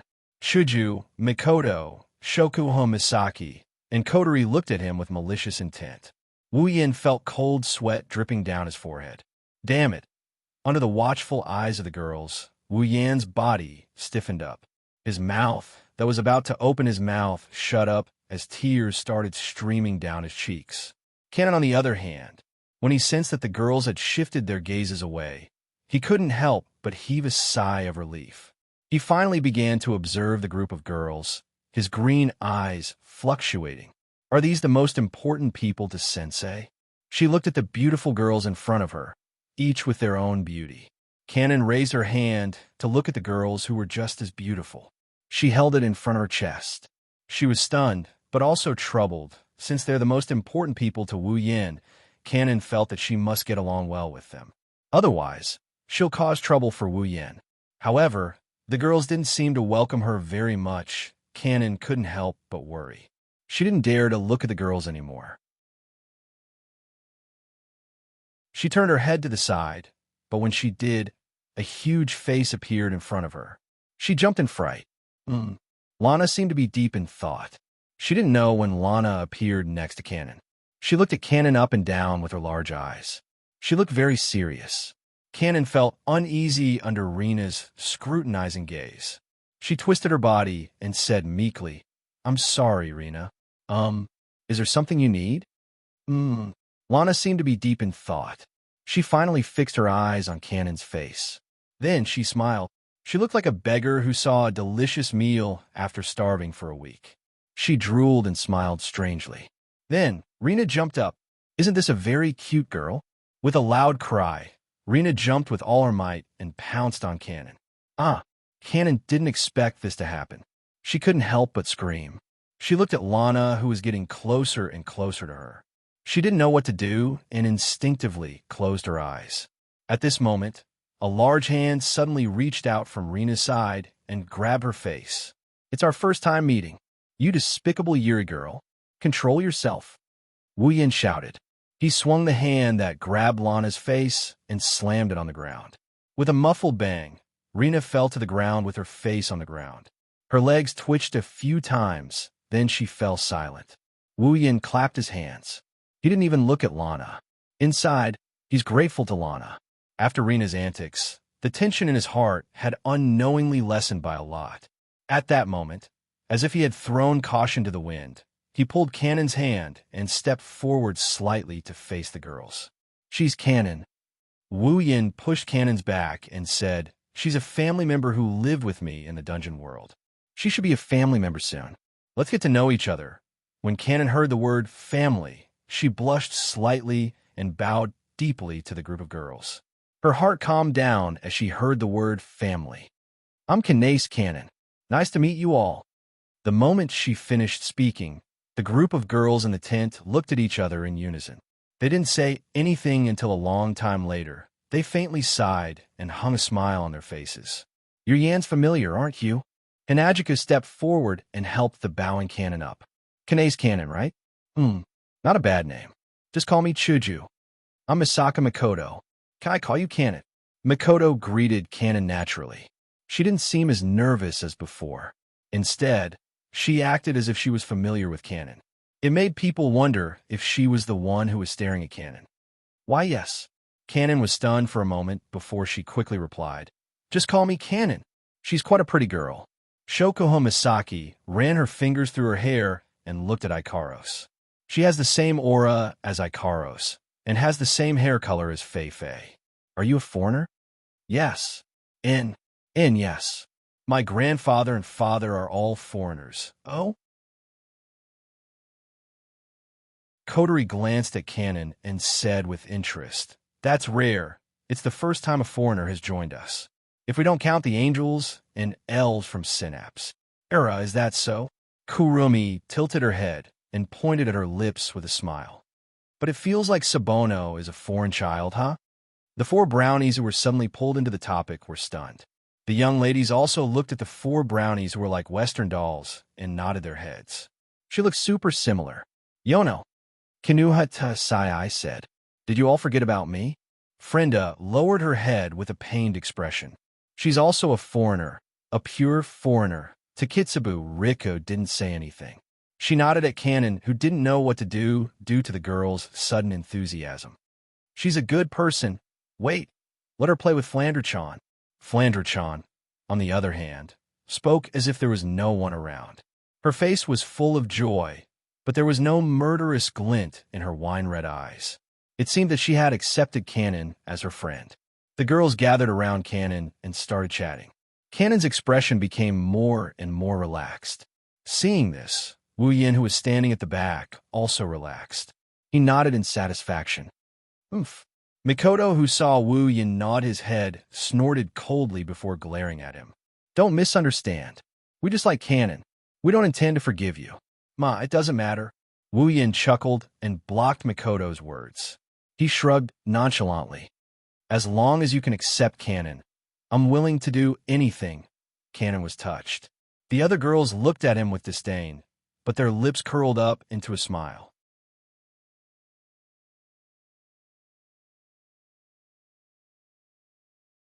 Chapter 1041. After some introductions, Cannon finally blended into the group of girls. Even though she can interact with the girls normally, Cannon didn't choose to stay. Instead, she returned to Wu Yan's body after having a meal with the girls. According to Cannon, if she's not there, Nagisa will be angry when she wakes up. Everyone was confused by her reasoning. Only Yukari, Shokoho Misaki, Kotori, and Kurumi had a meaningful smile on their faces. They've guessed the reason, but they didn't tell the others. Wu Yin had no choice but to accept Cannon's request. He cut off the mana supply and let Cannon return to his body. Wu Yin isn't sure if it's just his imagination, but he has a feeling that the girls are envious and jealous of the fact that Cannon is his familiar and can enter his body whenever she wants. Of course, whether it's an illusion or not, Wu Yan's instincts are telling him to keep it to himself. Otherwise, an unimaginable disaster will await him. Wu Yan decided to turn a blind eye and started telling the girls about his encounter in the behemoth forest. Black mist, black light. The girls carefully digested the information Wu Yan brought back. They looked at each other with furrowed brows. Where did those disgusting things come from? Makoto's face was filled with displeasure. They didn't exist in the behemoth forest before. How did they appear out of nowhere? Who knows? Wu Yan shook his head helplessly. If we knew, we wouldn't have needed to investigate. In the end, Other than eliminating a large amount of black mist and black light, we didn't get anything out of this investigation. Shokuho Misaki's eyes twinkled as she turned to Yukari. Yukari, what do you think? Yukari narrowed her eyes, her lips curved upwards. I'd like to know if something happened to those disgusting things, or if we were wrong. The girls heard Yukari's words. They looked at each other. He laughed bitterly. It seems like Yukari was more interested in the fact that the dark mist and dark light attacked Wuyin, Ikaros, and Astria on their own accord. She didn't know if it was because she was annoyed that her guess was wrong, or was he eager to prove that he was not wrong. However, Wu Yin had a feeling that Purple was hoping that the dark mist and the dark light would be able to break his speculation. Perhaps it was because he was a demon sage with a high IQ. Usually, Z's deductions would always be in line with her expectations. She had never been wrong. But now, there was a rare possibility of a mistake. With Z's personality, it was not hard to understand why she felt this was a novelty. Glancing around at the crowd, Z spread out the paper fan in her hand and suddenly changed the topic. Well, since the source was destroyed by Yin-chan, let's end the discussion here. Compared to that, I'm more curious about Astria's Pandora mode. The girls suddenly remembered that Astria was able to undergo Pandora's evolution. Huh? Astria, who was in the middle of eating, paused for a moment. She felt the girls' gazes on her. She smiled embarrassedly. Aha, I just happened to run into you. It was just nice. The girls were amused by Astria's perfunctory attitude. They thought the topic of Pandora's evolution reminded Astria of the painful days when she was subjected to all sorts of experiments in order to evolve her. That's why she was behaving like this. Little did they know, Astria was just embarrassed by the fact that she couldn't activate Pandora because she didn't want to evolve. We've seen Ikaro's Pandora mode, but we haven't seen Astria's Pandora mode yet. Recalling how Ikaros looked like a goddess descending from the heavens when she entered her Pandora mode, the girl's curiosity was piqued. Hey, Astria-chan. Chuju looked at Astria expectantly. Let's see your Pandora mode. The girls nodded. Even Yukari's interest was piqued. They all looked at Astria with anticipation. Huh. Astria, on the other hand, was shocked by herself. Is it here? Ugh. The girls glanced around the tent and shook their heads with a bitter smile. They didn't know what Astria's Pandora mode would be like, but they recalled Ikaros' evolution. Even if the tent is protected by a barrier, it's still a dangerous place to be. Let's go somewhere else then. Purple made a prompt decision. She waved the paper fan in her hand, and a pitch-black crack filled with eyeballs appeared in front of the tent. Come on in, Yukari called out to everyone in the tent and walked into the rift. The girls looked at each other and followed suit. Behemoth Forest, on top of a mountain peak, many figures slowly walked out of the pitch-black spatial cracks that were filled with eyeballs. They came to the top of the mountain and looked at the scene that was only left with yellow soil and rocks. Satisfied expressions appeared on their faces at the same time. Let's do it here. Purple waved the paper fan in her hand and put away the gap. Then, she retreated. Astria-chan, it's up to you now, I got it. Astria shouted. She subconsciously looked at Wu Yin. Noticing Astria's gaze, Wu Yin chuckled. He nodded with an encouraging look in his eyes. Astria's confidence was boosted. She yelled and unfurled her wings. She flapped her wings and soared into the sky. Soon after, everyone saw what happened. Astria's body glowed with light. Astria's body twisted and turned into a ray of light. She moved around in a dazzling manner. The air around her got sucked in and formed a circle around her. It spun around her like a sharp blade. A light sword that looked like a wing suddenly emerged from the whirlwind and ruthlessly slashed down. Amidst the cracking sound, the whirlwind was split into two halves, revealing the figure inside.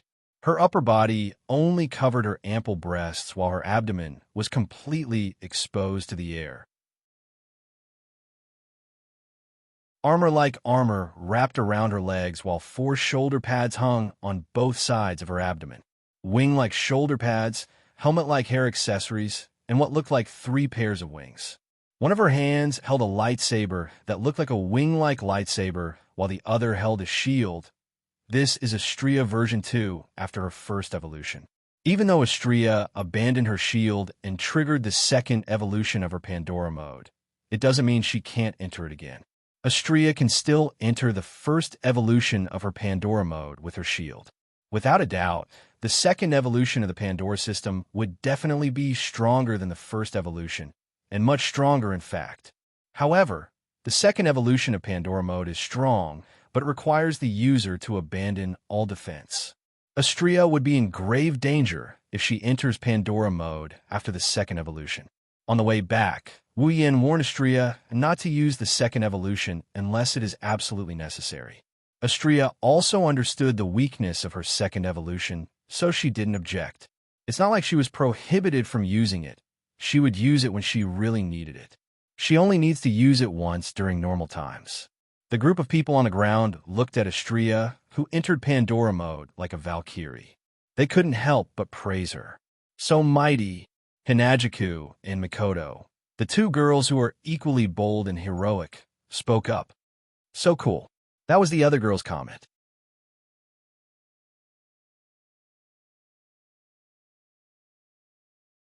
Chapter 1042. Xianxia, who was floating in the air, heard the praises from the people on the ground. She blushed for the first time in her life, but at the same time, she felt proud of herself. For someone as naive as Xianxia, being able to surprise her sisters should be something to be proud of, right? Her pure white wings fluttered in the wind. Xianxia's slender body slowly floated to the ground and landed in front of everyone. This is my Pandora mode. Xianxia puffed her chest out proudly. Her face was filled with pride. Of course, Xianxia wasn't proud of her Pandora mode. She didn't like fighting. She wouldn't want it if it wasn't useful to her. Xianxia was like a child showing off her favorite toy to others. Pandora mode might just be a toy for Xianxia. Xianxia-chan's Pandora mode is so cool. Hinajiku didn't hold back her praise. Her yellow-green eyes scanned Xianxia's body from top to bottom.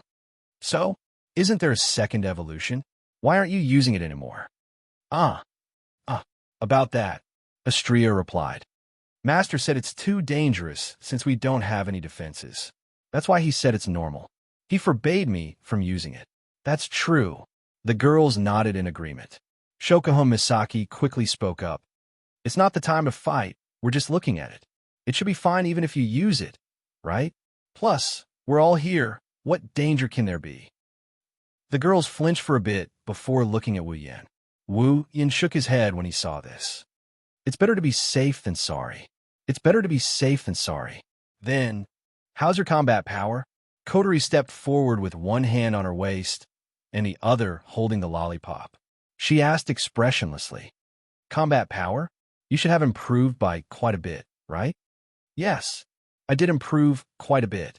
Wu Yan didn't have anything to hide. He answered directly. Even though Xianxia is only level 80, even though she just reached tier 9, her combat prowess was already stronger than most people. Ikaros and Xianxia were no exception to this rule.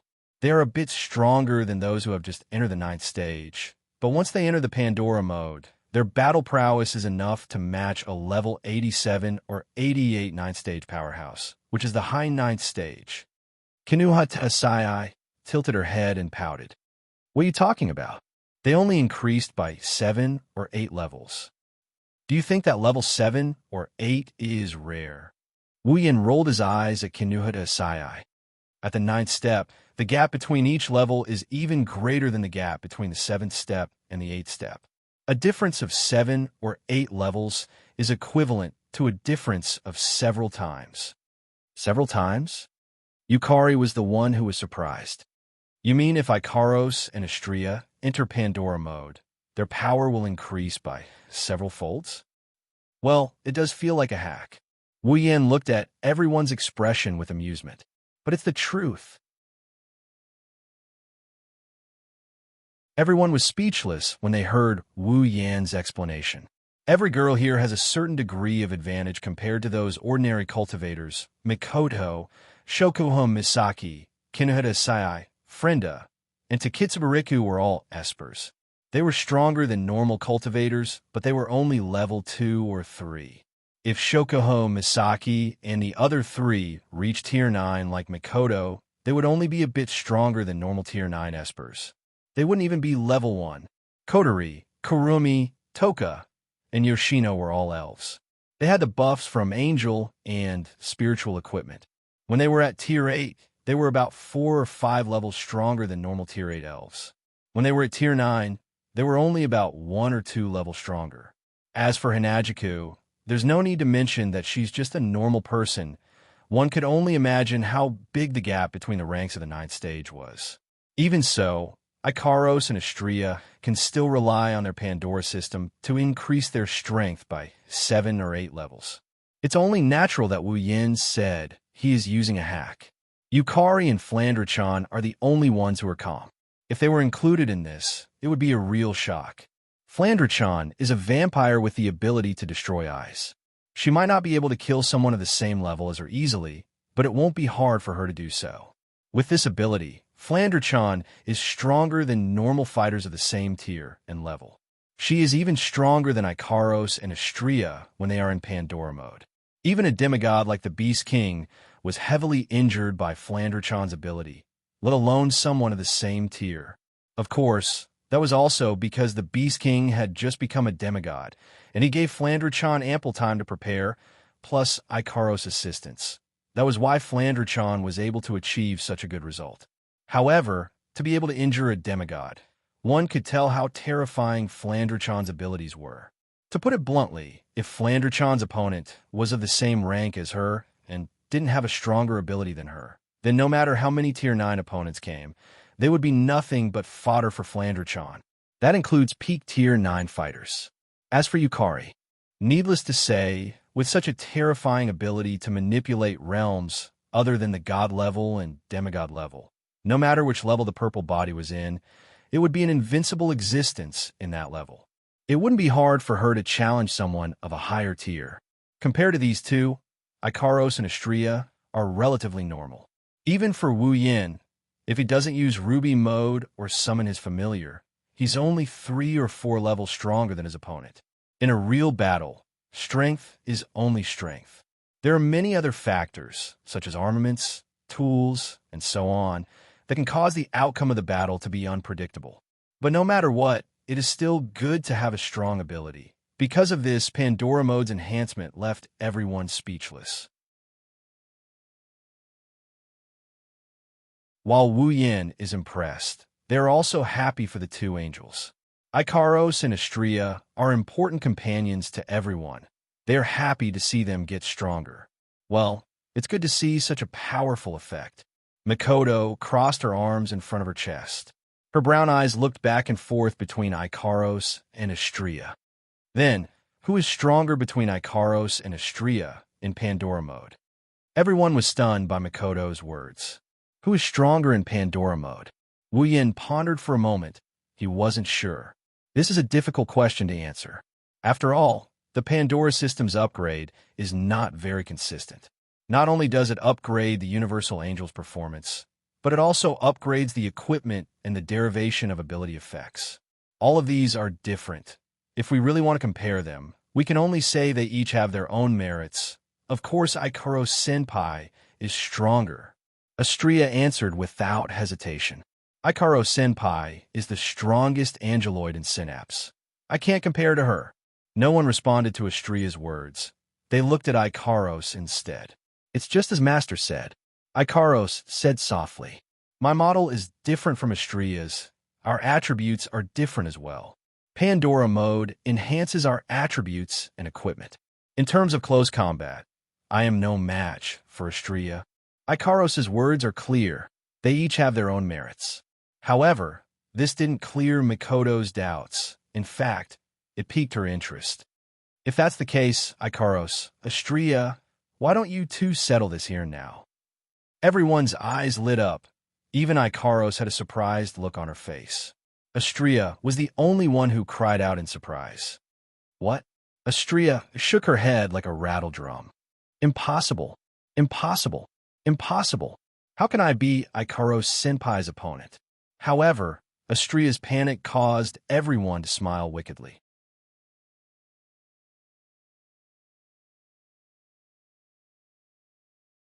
Chapter 1043. Xianxia felt a chill down her spine when she saw the sinister smiles on everyone's faces. She ran towards Wu Yin with teary eyes. "You, master." When Xianxia was about to reach Wu Yin said coldly, "I think it's a good idea too." Xianxia froze in midair, still in her lunging position. Hey, Ikaros, what do you think? You think it's a good idea too, right?" As if the excitement wasn't enough, Hinagiku switched to Ikaros instead. Ikaros looked at Xianxia and stared at her without saying a word. Xianxia started to feel a little guilty. "Ikaros senpai." Xianxia raised her hand weakly. "You're not really going to fight me, right?" Ikaros lowered her head for a moment before raising it again. "If you think so too, master." Xianxia couldn't stay calm anymore. She pulled a long face. "No way. Are we really going to fight?" Wu Yin and the others found it funny when they saw Xianxia's expression as if she saw the end of the world. They more or less knew what Xianxia was thinking. They knew she didn't like to fight, but that didn't mean she would shy away from a fight. Xianxia is only doing this because her opponent is Ikaros. They didn't know why. Xianxia respected and feared Ikaros a lot. She got along well with Ikaros, but when it comes to fighting, Xianxia wouldn't play any tricks on Ikaros. Because of this, Xianxia was against the idea of fighting Ikaros from the bottom of her heart. "It's not a real fight, it's fine." Wu Yin shook his head with a smile. He reached out and caressed Xianxia's long blonde hair. "It's just a spar. Let us get a better understanding of your strength. That's why you have to give it your all, but don't go overboard." I see." Xianxia pouted unwillingly. "Since it's master, then fine. Good girl." Wu Yin praised with a smile before turning his attention to Ikaros. "Ikaros, yes." With a reply, Ikaros's body emitted a blinding light and turned into a shadow. Like a pillar of light descending from the sky, it enveloped Ikaros's entire body. After a series of distortions, it retracted into Ikaros' body like a whirlpool. When all the light was gone, Ikaros, who had entered Pandora mode, appeared in front of everyone. She wore a revealing feathered coat that resembled 2 wings, white shorts, and 2 pairs of pink wings. The halo was on top of his head, and 2 sets of armor were floating around him. Pink starlight was circling around him. What a beautiful scene. Even if it wasn't their first time seeing Ikaros like this, they couldn't help but be amazed. Even Z curled her lips and nodded her head. Although the reaction was very calm, to be able to make a demon sage who had lived for thousands of years and had seen through everything in the world do such a thing was already a very high evaluation. "Are you ready?" Wu Yin waved his hand after glancing at Ikaros and Xianxia. "Then let's begin. Remember, don't go overboard." "Yes."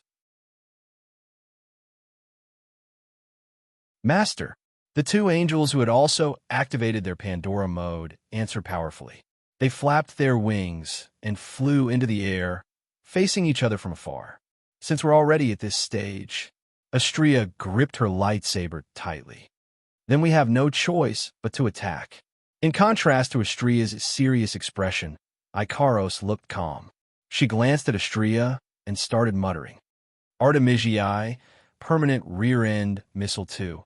Xianxia's pupils shrunk when she heard Ikaros's muttering. She raised her shield and blocked the attack. The next moment, pink light dots as numerous as the stars in the night sky filled the sky.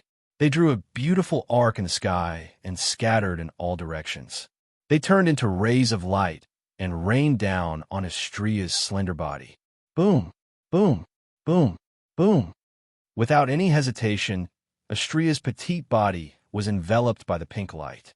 After a series of loud explosions, she was engulfed by a cloud of dust. On the ground, Wu Yin and the others were stunned by the dust that covered half the sky.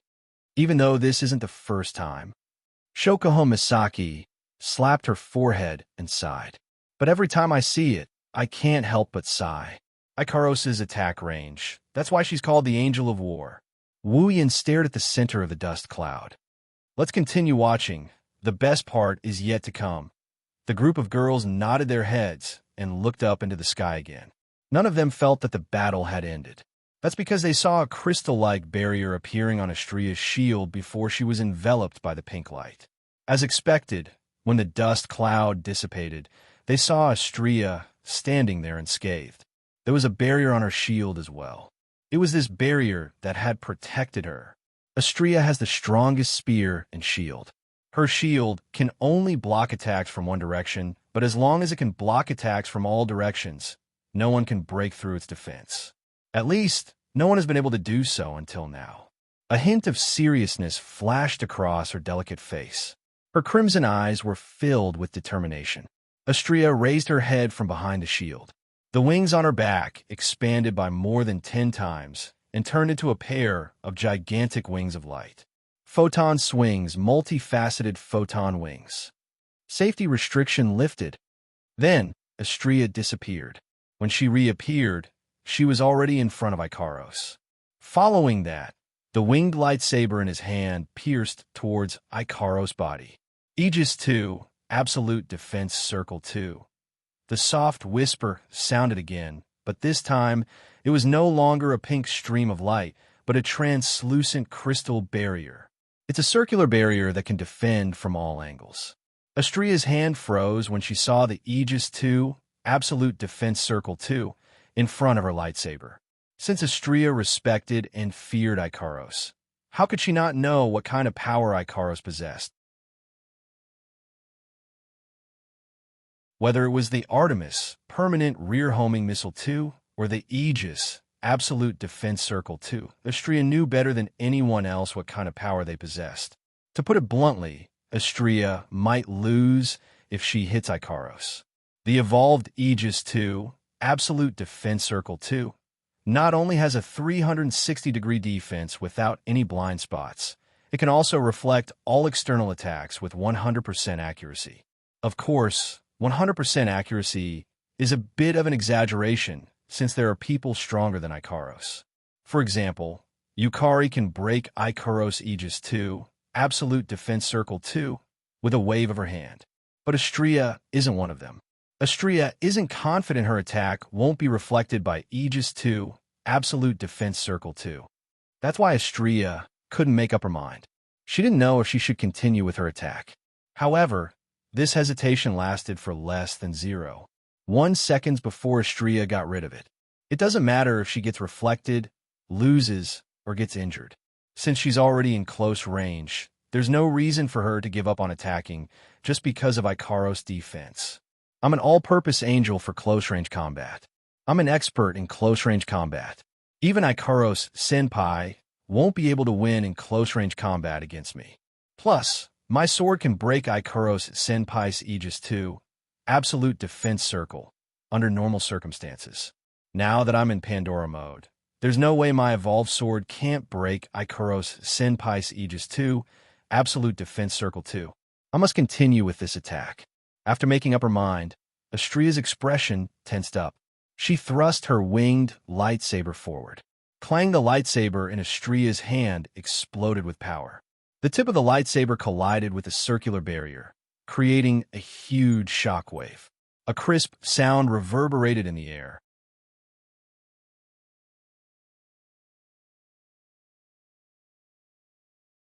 Chapter 1044.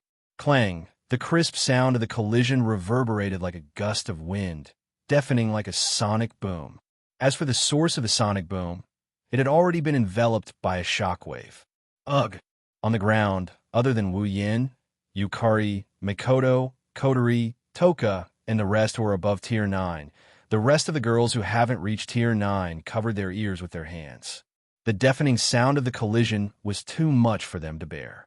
If the situation on the ground is already like this, one can only imagine how intense the collision between Icaros and Xianxia was. Bang! Before the group of girls who had yet to reach the 9th step could react, another muffled sound rang out in the air. However, this time, the sound was very low, attracting the attention of everyone present.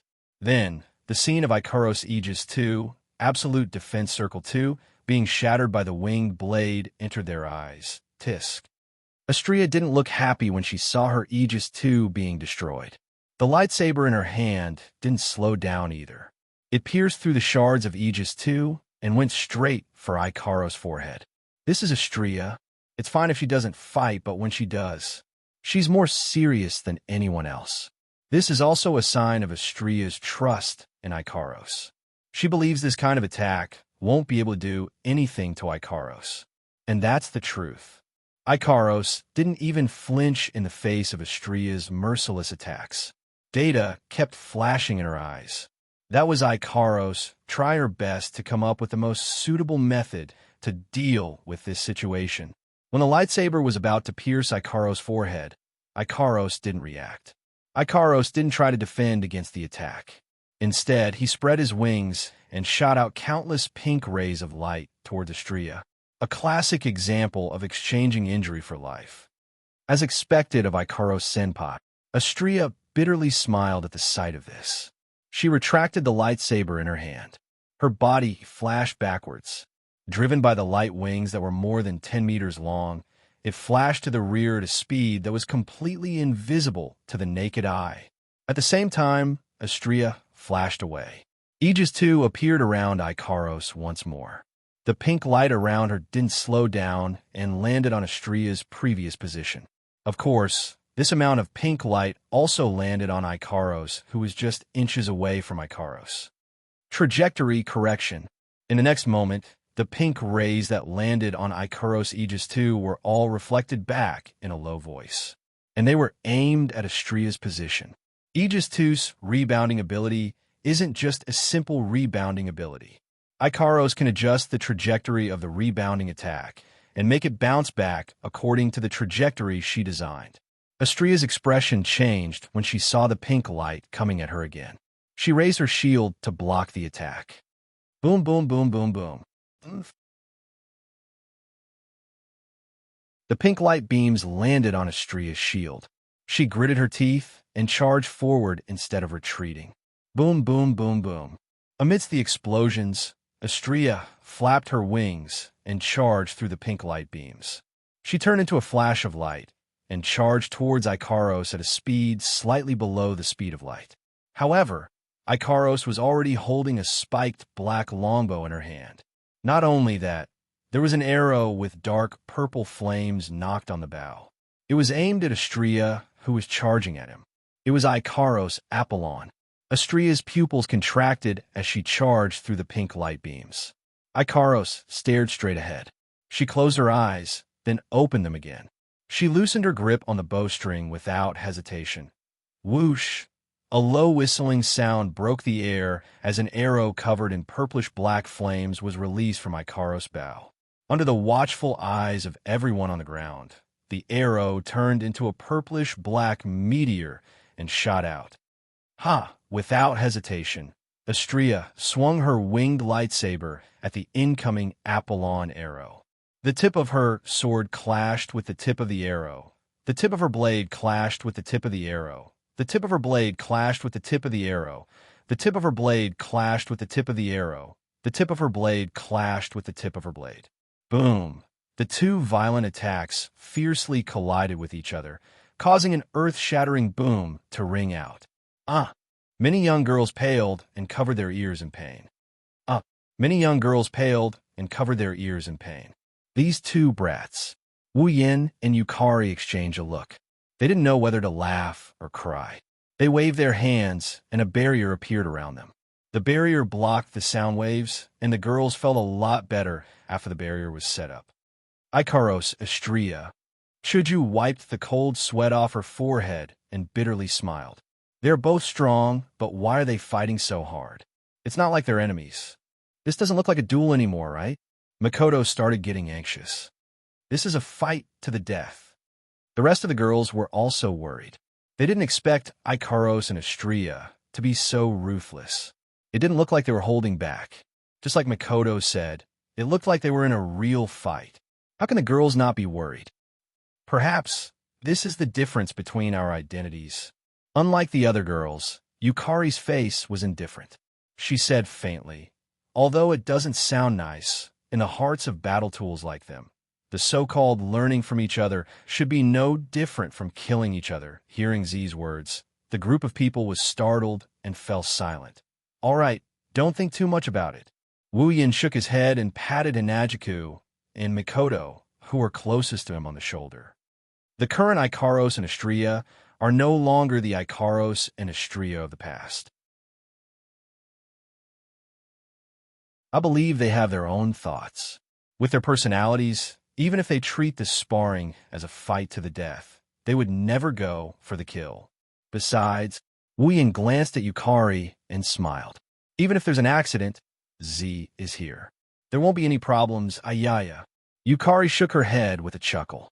This isn't an easy job. Yin sure knows how to find things for us to do.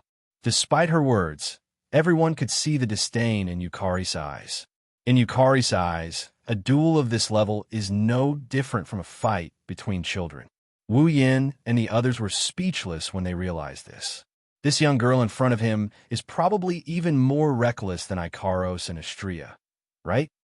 In the sky, the sound waves produced by the collision spread out. The surrounding countless flashing pink streams of light exploded one by one under the impact of the sound waves, exploding into nothingness. At the center of the collision, there was a wave of fire. A ray of light shot out and revealed Astria's figure. It seems like even Ikaros Apollon couldn't escape unscathed when faced with Astria's winged lightsaber that can shatter Aegis too. However, Astria isn't completely unscathed. There aren't any obvious injuries on her body, but smoke is rising from her body. She was panting heavily, and the hand holding the lightsaber was trembling. Even if Apollon can't win against the lightsaber, it still has the upper hand. This was to be expected. Apollon was Ikaros' strongest weapon other than Uranus. Even though Ikaros and Astria were on par with each other, and Astria focused all of her strength on the sword, Ikaros was still superior in terms of destructive power due to her Angel of War.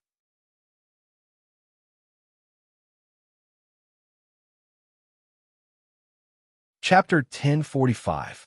Astria gasped for air with smoke coming out of her body.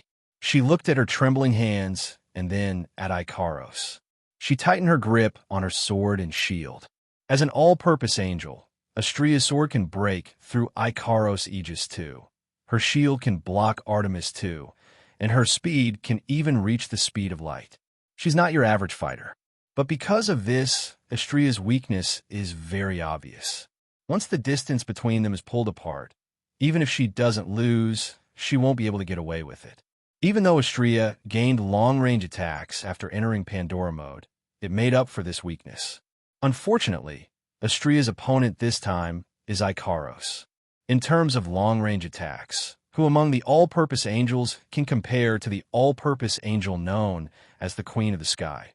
Ikaros. Astria's long-range attacks were nothing in front of Ikaros. They couldn't even cause her any trouble. That's why Astria's long-range attacks were nothing. This is the difference between different models. This is also the reason why Ikaros has the upper hand over Astria despite having the same level and equipment. It's not that Astria is weaker than Ikaros. It's just that Ikaros can more or less restrain Astria in terms of abilities. Astria knew this was going to happen. This so-called equipment is about the same, is only if Ikaros doesn't use that thing. Astria thought so, and it didn't take long before something happened. She saw something she didn't want to see the most. Connect. Her long pink hair fluttered in the wind. Ikaros' cold voice reverberated in the air. Following her voice, the two pairs of pink wings behind her seemed to have split apart, splitting into strips of fluorescent light. Like a line, it was as if the wings were being lined up. They reached into the void behind Ikaros. The next moment, a mechanical noise that sounded like it came from the horizon echoed in the air. Almost at the same time, lines of invisible veins appeared behind Ikaros. It looked like a door is opening. It caused ripples to appear in the space around it. Then a gigantic object poked its head out from the void. Astria looked up at the gigantic object that looked like a battle fortress. She lost her focus and muttered the name of the battle fortress. Uranus system. On the ground. Seeing the Uranus system, Yukari exclaimed in amazement. She's going all out? She even brought out a fighter jet. This Ikaros. Wu Yin and the girls looked at each other, but they couldn't do anything about it. They sighed and focused their attention on the battle so that they can intervene if necessary. Ikaro-senpai is too scary. Astria broke out in cold sweat. Her expression turned vicious. Don't think I'm afraid of you. I can get angry too, she said. Astria tossed her shield aside, and a blinding light enveloped her body. Ikaros has already brought out her trump card, the Uranus system, and it's one that's been enhanced by Pandora mode. That's no joke. It's because of the existence of the Uranus system that Ikaros has such a high status in Synapse. Ignoring the fact that Ikaros counters Astria, in terms of pure strength and equipment, Ikaros and Astria are on par. However, the existence of a Uranus system gave Ikaros the edge over Astria in terms of pure strength. If it was before, facing Ikaros who used the Uranus system, he wouldn't have been able to do anything. Astria could only watch helplessly. But now, Astria has her own trump card. The second evolution of the Pandora system. Ikaros already used the Uranus system. If Astria holds back, she will lose for sure. As for Wu Yan's advice, Astria already tossed it to the back of her mind. BZ. Under the intense light, Astria's body was enveloped in a turbulent air current. The air around her screeched as she moved. She exploded in all directions with a muffled explosion. Astria's light armor and battle uniform were nowhere to be seen. What replaced them was a blue ceremonial battle dress. Her golden hair was tied into a ponytail by the right side of her head. 2 pieces of feathered armor were pinned to the sides of her waist. She held a giant lightsaber in her hand. Astria's eyes were wide open as she stared at Ikaros with a serious expression. The girls who haven't seen Astria's second evolution before had a look of astonishment on their faces. Even Yukari was dumbfounded. Yukari was no exception. There was only one thought in their mind. Is that Astria? No one would answer this question, and no one had the time to answer it, because in the next moment, everyone's attention was captured by the scene in mid-air. Ikaros seemed to have been waiting for Astria to enter Pandora mode for her second evolution. When Astria was done, Ikaros put on a cold expression and spread her arms. For arms of the Uranus system extended out from her back and extended towards Ikaros, according to her limbs. Immediately after, the top of the 4-arm pillars flashed with condensed light spots. Moreover, the 4 light spots even connected together to form a circle of light. In the next moment, the Uranus system started to flow with electricity like a generator. The electricity condensed into the circle of light, and an extremely terrifying energy, wave, and aura of destruction spread out from the circle of light. Astria narrowed her eyes and raised her lightsaber above her head. A stream of light appeared on the blade of the lightsaber. A whirlwind formed around the blade of the lightsaber. Then, an energy wave comparable to Ikaros spread out from the center of the blade. Both of them are going for their strongest attack. BZZZ, BZZ. As the 2 energy waves spread out, ripples appeared in the sky. Streams of air swirled around Ikaros' light and Astria's lightsaber. The 2 angels looked like 2 goddesses fighting for control of the world. It was a beautiful and stunning sight. In fact, the friction between the air currents even produced a few arm-thick fire bundles. SSSS. Another sound of something melting rang out. The flame beam began to swirl together with the airflow. The moment it took shape, it began to rotate at a terrifying speed.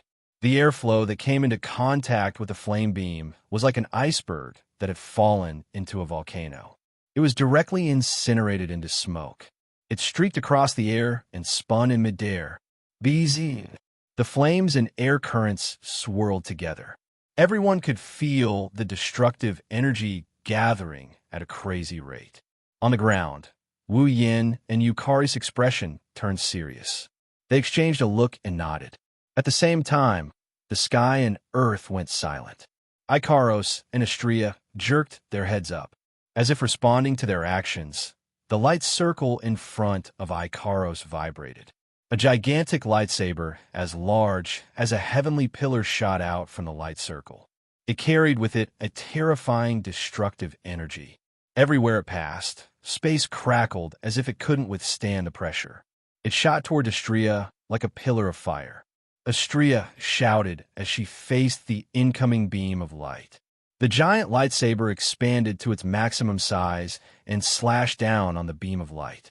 In an instant, the beam of light and the sword of light collided with each other. Kaboom! The violent roar was like a meteor falling from the sky, and the impact of the sound wave exploded. Mountains cracked and trees collapsed. It was like the end of the world.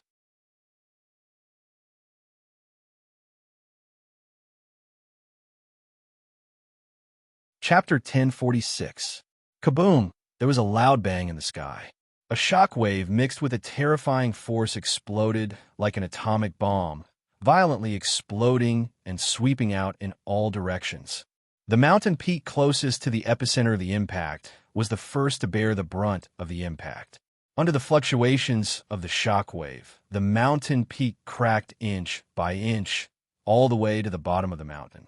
The cracks even spread along the ground. For a moment, the ground within a radius of 1,000 meters was as if it had encountered an earthquake. No matter how tall and big the trees around the mountain peak were, they all fell down. The shockwave was comparable to a level 12 typhoon. It blew the surrounding area, and all the trees fell down at the same time. Along with the atmosphere, small tornadoes were formed, wreaking havoc in the surrounding area. All the unlucky magical beasts living within a kilometer radius were blown away by the shockwave. They flew all over the sky, and their miserable cries reverberated in the air. However, they were quickly buried by the shockwave. They were blown far away along with the shockwave. No one knew if they were dead or alive. At the epicenter of the shockwave, a terrifying wave of fire was ignited.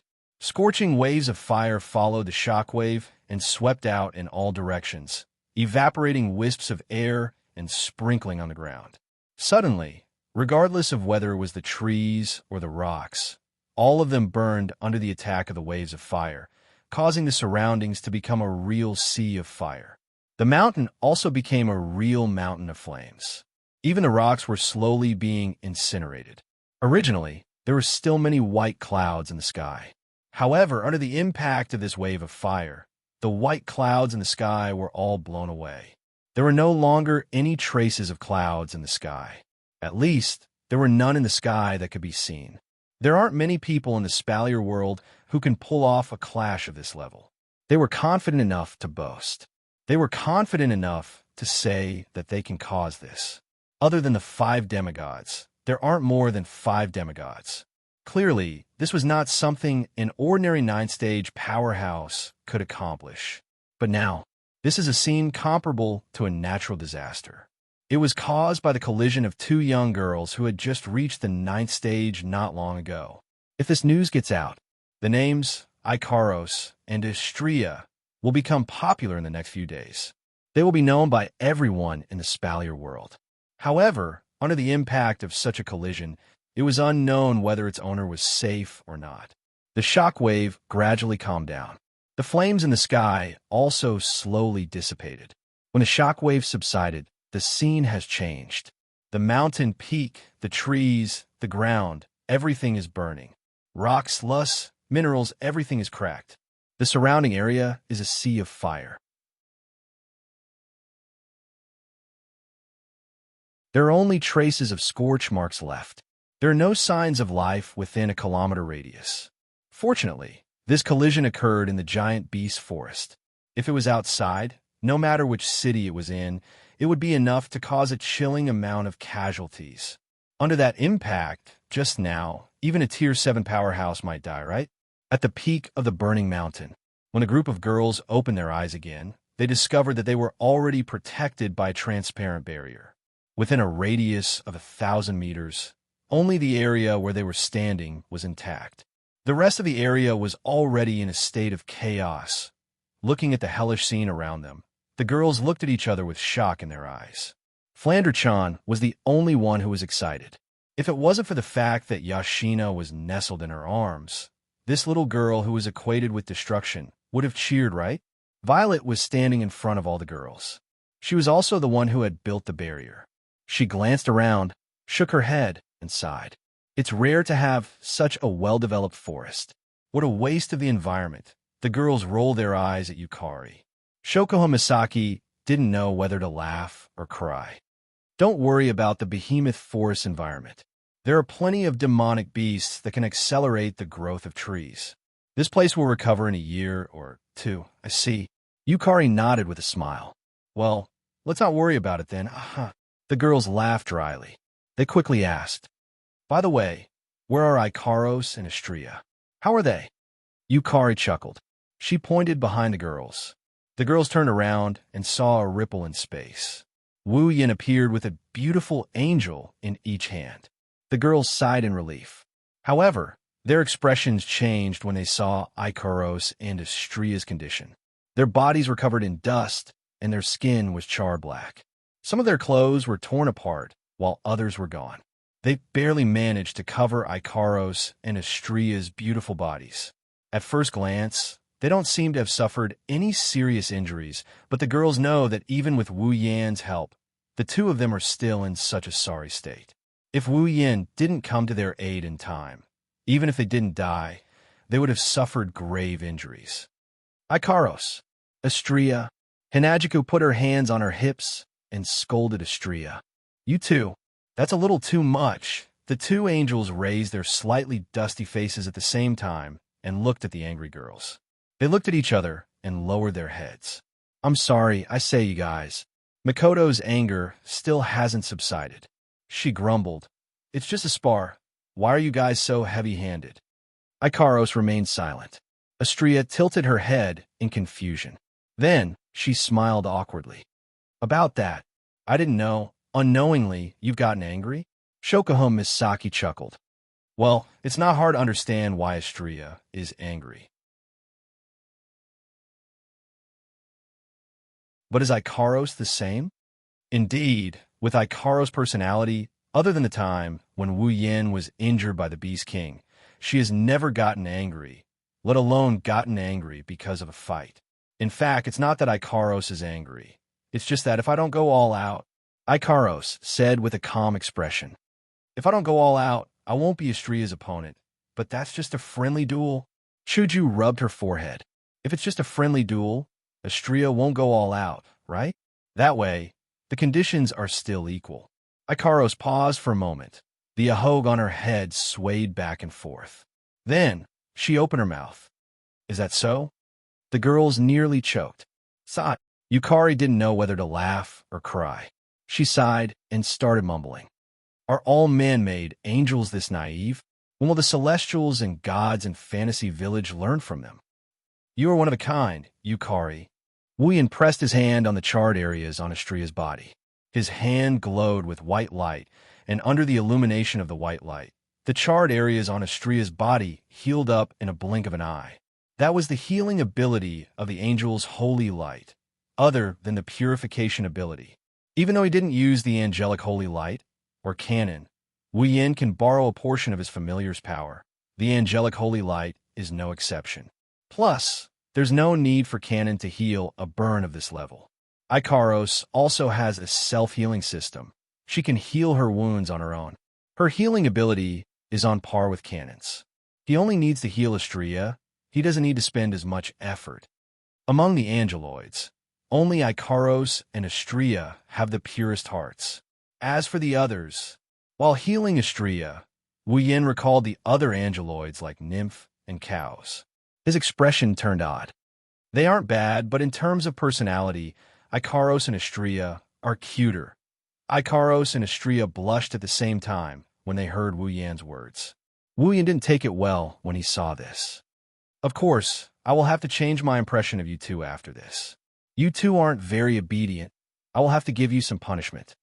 Punishment? Ikaros and Xianxia flinched. Rolling his eyes, Wu Yan's face flashed a grin that made Ikaros and Xianxia shiver in fear.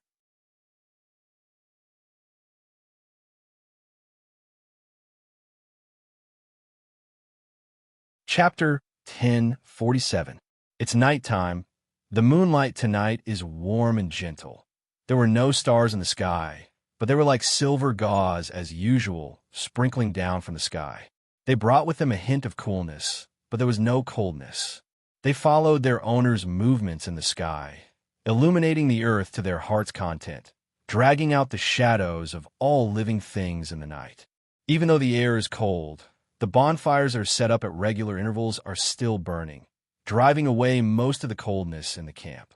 The patrolling guards feel very comfortable tonight. These low-level soldiers don't know that the atmosphere in the campsite is the exact opposite of what they are feeling right now. It's like a storm is brewing. Many of the higher-ups could not forget the day when the leader returned to the camp with the corpses of the other members of the team and reported what had happened. Pelosi, Bingling, and Bishi have already reported this matter to the Ailu Empire's imperial family and their families. What should they do now? What should they do now? They can only wait here for news. However, whether it was Pelosi, Bingling, or Bishi, they all had a feeling the water in the behemoth forest is getting murkier and murkier. Pelosi, Bingling, and Bishi couldn't sleep at all. While the patrolling guards were enjoying the night's peace, Pelosi and Bingling felt that it was just a prelude to a storm.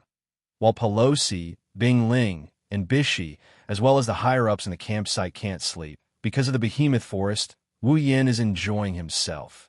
If someone were to approach Wu Yan's tent right now, they would notice that there's a strange noise inside the large tent. There are some strange noises, rapid panting, sensual moans that would make one's heart beat faster, and sounds of objects colliding with each other in extremely fast speed. There's even the sound of water splashing. It's all mixed together, echoing faintly inside Wu Yan's tent. However, as long as they were within 5 meters of the tent, they would be able to hear these sounds. Of course, if someone really came within 5 meters of the tent, then the noises in the tent would stop and not a single sound would come out. However, the person who caused the noises to stop will receive the cruel revenge of a certain wolf the next day. Amidst the faintly discernible noises, several naked figures were entangled together in an extremely intense hand-to-hand combat. If one were to listen carefully, one would be able to tell that the hurried, panting sound came from a male figure, while the blushing and heartbeat moaning sound came from 2 other slender figures. As time passed, the hand-to-hand combat became more and more intense. The result was that the 2 moans became more and more pleasing to the ear, more and more resounding, and their breathing became more and more rapid. Finally, the sound of begging for mercy started echoing in the campsite. Unfortunately, the guy who was fighting with the owner of the moans became more and more excited. Not only did he not pay attention to the owner of the moans, he became more and more conceited. His movements became more and more intense, increasing the intensity of the hand-to-hand combat. As a result, the owners of the 2 moans were scared out of their wits. After a long panting, they surrendered inside the tent. The 3 figures tensed up their bodies at the same time. Only after a long time did they relax at a speed visible to the naked eye. They lay down on the sheets, unable to get up again, hugging 2 extremely elastic bodies. Wu Yan let out a long breath. His face was refreshed. The only thing missing was the word refreshed on his face. On the other hand, the 2 girls lying in his arms were flushed red. They kept panting as if all the energy in their body was sucked out of them. Their eyes were filled with pleasure and exhaustion. Even the wings on their back were trembling. It seems like they still haven't recovered from the lingering effects of the lovemaking. Their faces were filled with intoxication. Seeing the intoxicated expressions on Ikaros and Astria's faces, Wu Yan felt an indescribable sense of satisfaction. Even though this isn't the first time he rolled in the sheets with these 2 angels, every time he did it, Wu Yan would feel a sense of accomplishment. It's not just a little strong. It's not like he hasn't done it with different girls before. In fact, the first time he did it, he already did it with Chuju and Mikoto. Of course, the feeling he had with Chuju and Mikoto was unforgettable. Speaking of accomplishment, among the girls, it's only with these 2 angels that he feels so strong. After all, both Ikaros and Astria have the best figures among the girls. They're in the lead among all the girls. Maybe Yukari can, but Wu Yan doesn't have the guts to taste Yukari's body. Plus, when he's making love with Ikaros and Astria, the two girls would switch to Pandora mode under Wu Yan's request. The stimulation it gave Wu Yan isn't any weaker than when he was with Kurumi. Don't think this is a low evaluation. It's actually a high evaluation. Kurumi is a crazy person. Every time she does it with Wu Yan, she'll summon multiple copies of herself. Her goal is to squeeze Wu Yan dry. She'll take turns, and there will be no less than 5 copies of her each time. That's why when he's with Kurumi, he won't stop until he's completely exhausted. One could only imagine how crazy that would be. Recalling the time when he did that with Kurumi, Wu Yan's heart started to heat up. Then he realized that it's not a good idea to think about other girls at this time. He shook his head to get rid of the heat in his heart. Wu Yan caressed the two angels' soft backs and listened to their breathing. He's really thankful to Daedalus for creating such good girls. Thinking about Daedalus, Wu Yan had an idea. He opened his mouth. Hey, Ikaros, Astrea, do you want to go home? Home? The two girls were confused. They didn't know what he meant by home. Wu Yan explained. It means you want to go back to your original world. What do you think? Do you want to? Wu Yan asked this question out of consideration for Ikaros and Astrea's feelings. After all, they lived in this world for a long time. It's been a while since they last went back. It's hard not to miss it. After Wu Yan explained, Ikaros and Astrea understood what he meant. They shook their heads and hugged Wu Yan tightly with a panicked look on their faces. No. Astrea doesn't want to go back to home. Astrea shouted. I don't want to go back to a place without Master. Me too. Ikaros' voice was soft but firm. Ikaros, I will only follow Master. You too. Wu Yan shook his head. He scratched their noses. You make it sound like I'm chasing you back. That's not the case. I'm just asking if you want to go back to your original world. If you want, I will accompany you. I won't abandon you. The two girls sighed in relief. Astrea even puffed up her cheeks. Master is so mean. He only knows how to scare people. It's your own misunderstanding. Wu Yan knocked Astrea's head with an amused look. So what do you think? Do you want to go back? Ikaros and Astrea looked at each other and went silent. In fact, their hearts were filled with complicated feelings. Ikaros and Astrea didn't have any feelings for Synapse. They were nothing but weapons, tools to be ordered around by their master. Their current life was nothing compared to their current one. If possible, they didn't want to go back. But when they thought about the person who created them, they hesitated. No matter what, Daedalus is their mother. It's impossible for them not to want to see her. This includes Ikaros, who just got her first taste of love. Wu Yan understood their silence and kissed their foreheads. Whenever you want to go back, just let me know. I will go with you. Wu Yan revealed a gentle smile. After all, I want to thank Daedalus for creating such wonderful people like you and giving me the chance to meet you. The two girls felt warmth in their hearts. They nodded and snuggled into Wu Yan's embrace. They closed their eyes and enjoyed this rare moment of warmth.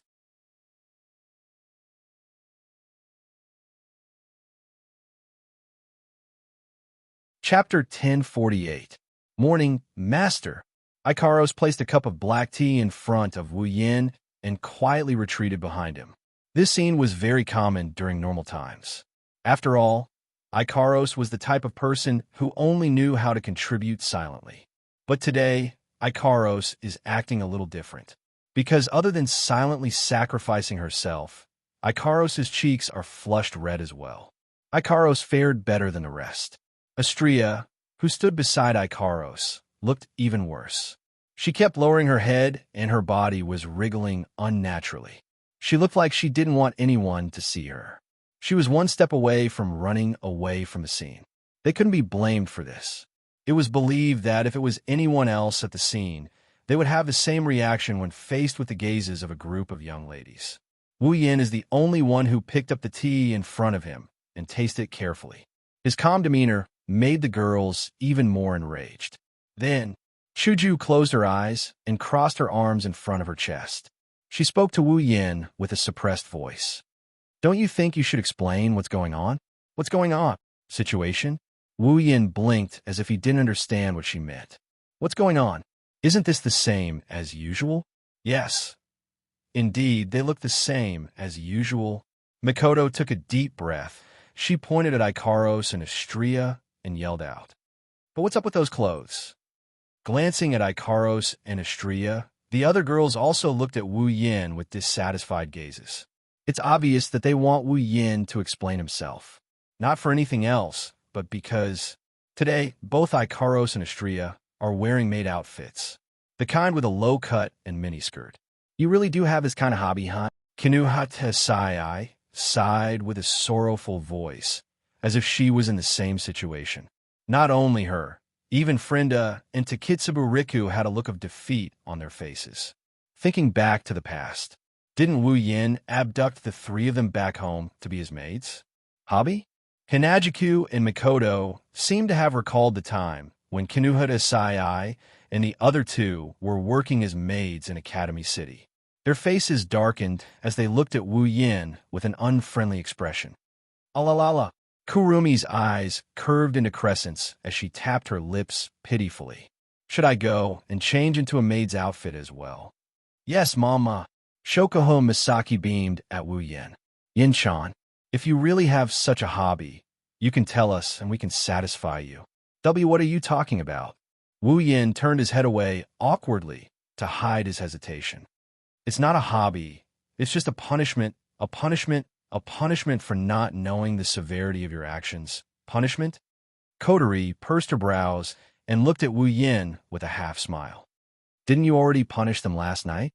Kotori's words echoed in the room. The air in the tent instantly froze. Wu Yin laughed when he saw the unfriendly looks on the girls' faces. Well, it's just to deepen their impression. This way, they will think twice before acting the next time, right? Makoto chuckled coldly. I think this is just a hobby of yours, right? Makoto-chan. For a split second, Wu Yan's expression froze before he turned to Makoto with a wide grin. Do you want to be punished as well? Looking at Wu Yan's deadpan grin, Makoto started feeling a bit guilty. Is he really going to punish me? The more she thought about it, the more guilty she felt. Makoto knows Wu Yin very well, so she didn't think that he wouldn't dare to do such a thing. She didn't say anything else, and she looked at Shokuho Misaki with a giggle. I didn't think Misaka-san would be afraid of little Yan's punishment. Who's afraid? Makoto felt guilty, but she wouldn't admit it. I just don't think it's right to do it. Yes, that's right. Is that so? Shokuho Misaki's starry eyes seemed to be able to read Makoto's mind.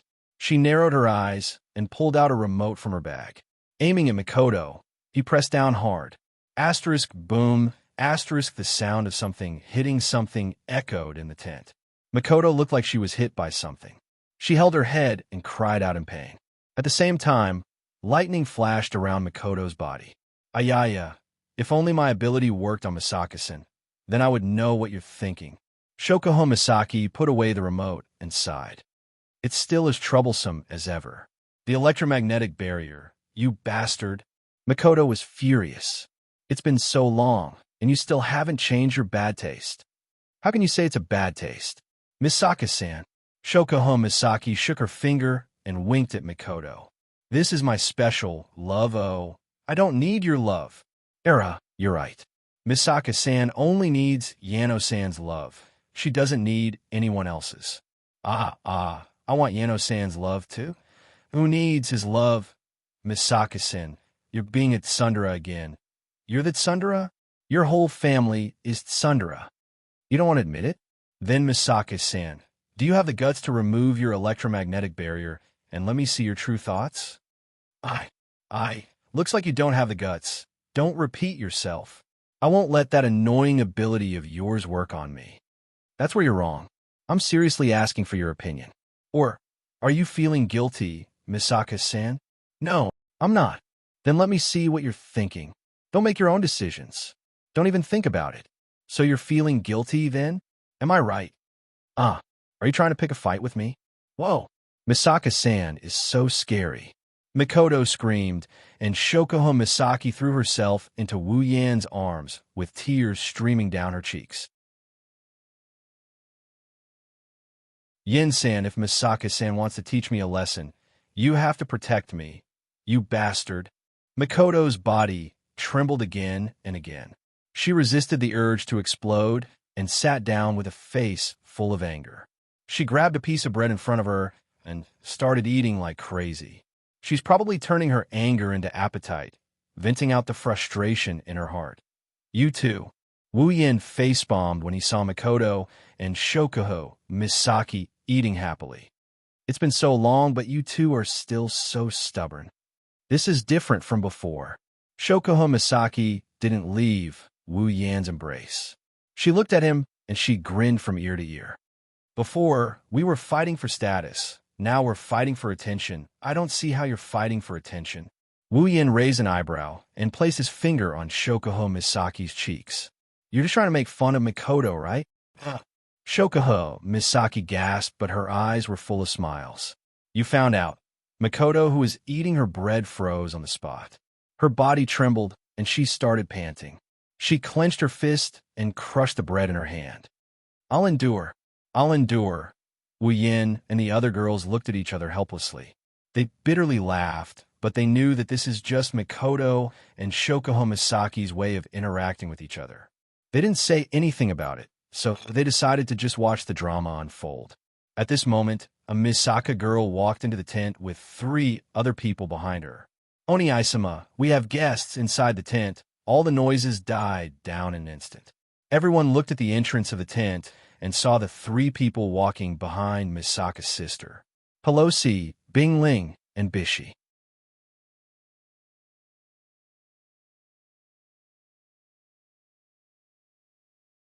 Chapter 1049. Seeing Pelosi, Bingling, and Bishi's arrival, the group of girls didn't seem surprised at all. They all looked at them and stopped joking around. In a situation where it's just his own people, he can do whatever he wants. But now that there's an outsider here, if he continues to cause a ruckus, not only will it be inappropriate, more importantly, Wu Yan's reputation will be tarnished. Although he doesn't really care about face and whatnot, he's still a man after all. It's okay if he doesn't care about it, but the girls can't let him lose face. This is also a sign of the girls' gentleness towards him. As for Pelosi, Bingling, and Bishi, after entering the tent, they looked around at the girls. Looking at all the beautiful and youthful girls in the tent, they couldn't help but feel jealous of Wu Yan. Any one of the girls here had the capital to be a heartthrob. In addition, with their strength and ability, if any one of them was willing to join the 3 great families, or even the royal family, they would be put in an important position. In the future, their status would definitely not be lower than an ordinary empire's princess. But now, this group of people who have both looks and power are gathered around Wu Yan, and every one of them seems to have an ambiguous relationship with him. Pelosi and the other 2 are normal men. How can they not be jealous? Of course, they know that their jealousy is unnecessary. If Wu Yan was a good-for-nothing who only knows how to rely on women, they wouldn't be jealous, they'd be looking down on him. Unfortunately, Wu Yan isn't a good-for-nothing. On the contrary, he's the most dazzling person in the Spalier world. He's about the same age as Bingling and Bishi. It's only been a few months. In the Spalier World Academy, he went from a nobody to the strongest in the academy. He's able to fight against the princes of the Fea and Baruba empires without losing. A few months ago, he was only a rank 7 student. After a few months, he's suspected to have reached rank 9. He even killed the second-in-command of the Saito and Ladine families, causing the entire Ailu Empire to tremble. The academy even called for a meeting to discuss this matter. In the end, they couldn't do anything to him. He has no background, and there's nothing special about him, but he's highly valued by the Ailu Empire's emperor and the Lori family. He even managed to become the fiancé of the most dazzling princess in the Ailu Empire, Princess Sylph. But that's not all. The most important thing is that he has a demigod who can defeat a beast king. Isn't that enough to make him the most dazzling person in the Spalier world? Pelosi, Bingling, and Bishi are jealous of Wu Yan, but they didn't complain. After all, Wu Yan has the right to enjoy such treatment.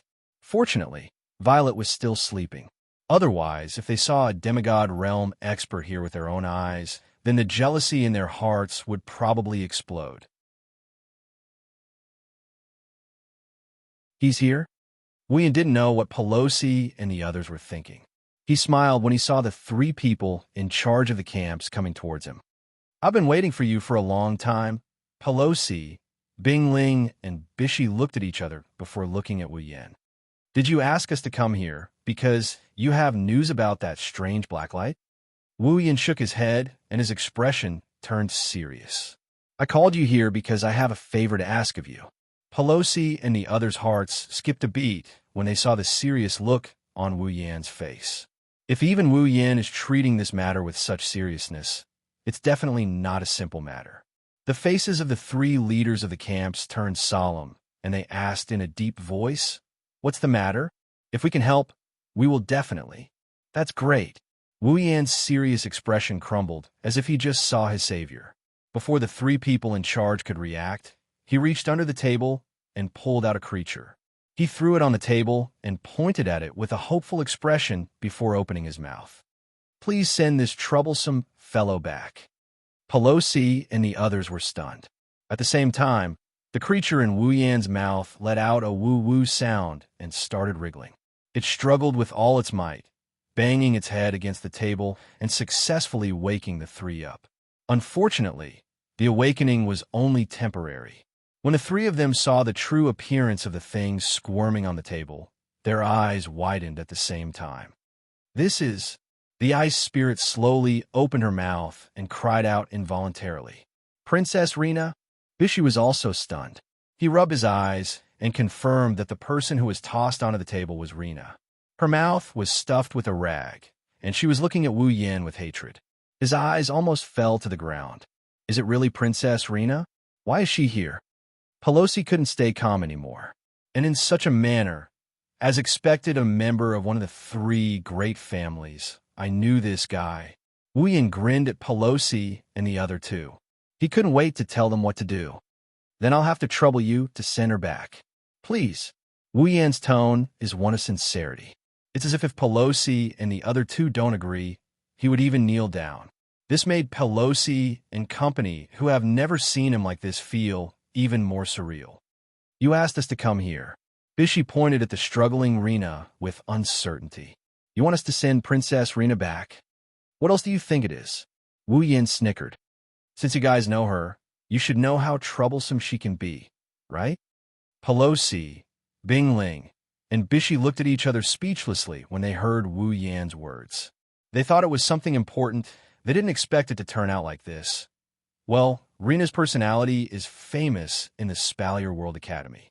Not only is she a lesbian who is madly in love with Sylph, but she also hates men. Even if she doesn't hate them, she won't be nice to them either. Bingling and Bishi have heard more than once about a male student who called out Sylph's name in his dreams and was hung up on the arena tower by Rena the next day. It's not an exaggeration to say that Rena is a little devil. Bingling and Bishi thought back to the time when Rena took a leave of absence for a few months, and the male students even held a celebratory banquet to celebrate her absence. They started to understand why Wu Yan did this. However, Wu Yan is destined to be disappointed, even though we really want to help you, Bishi said with a gloating tone when Wu Yan was hoping that the three camp leaders would take Rena away. But I'm sorry, there's nothing we can do this time. Pelosi and Bingling nodded their heads. Wu Yan was dumbfounded by this. Why? It's just sending a person back. That shouldn't be hard for you, right? Wu Yan raised his voice. Are you worried that something will happen to this camp? Don't worry. I will protect this camp while you're away. I'll make sure it will be fine when you return. You're thinking too much. Pelosi laughed at Wu Yan. It's not because we can't help you. It's because we can't help? Wu Yan didn't understand. Seeing this, Pelosi said directly, even you can't control Princess Rena. Do you think we can make her listen to us and leave with us? What's so hard about that? Wu Yan's forehead dripped with sweat. An ugly smile appeared on his face. Look, isn't she very obedient right now? Why don't you just throw her on the airship and send her back to the Academy or Feyya Empire? We're not as brave as you are. The three laughed bitterly. She is a princess. If we treat her like this, not only will the Emperor of the Feyya Empire do something to us, the Patriarch will definitely kick us out first. Dejected, Wu Yin asked again. Is there no other way? Pelosi and the other two were silent. After a long while, Pelosi suddenly raised his head. Have you heard of the land of gods?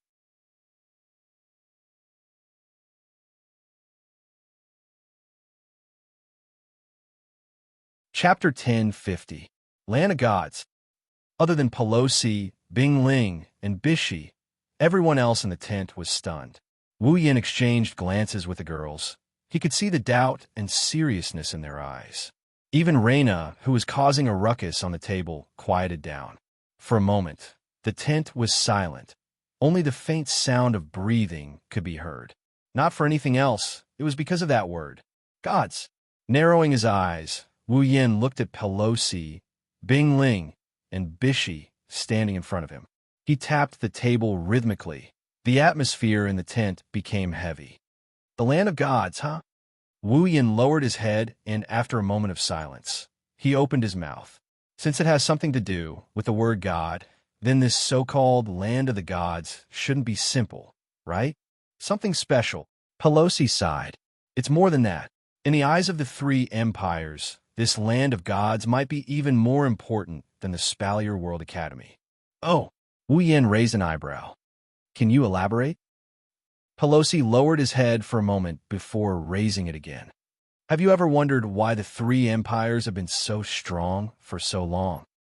Wu Yin and Ko frowned when they heard this.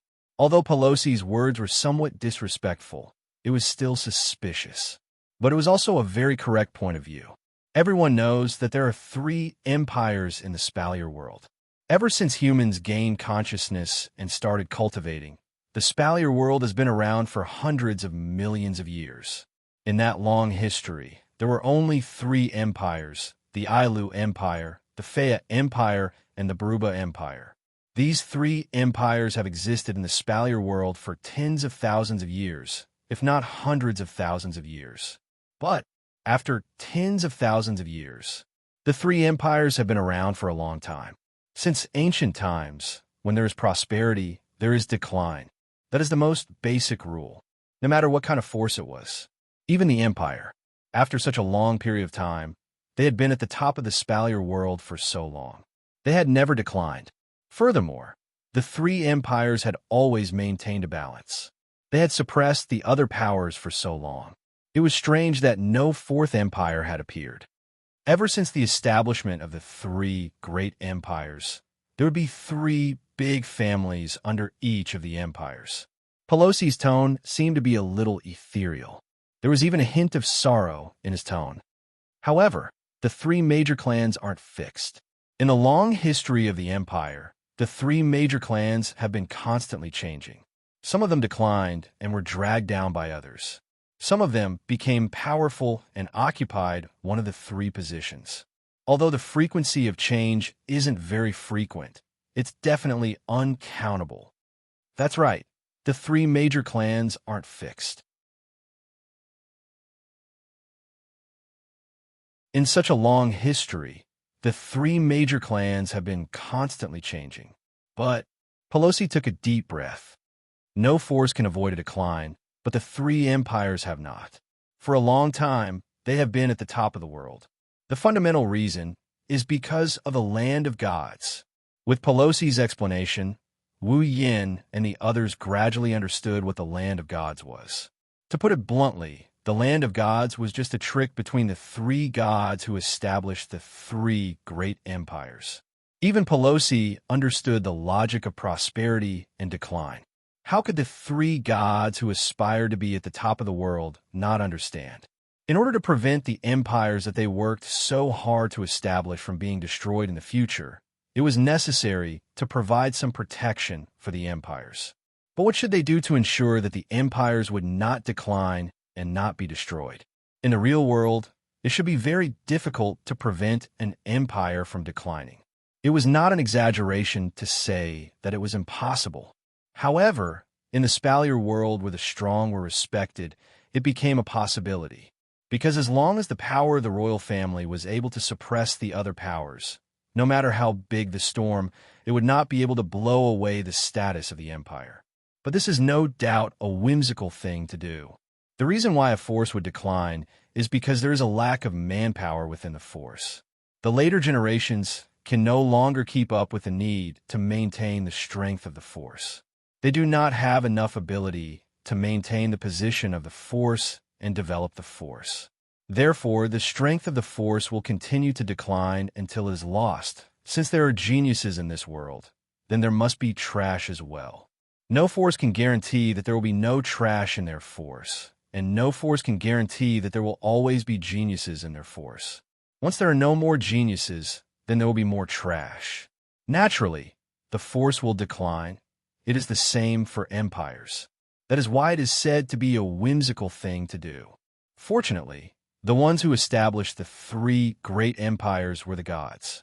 In order to ensure that the imperial family could maintain their power as the strongest faction in the world, the 3 divine beings traveled all over the world of Silveria and collected all the treasures, items that could improve one's aptitude and strength. They were left for their descendants to use to ensure that the imperial family could last for a long time. Thus, the land of gods was born. Every once in a while, the younger generation and even the older generation of the royal family of the 3 great empires would go to the land of gods in search of opportunities to improve themselves. This is also why the top few in the Spalier World Academy rankings are always members of the royal family. This was also the reason why, after so many years behind the 3 great empires, there would definitely be a demigod expert as the guardian god. This is why Pelosi said that the land of gods is more important than the Spalier World Academy to the 3 great empires. I think the reason Princess Rena asked for leave is to go to the land of gods, right? Pelosi glanced at Rena, who was on the table. There are 2 conditions to enter the place of god spirits. One is that you must be a member of one of the 3 royal families. The other is that you must be at least at the 6th level. Before she applied for leave, Princess Rena was still at the peak of the 5th level. However, the place of god spirits will open again soon. In order to let Princess Rena enter the place of god spirits, the Faya Emperor must have prepared some treasure for her to use. That's why she applied for leave. Hearing this, everyone turned their heads to look at Rena. Rena immediately snorted and turned her head away. It seemed that Pelosi was right. Wuyan shook his head with a chuckle. Then he was puzzled. I didn't expect there to be such a secret in the Spalier world. Why are you bringing this up? Don't you want Princess Rena to go back? Pelosi didn't mince his words. The land of gods will open soon. The 3 great empires should be there already.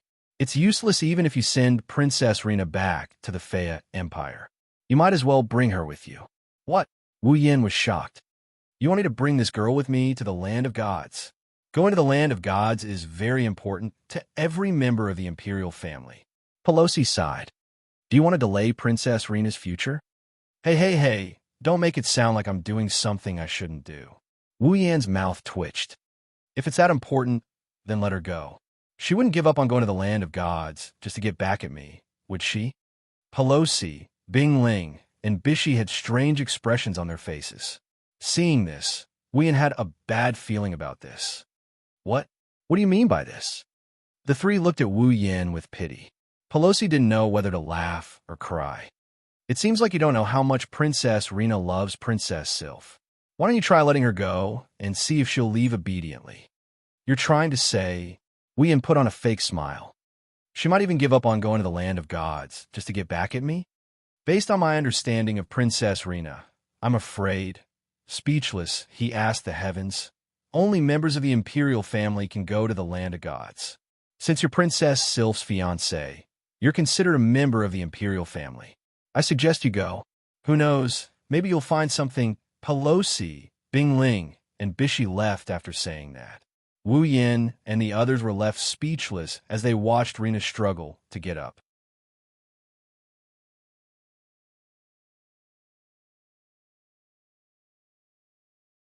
Chapter 10:51. Let's go then.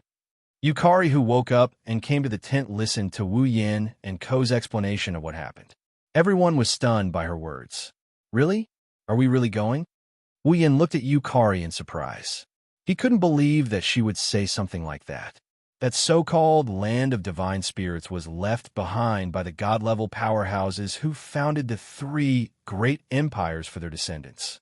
Since the things inside can guarantee that the three great empires will not decline for a long time, and even guarantee that the demigod guardian god will continue to be passed down, then it must be incomparably important. Why would they let me go in there? Didn't you just say it yourself?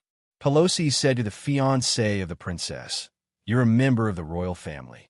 Yukari covered half of her face with a paper fan. Then it's reasonable for you to go in there, right?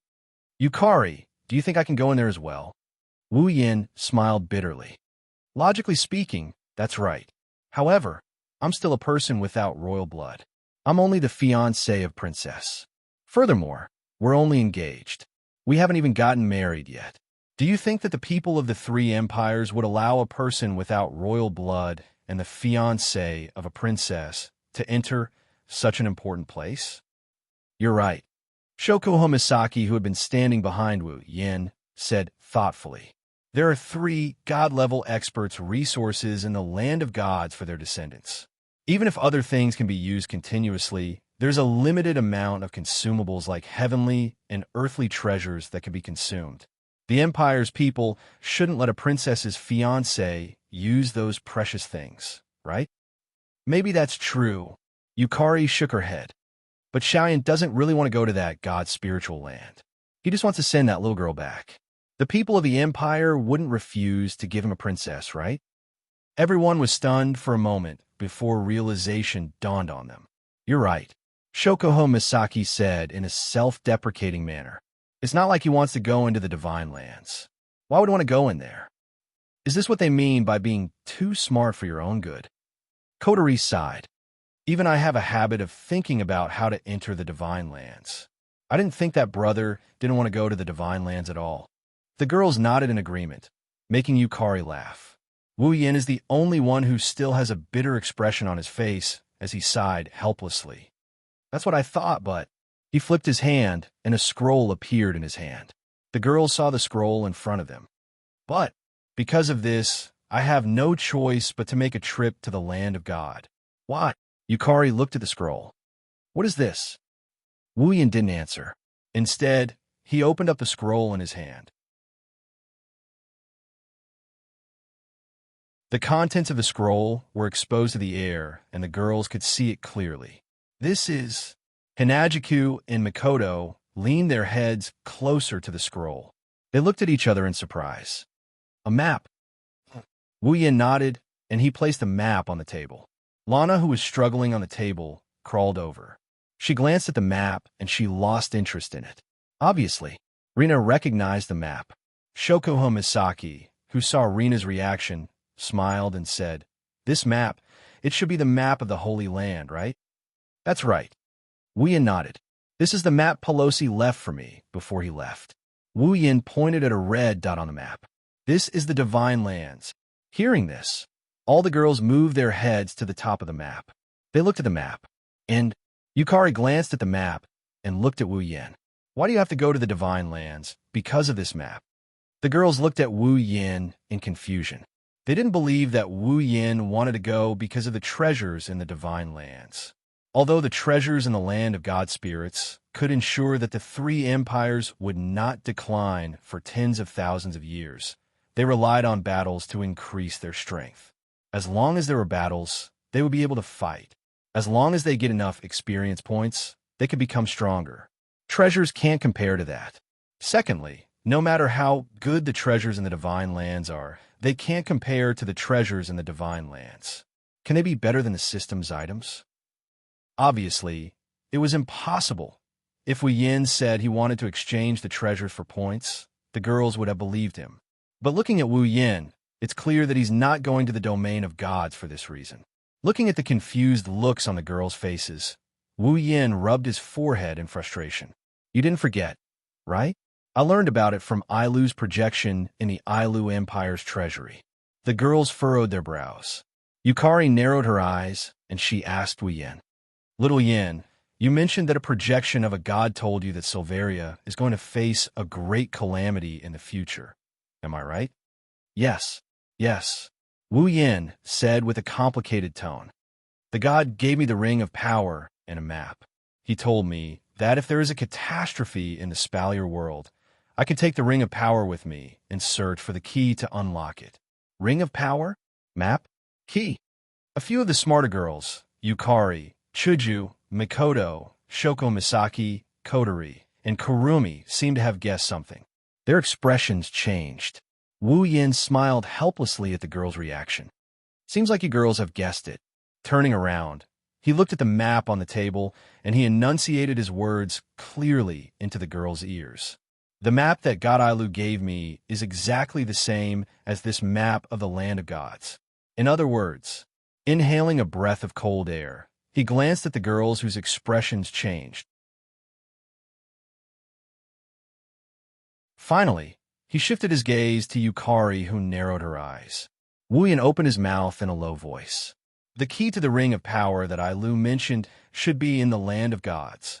Wu Yan's speech silenced the crowd. Lana was the only one who kept whimpering. Her eyes were filled with shock. What did she just hear? Ailu, God, ring of power, catastrophe? What's going on? Lana couldn't ignore what Wu Yin told her. Her body was tied up and her mouth was gagged. She could only shout as loudly as she could to get help from the others. Unfortunately, the others were too absorbed in Wu Yan's words to forget about Lana. Otherwise, they wouldn't have brought this up in front of her. Looks like we need to confirm it. Yukari spoke first. Her crystal-like eyes turned to Wu Yin. Little Yin, if that's the case, I think you should go to the Holy Land. I want to, but didn't I just say it? Wu Yin looked like he had a headache. It's impossible for the imperial family to allow me to enter the land of gods. No matter what, you have to go. Yukari waved her fan calmly. Go see if there's a chance. If there's a chance, you can go in. Wu Yin frowned. I'm not against it, but Yukari, aren't you coming with me? Yukari, didn't you say only the imperial family can go? Yukari chuckled. I'm not from the imperial family. Yukari, you're joking. Wu Yin shook his head. If you want to go somewhere, no one in this world can stop you. Purple slowly withdrew her smile and let out a sigh. No matter how powerful I am, I'm still just a demigod. Since the land of the gods is a place built by the gods with their great power, it's impossible for them to not have any means to guard against invasions. Although I'm also a little interested in breaking such means, it's best if I can achieve my goal without having to make a move. So, little Yin, you should go and take a look first. She opened the paper fan in her hand again and covered her mouth. A light flashed in her purple eyes. If we really don't have the chance to enter, then at that time, we'll go and meet this so-called place of gods. Everyone looked at each other and solemnly nodded their heads.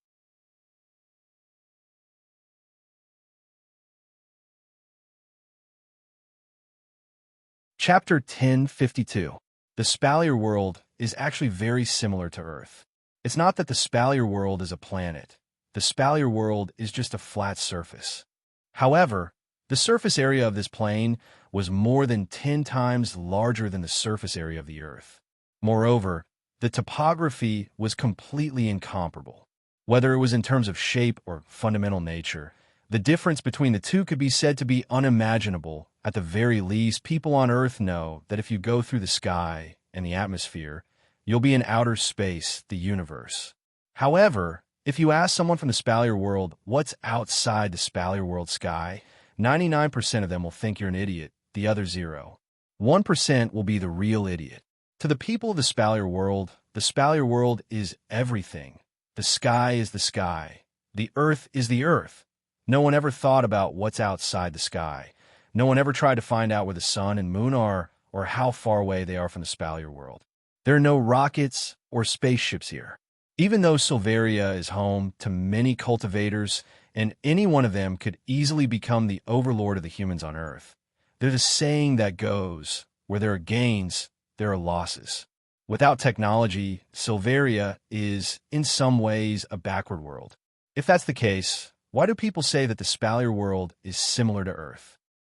The reason is that the Spalier world is just like Earth. It's made up of land and ocean. However, the composition of the Spalier world's land and ocean is very simple. If you think of the Spalier world as a flat surface, then The Spalier world's continent is at the center. It's about 40% of the world's surface area. The other 60% is all ocean, a flat surface ocean. As for the land of gods, it was located right above this ocean, in the sky above the boundless ocean, on the similarly boundless horizon.